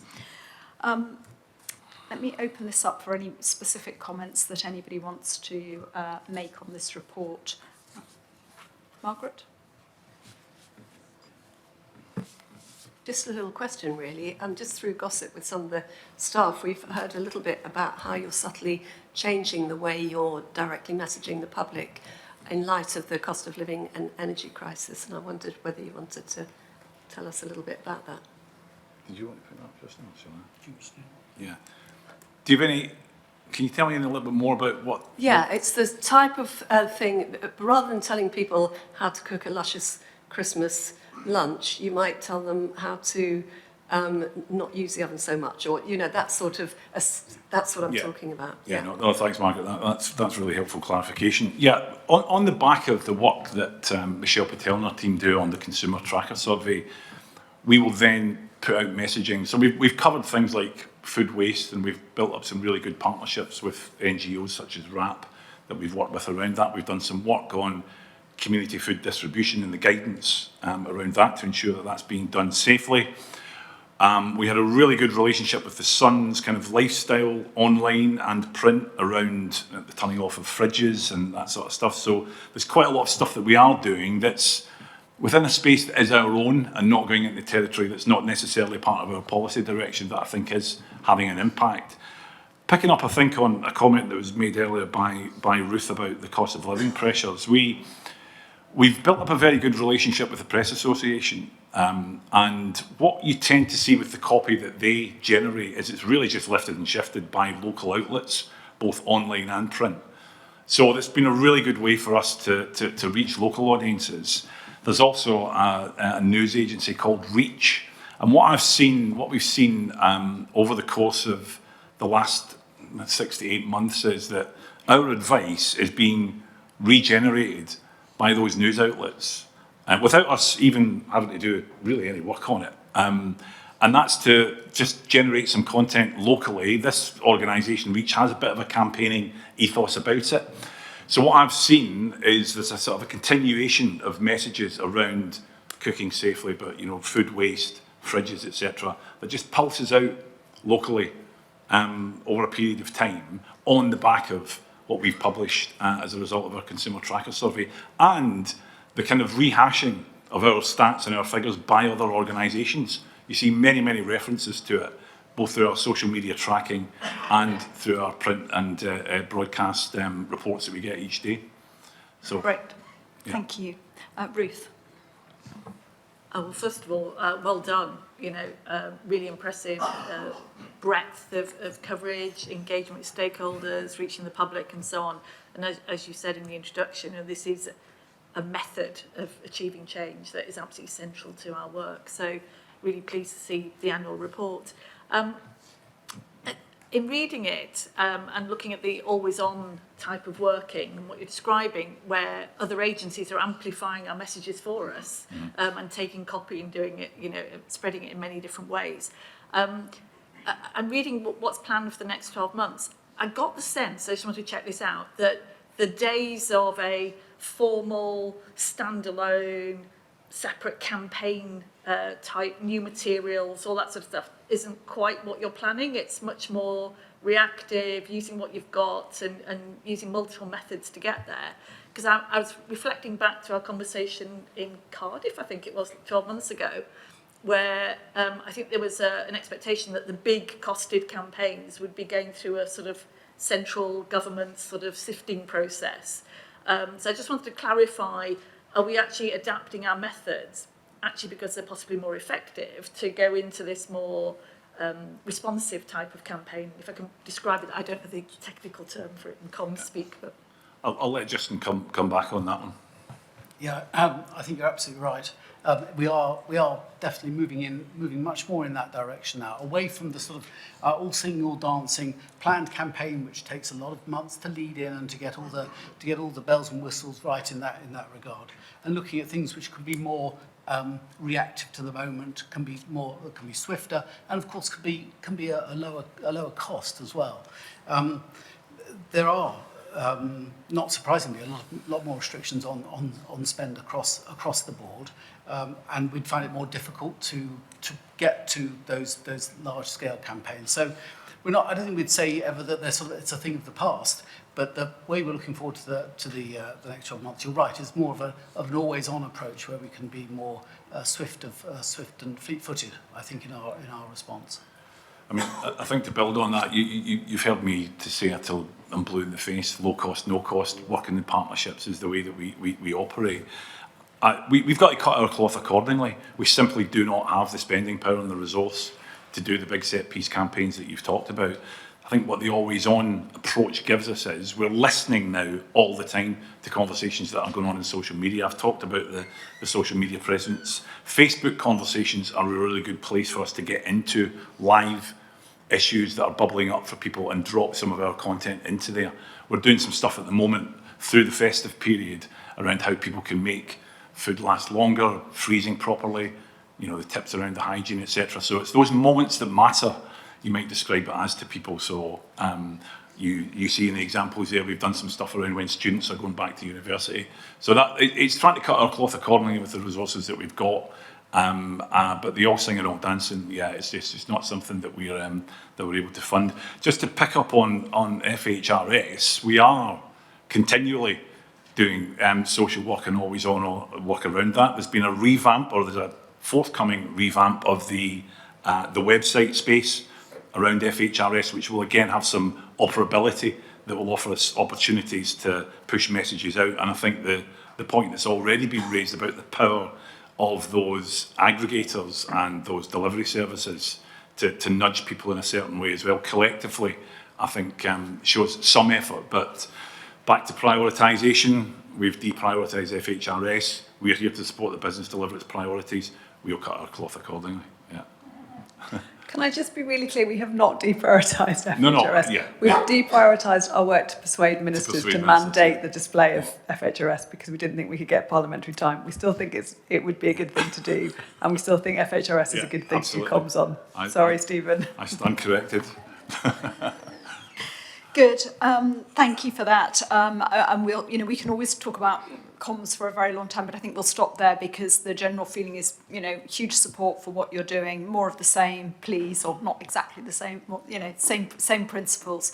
I think, last year we endorsed a sort of bolder approach, a more engaged approach. I think you're really succeeded in delivering that, and really look forward to seeing what the next year holds. If I could just really quickly say one thing, Susan. In the team, we do every Friday shout-outs, which is where we just shout out for people in the team to say the great work they've been doing. So I just wanted to do on a Wednesday a shout-out for the team, for the communications team. They do fantastic work, 24/7, 365 days a year, dealing with some tricky situations out of hours. So I just wanted to say to the comms team, thank you very much for all the support, and a big shout-out to you all. Thank you. Thank you for that, and we'd all endorse that, I'm sure. Great, thank you both. And we're going to move on with probably unseemly haste into the next two items, which is two which are somewhat linked, relating to the National Food Crime Unit. The first is to receive the independent external review report. And absolutely delighted to be joined by Keith Bristow, who is the lead reviewer, along with Darren Davis, who's obviously the head of our NFCU. Thank you, Keith, particularly for coming and joining us today. And huge thanks to you and your review team for all the work that you've done at pretty short order. When I read the report, I was really impressed at the reach you'd managed to achieve in a relatively short space of time, with focus groups and the survey, and then some qualitative interviews. So we're going to receive that report. I'll ask Keith in a moment to comment on it, and we'll discuss those findings. We'll then, in the next item, come on to the standing annual report from the NFCU.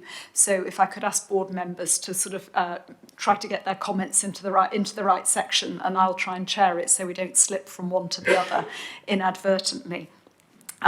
But let me start by, handing over to you, Keith, just to, I guess, give us your impressions and anything you particularly want to highlight to the board. We've obviously seen the report, but it's always interesting to hear it in a narrative way, what your impressions were. Thank you. Okay, good afternoon, everyone. Thank you for letting me come and speak to you about the report. We did move very quickly and collected a huge amount of information, and the Chief Executive and a team were very hard taskmasters, so we got on with it as quickly as we could, but I think you'll agree it's a very thorough review. We really have delved into the dark reaches of cupboards all over the organisation to make sure that we're able to give you a full account of where you are. What I'm not going to do is to restate what's in the report. I don't think that's particularly helpful. I perhaps wanted to give you some personal observations based on my experience of building the NCA a few years ago and then leading it and some of the challenges. And I think some of that is analogous to what the team are doing with the crime unit within your organisation. So I do recognise many of the challenges. The first thing I wanted to say, I think the unit is really well led. I think you've got some very capable, well-qualified people who've got a motivated workforce. They're focused on delivering results. I think it's a really impressive team. We're impressed by the workforce, unfailingly engaged, unfailingly focused on public needs and wants and delivering results for the public, and very open. Open about successes, open about frustrations. Everyone who's committed in an organisation has frustrations. They want to do more and do better. Very impressive people. And we think what you're building is a world-class capability. There is always much more to do. There are always resource constraints.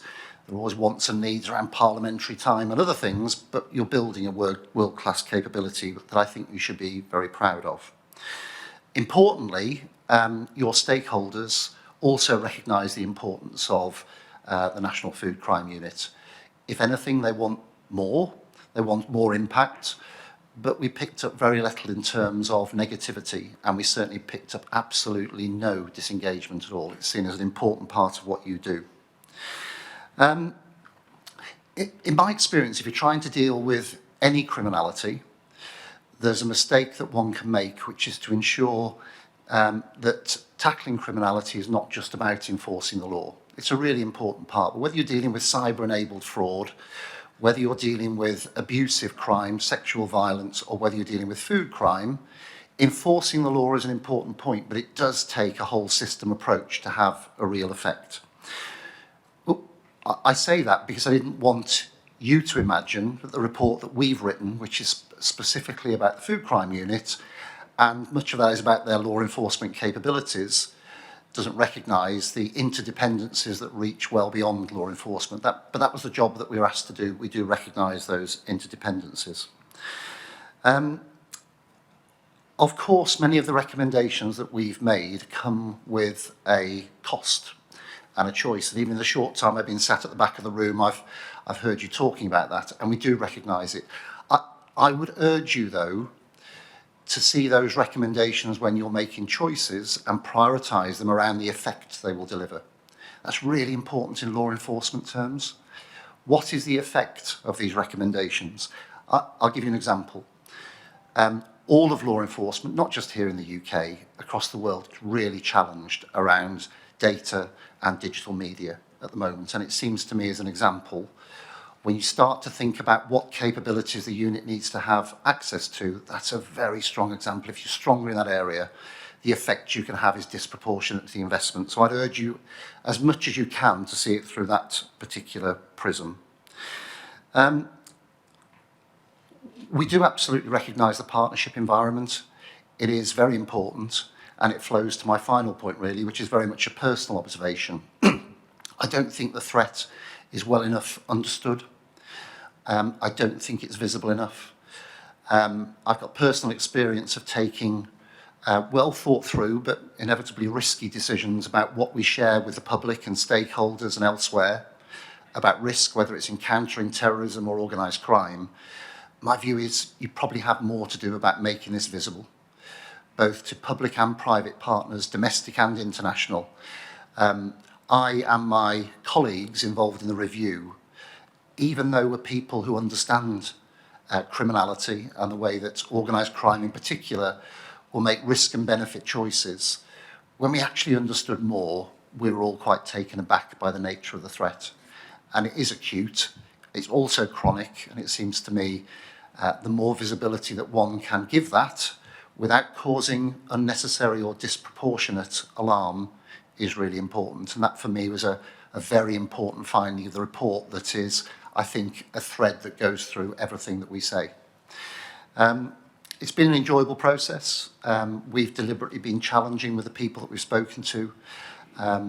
We found people to be committed, inspirational, very engaged, and the report is a fair, rather than biased, a very fair and open account of what we found and what we would suggest needs to be done.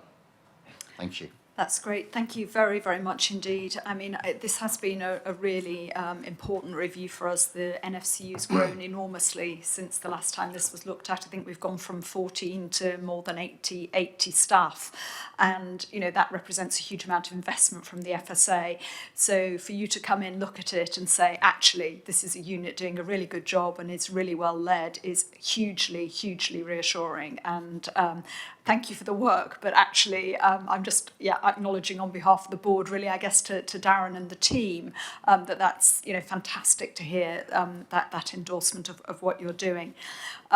I think it's really helpful for us to hear your perspective about the level of the risk and the status of the risk. And I think this idea that what we are experiencing at the moment is a sort of acute on chronic risk of food crime, and that's something that we should definitely really understand.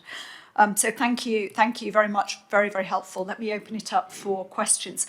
At this stage, I think what I really would encourage board members to do is to ask questions that help you better understand what the review team were thinking and feeling, and then I think we'll probably take this away and come back with responses to your recommendations in due course. So I've got Peter and then Anthony and then David. Peter.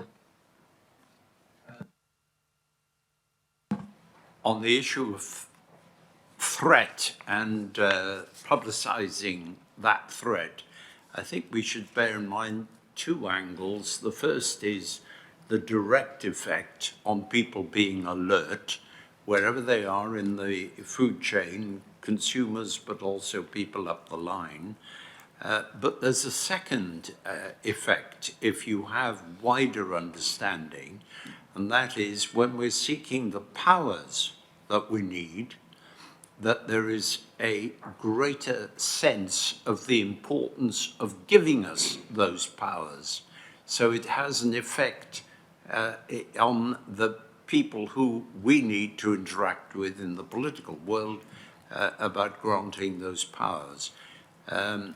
The other thought is in paragraph 4.4 of the conclusions here, you're talking about the financial impact of implementing the 5 recommendations has not been comprehensively costed at this stage. You didn't have the ability to go all through that. We are clearly needing to prioritize what we do in terms of the resources. We can only do that if there's been a comprehensive costing, and I'm wondering where we're going in terms of carrying out that comprehensive costing. So I think, Peter, we will ask the executive team to come back with that when we look about adopting the recommendations, because that, you know, there's no point in us promising to do things that we can't afford. So I think all of that can come in the response. I think that rather than asking people to comment on it right now. Who was over here? Anthony and then David. Keith, in a different life, you might remember we spent about 2 odd years trying to get the NCA into Northern Ireland, and the minefield that Northern Ireland has when it comes to enforcement and criminal enforcement going forward. So just in whatever you do going forward, making sure that if it is a national crime unit, you build in the unique variances of Northern Ireland and the stuff that you'll have to do there. But I also wondered whether or not you have examined the interactions of things like the ROCUs within the UK in terms of trying to tap into those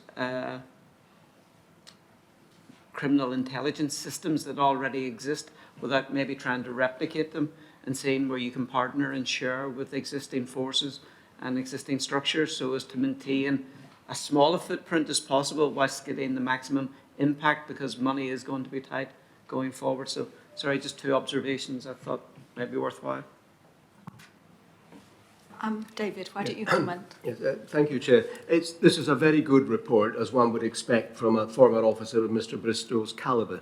Now, there were lots of things which struck me in the report, but the key items to me, and I think, Chair, this will hopefully determine how we take this forward, is that he concluded that the National Food Crime Unit does an excellent job, and that's aided by recruiting former high calibre former police officers.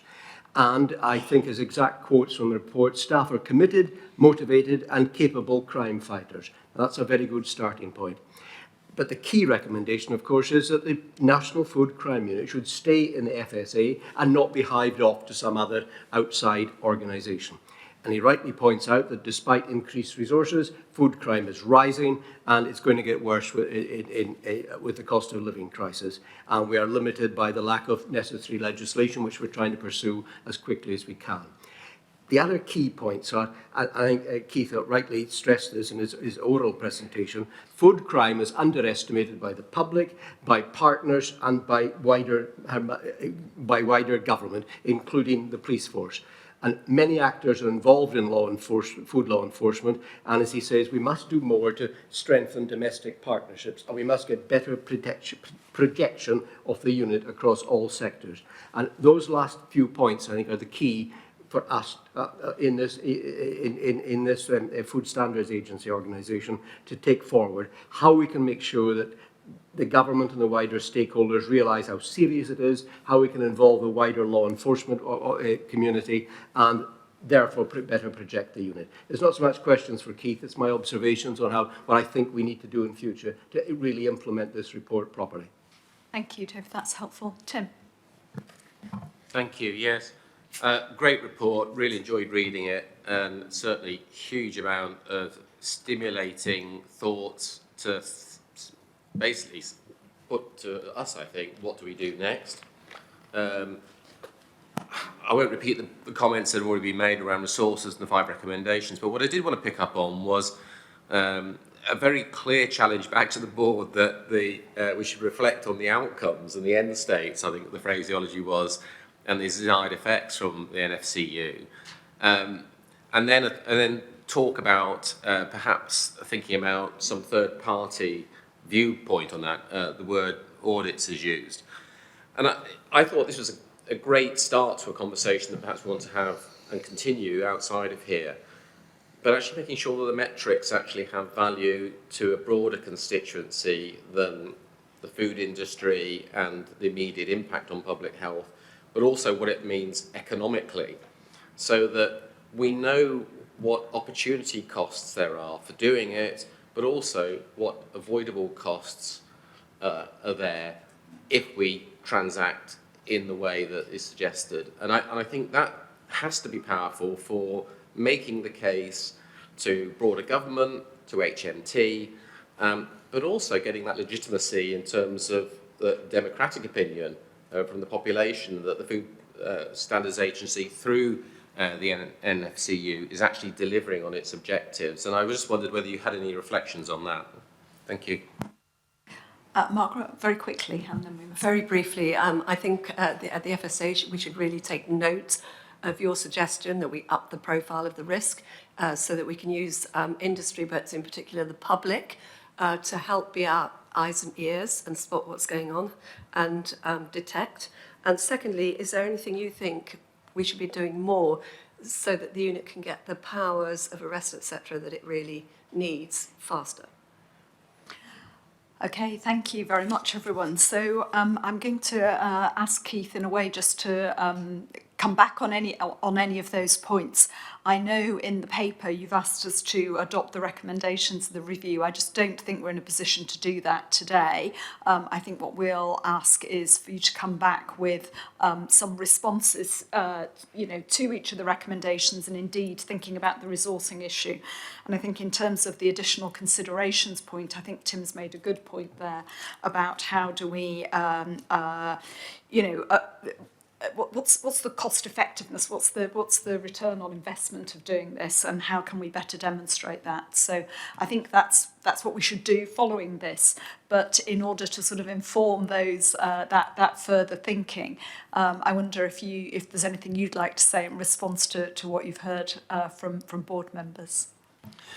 So there's a lot in what you said, and if I don't fully respond to everything that everyone said, I'm happy to deal with that separately, but I'll try and pick up on the points.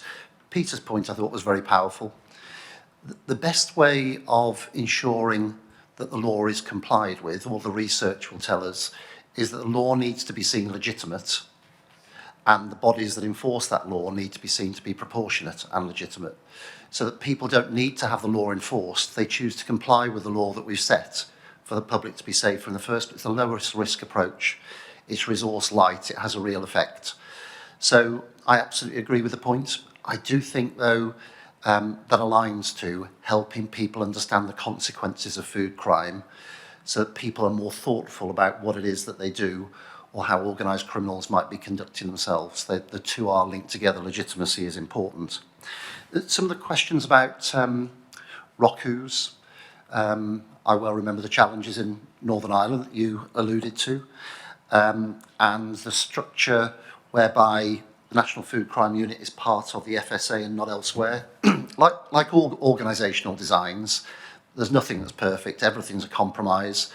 Typically in law enforcement, you can structure things around threats or you can structure it around capabilities.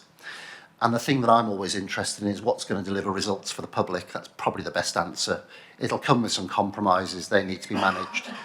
The reason that we as a review team felt very strongly that National Food Crime Unit should sit where it is that National Food Crime Unit of itself cannot deliver a reduction in food crime and an improvement in food safety. It requires a number of approaches that the agency is leading, a number of relationships. And we felt that having that contextual understanding of the threat and the wider strategy with a law enforcement component was more likely to deliver for the public than putting it into an agency where that knowledge of food crime was dispersed or non-existent, and that it was seen as another threat alongside lots of other acute threats, and perhaps some of that traction on the criminals might get lost. But to deliver results, crime fighters need to have the powers to do their job. And so, for instance, the point about power of arrest, it's an easy thing to say that you want and need it, and I would argue that a number of officers within the unit ought to have those coercive and assertive powers, because we don't want to expose people to prosecute an investigation and seek an outcome they can't follow through on. But these things come with a long tail of implications. So if officers are charged with a power of arrest, they need to have the ability to use force. It's a non-negotiable process.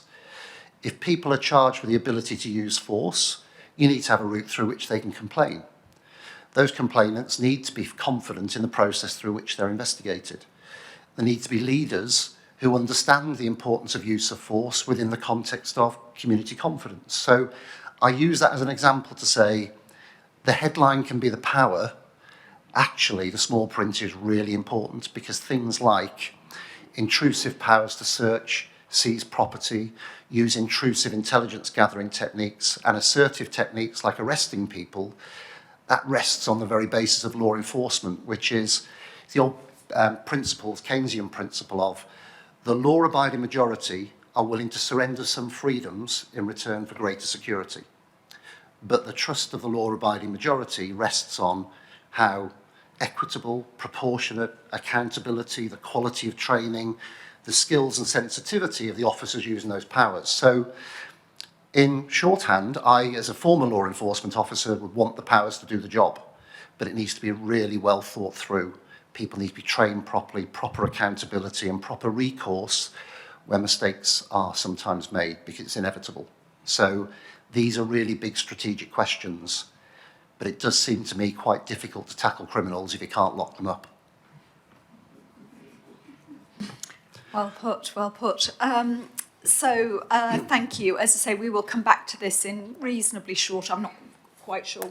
Anyway, we can discuss the timeline as to when we return to this and think about how we take forward these recommendations. But I think, as I said earlier, the conclusion that this is a unit which has grown considerably, has matured, has now got a settled and stable and strong leadership, that it's well placed within the FSA and that there are added values. I think both for the NFCU to be within the FSA, but also for the FSA to have the NFCU. And I think, as ever, when one commissions external reviews, it causes a degree of internal discussion. And I think that that's been quite helpful in prompting greater connectivity across the agency as well.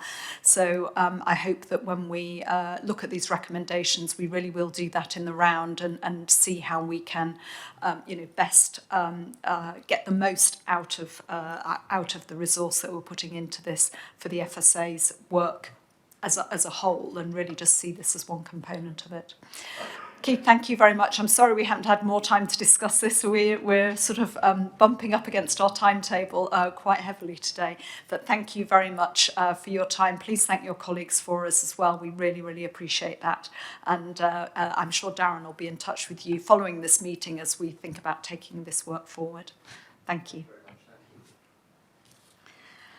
And so now we're going to move rapidly into the annual report. And in a way, there's very little for me to introduce, because you've already heard that this is a unit which is thriving and working well. But that shouldn't take away. It's great to read this report, Darren. Thank you. Really, just to sort of set out the progress, over the last year, and there's been some real successes, and thrilled to read about those.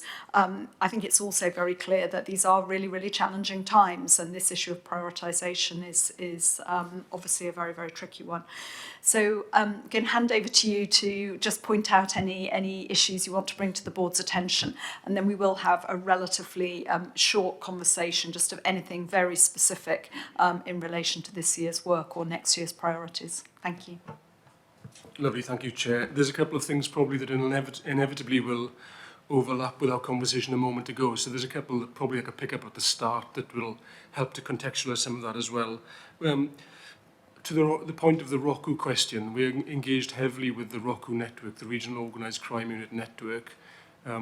They are ostensibly all linked through the GAIN network, another acronym, the Government Agency Intelligence Network, and I actually sit on the executive board of that organisation. So, and actually even this morning we were working with ROCU colleagues executing warrants in Wales and East London. So those relationships and very real ongoing operational endeavours are happening even today. So to give a degree of reassurance, I suppose, on that particular point.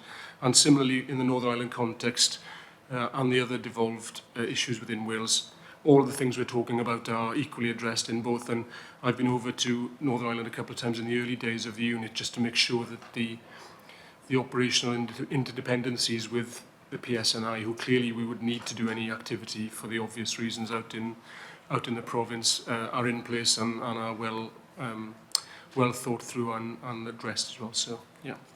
So to the paper itself, Chair, I suppose there's a couple of points in the paper as well that bleed across to the conversation we were just having. Not least of which I think the projection of what the unit is doing and has done is definitely a gap that we've been talking about throughout much of this year, in fact, since coming back to times of more sort of normality since the pandemic. But I think, frankly, we've got a lot more show now to go with the tell, whereas previously, at the start and the sort of genesis of the expansion of the unit, we were saying a lot of things in a nebulous way. This is what we can do, this is what we will do, which can sound a little bit hollow and a bit jam tomorrow, really. So I think we're at a point now where it's not hollow, there's some filling there, and I'm mixing up my metaphors, but you get the point I'm coming to, I suppose. When we look at the paper today, you'll see the battle rhythm and the operational impact we're now having. It's becoming very normal. Most weeks now we're talking about either linking with a local authority or a local law enforcement body and executing a warrant or asking them to conduct an arrest on our behalf or interviewing people under caution, speaking to the CPS, the Crown Prosecution Service, about progressing cases to charging decisions.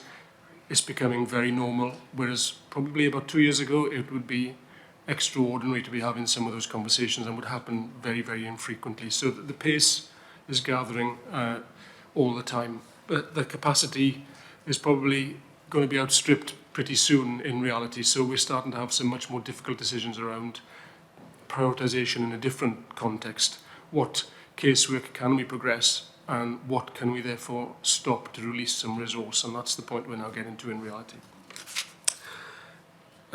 Those points are drawn out in the paper. We've increasingly continued with the work around the DNP, dinitrophenol as well, which has been well discussed here and with board members outside. So well over 40 interventions in the last year around dinitrophenol alone. And thankfully, we can't show cause and effect necessarily, but thankfully over the last 18 months, there's only been one fatality that we're aware of in the UK from dinitrophenol effects.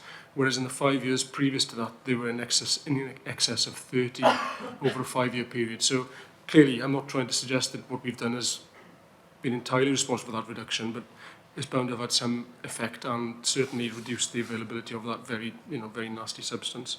Work is ongoing with other government departments and the Home Office about distinguishing dinitrophenol as a poison and defining it as a poison, and that will bring a new shift and a new paradigm really for how we deal with dinitrophenol across different agencies. There's other casework referred to in the paper, which I won't repeat. Obviously, colleagues have had the opportunity to read it. Suffice to say, just after last year's report, we had our first custodial sentence for someone selling that particular product. And I think the very simple graphic in figure 1 probably shows the complexity and the timescales involved in some of the more difficult cases and how long they take to get to gestation. You'll see the start dates for 8 or so investigations and inquiries there, and it won't take much to work out that a number of them are probably approaching and past their second birthday already by the time they get to the court process. And that's just the nature of the wider criminal justice system and the complexity, really. And I know Keith referred to it earlier on. I think it's probably hard to comprehend the volume of electronic records that even one case bumps into. And whilst we're doing all we can to utilise software to have keyword searches and reduce the volume that needs human interaction, inevitably there's usually a couple of 100,000 documents that people need to physically look at to see whether they're relevant to the case or even could support a defence in due course as well, and all the disclosure issues. So I think we're progressing well. There's more to do, but hopefully the paper speaks to itself, and there's a couple of points I've drawn out which help to bring a context to that as well. Thank you, Darren, and sorry to rush you along. I mean, I think the paper is great. It's a real example of what's going on. I mean, it's clear the casework's progressing, that it's picking up in volume. There's a really solid amount of work already in there. As you say, prioritisation is going to become ever more important. And I think the point that Sir Keith made about really thinking about where can we get the best outcomes for consumers really needs to be the driving force. Sometimes I'm sure there are particular groups that you're desperate to go in and crack, but actually our priority has to be what's going to deliver the greatest benefit for consumers. We're all pleased that we're making progress on the PACE powers, the enforcement powers, but clearly there's more to be done, and I think that we've, well, as you are doing, just got to continue pressing forward on all the things that we can do, whilst waiting for other powers to come into place. So, David, I'm going to let you comment first, Yes. and then we'll just have a very short discussion. Just very briefly, Chair, if colleagues want to get a flavour of how difficult it is and time-consuming to bring cases to prosecution, look at page 13 of the report, the last page, Operation Hawk. They've got to plough through about 1.3 million documents, most of them invoices, which will look perfectly genuine and okay, but it takes an awful lot of experience to tell which of the fraudulent ones. That's potentially a mega fraud, but very time-consuming to get the evidence suitable for a prosecution. Thank you. Okay, I'm not going to have any more discussion on that, which again, as I said to one of the earlier papers, is not because this isn't important. It's that it's a very clear paper. We've just heard a great vote of confidence in what the NFCU are doing. Thank you for that. Keep up the good work, as they say. And we look forward to hearing from you in due course about how to take forward the recommendations from the external review and whether that will lead to any sort of tweakings in your work plan for the coming year. Thank you very much, Darren, and do pass on our thanks to the rest of the team. Okay, bye-bye. Thank you. So that brings us to the last item on the agenda today, which is the risk analysis process and regulated products service. We've brought these two items together into one, and this is one of those pieces of our work which is evolving into a sort of standing item. So hopefully you're becoming more familiar with the style of these reports. I realise I failed miserably in the task Margaret set me, which is to identify which papers in future would come to the main board. So just to firmly say, the annual reports we've just had definitely would, and this risk analysis and regulated products will come to the main board in future.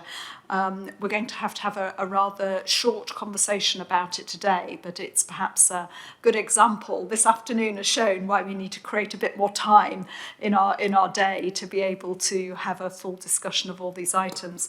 So I'm going to apologise to the team in advance if we keep this rather short. I understand that Peter is not able to be with us today, but great to have Lexi Rees, who's joining us for the first time today, and ably supported by, I haven't got my glasses on, Ruth. I do need to go to the optician and get some new glasses. But thank you. Over to you. Thank you, Chair, and a real pleasure to be here today and to meet you all. I recently joined the FSA to head up regulatory services delivery, so I have responsibility for the risk analysis process and the regulated product service.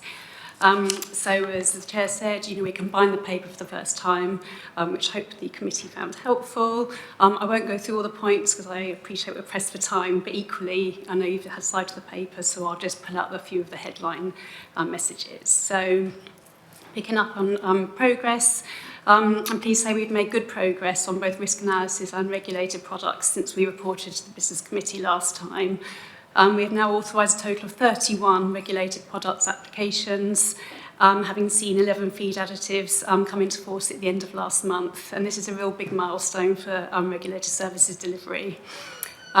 We've also launched consultations on the next batch of applications. In fact, one of the consultations on GM closed today, and we'll be working towards making recommendations on those in the new year with a view to laying statutory instruments in the spring. And these cover GM, novel foods, food additives and flavourings.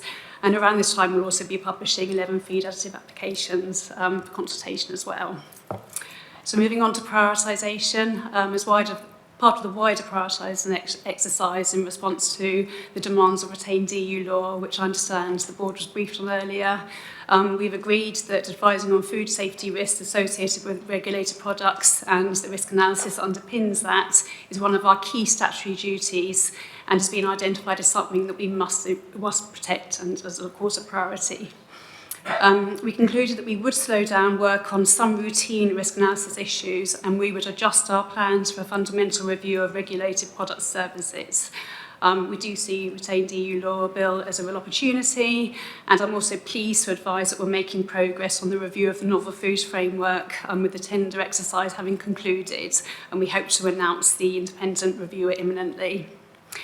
On performance measures and indicators, now these are in development for both risk analysis and regulated products. And we anticipate more progress on these in the next year as we build our baseline of data and engage stakeholders in their iterative development. And as a reminder, the risk analysis measures align with our guiding principles, so that's science and evidence-based, open and transparent, and joined-up working across the 4 nations. We have only had one issue that's progressed through the entire journey, that's Fukushima. And so we aim to, build our baseline of data around that. And we have actually recently seen 3 issues added to the register as well, so that will contribute to that baseline of data. On regulated products, the measures are currently themed around incomplete applications, validations, and customer service experience. And as with risk analysis, we aim to build our baseline of data and consider additional measures as we move forward. And I have high hopes for our new case management system, which not only promises to be an excellent digital application service, but it will also enable us to create a baseline of data to ensure effective monitoring of KPIs, and the aim for this to go live in the spring. So I will pause there and invite comments. Wow, that was a huge amount of work, delivered at breakneck speed, but very, very clear. So, Lexi, thank you. It's clear you've arrived with a bang, as it were, and got stuck in very quickly. So, thank you for all that work. Over to colleagues. Stunned into silence. It's clear that CBD is still taking up a lot of space. It's responsible for a high proportion. I'm assuming, given that you've not really touched on that, those are just progressing as planned. Yeah, absolutely, and progressing through the system. I don't know. Yeah, we're coming on that. So obviously we have a number of applications. They're in the assessment phase. We are doing a lot of work to look at the very large volume of data that's been provided by our applicants, and I'm looking to try and do that in the most efficient way possible. So obviously each application does need to be looked at its own merits, but we are looking to try and make sure that that's done as efficiently as possible and makes best use of our access to our committees in analysing that data, particularly given the toxicological information is key for that assessment. That's great. And I'm also been pleased to hear about the sort of increase already in the level of stakeholder engagement. One of the things when I was in Singapore looking at their regulated products service was very clear that they do a lot of pre-submission guidance and support to applicants, and I know that's something that you've been really trying to step up.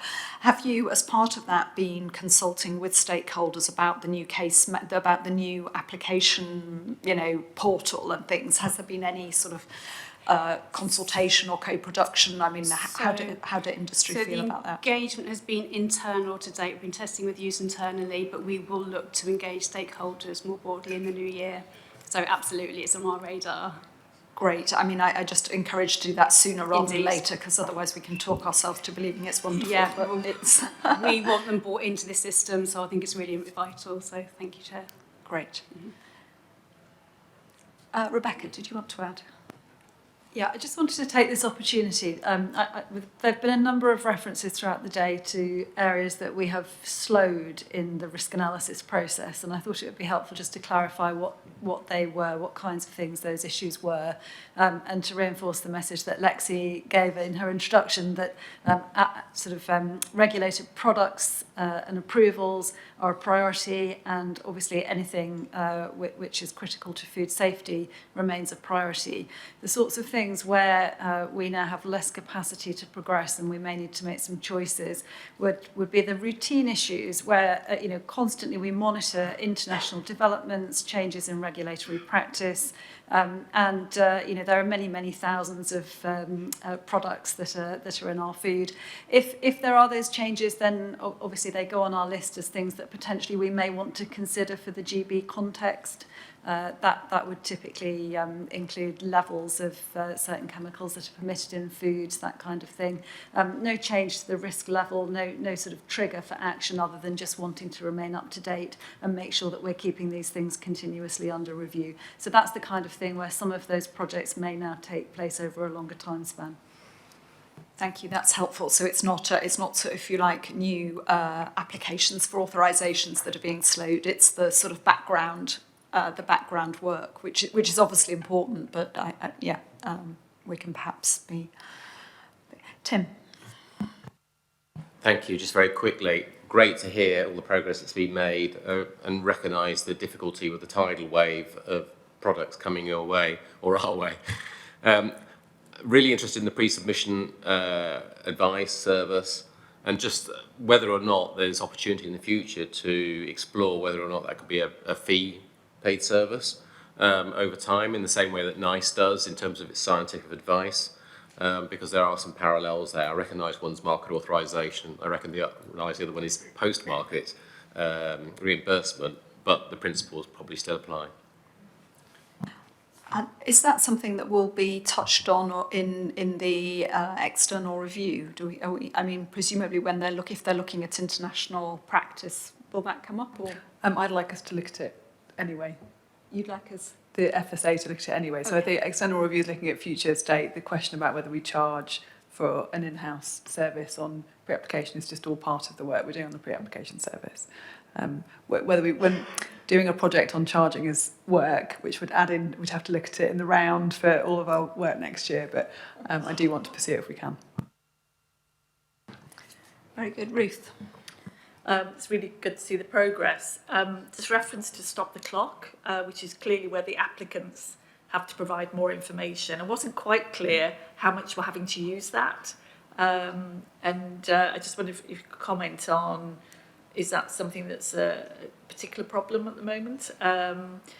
So that's one thing. And the second thing, which is not directed to the team, but more in terms of how do we know that our decisions are then being enforced? And I'm obviously thinking about CBD, recent publicity about some local authorities actually following up on those products that didn't get on the list.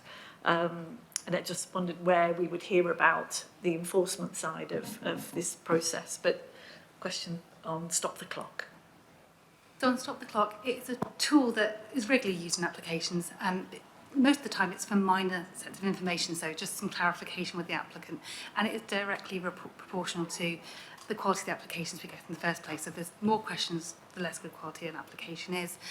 We try and use it as little as possible because we obviously want to move the process forward, but we find that giving that opportunity actually can speed things along because we can get that clarity from the applicant about what they intended or how they intended to approach something, and that allows us to really address things and move things forward through the committee stages and with our risk assessors. So it's a useful tool to us, and we do our best to make sure it's clear as possible to the applicants what information we need so they can speed through the process as much as possible. Thank you. If I could just come back, that's quite a good indicator of whether our pre-engagement processes are working if we're not having to use stop the clock. So just something for the team to think about in terms of, if you like, a quality improvement measure. Thank you. And just to add to that, as part of the new case management system, one of the aims is to ensure that we're providing the right guidance right the way along the journey. So that should inform better, more informed applications, which indeed will then hopefully prevent the use of the stop the clock. So. And then, I don't know, Emily or Rebecca want to comment on the enforcement issue. Yes, so on CBD, I feel it's important to remind people that none of these products are currently regulated, that none of them have been through the process, and it remains the decision of local authority enforcement officers what enforcement action to take.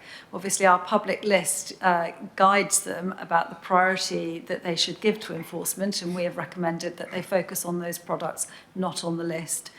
We've been working very closely with local authorities to make sure that guidance is clear, and we've had some success working with national high street chains, for example, retailers, to ensure that reputable businesses are taking account of our list and choosing to stock those products on the list, which are the ones going through our regulatory process. Obviously, the CBD market is very large internationally. There's a thriving online market, as we've seen. So we do know that there are other products out there. I think this just underlines the importance of our regulatory process, and that's why we're focused on taking those products through. And then once we start to get some products authorised, then that distinction between what's on the market and what's authorised or not will become much clearer, and we should be able to move, I hope, quickly to a situation where only properly authorised products are on sale. So we're on a journey, Ruth. Thank you very much. So really great to hear. This feels like it's in a sort of solid place. It's good you've now got the team really assembled. Great to have you here, Lexi. I think it's encouraging to sort of feel that this is secure and clearly working. The system as we've got it seems to be working pretty well.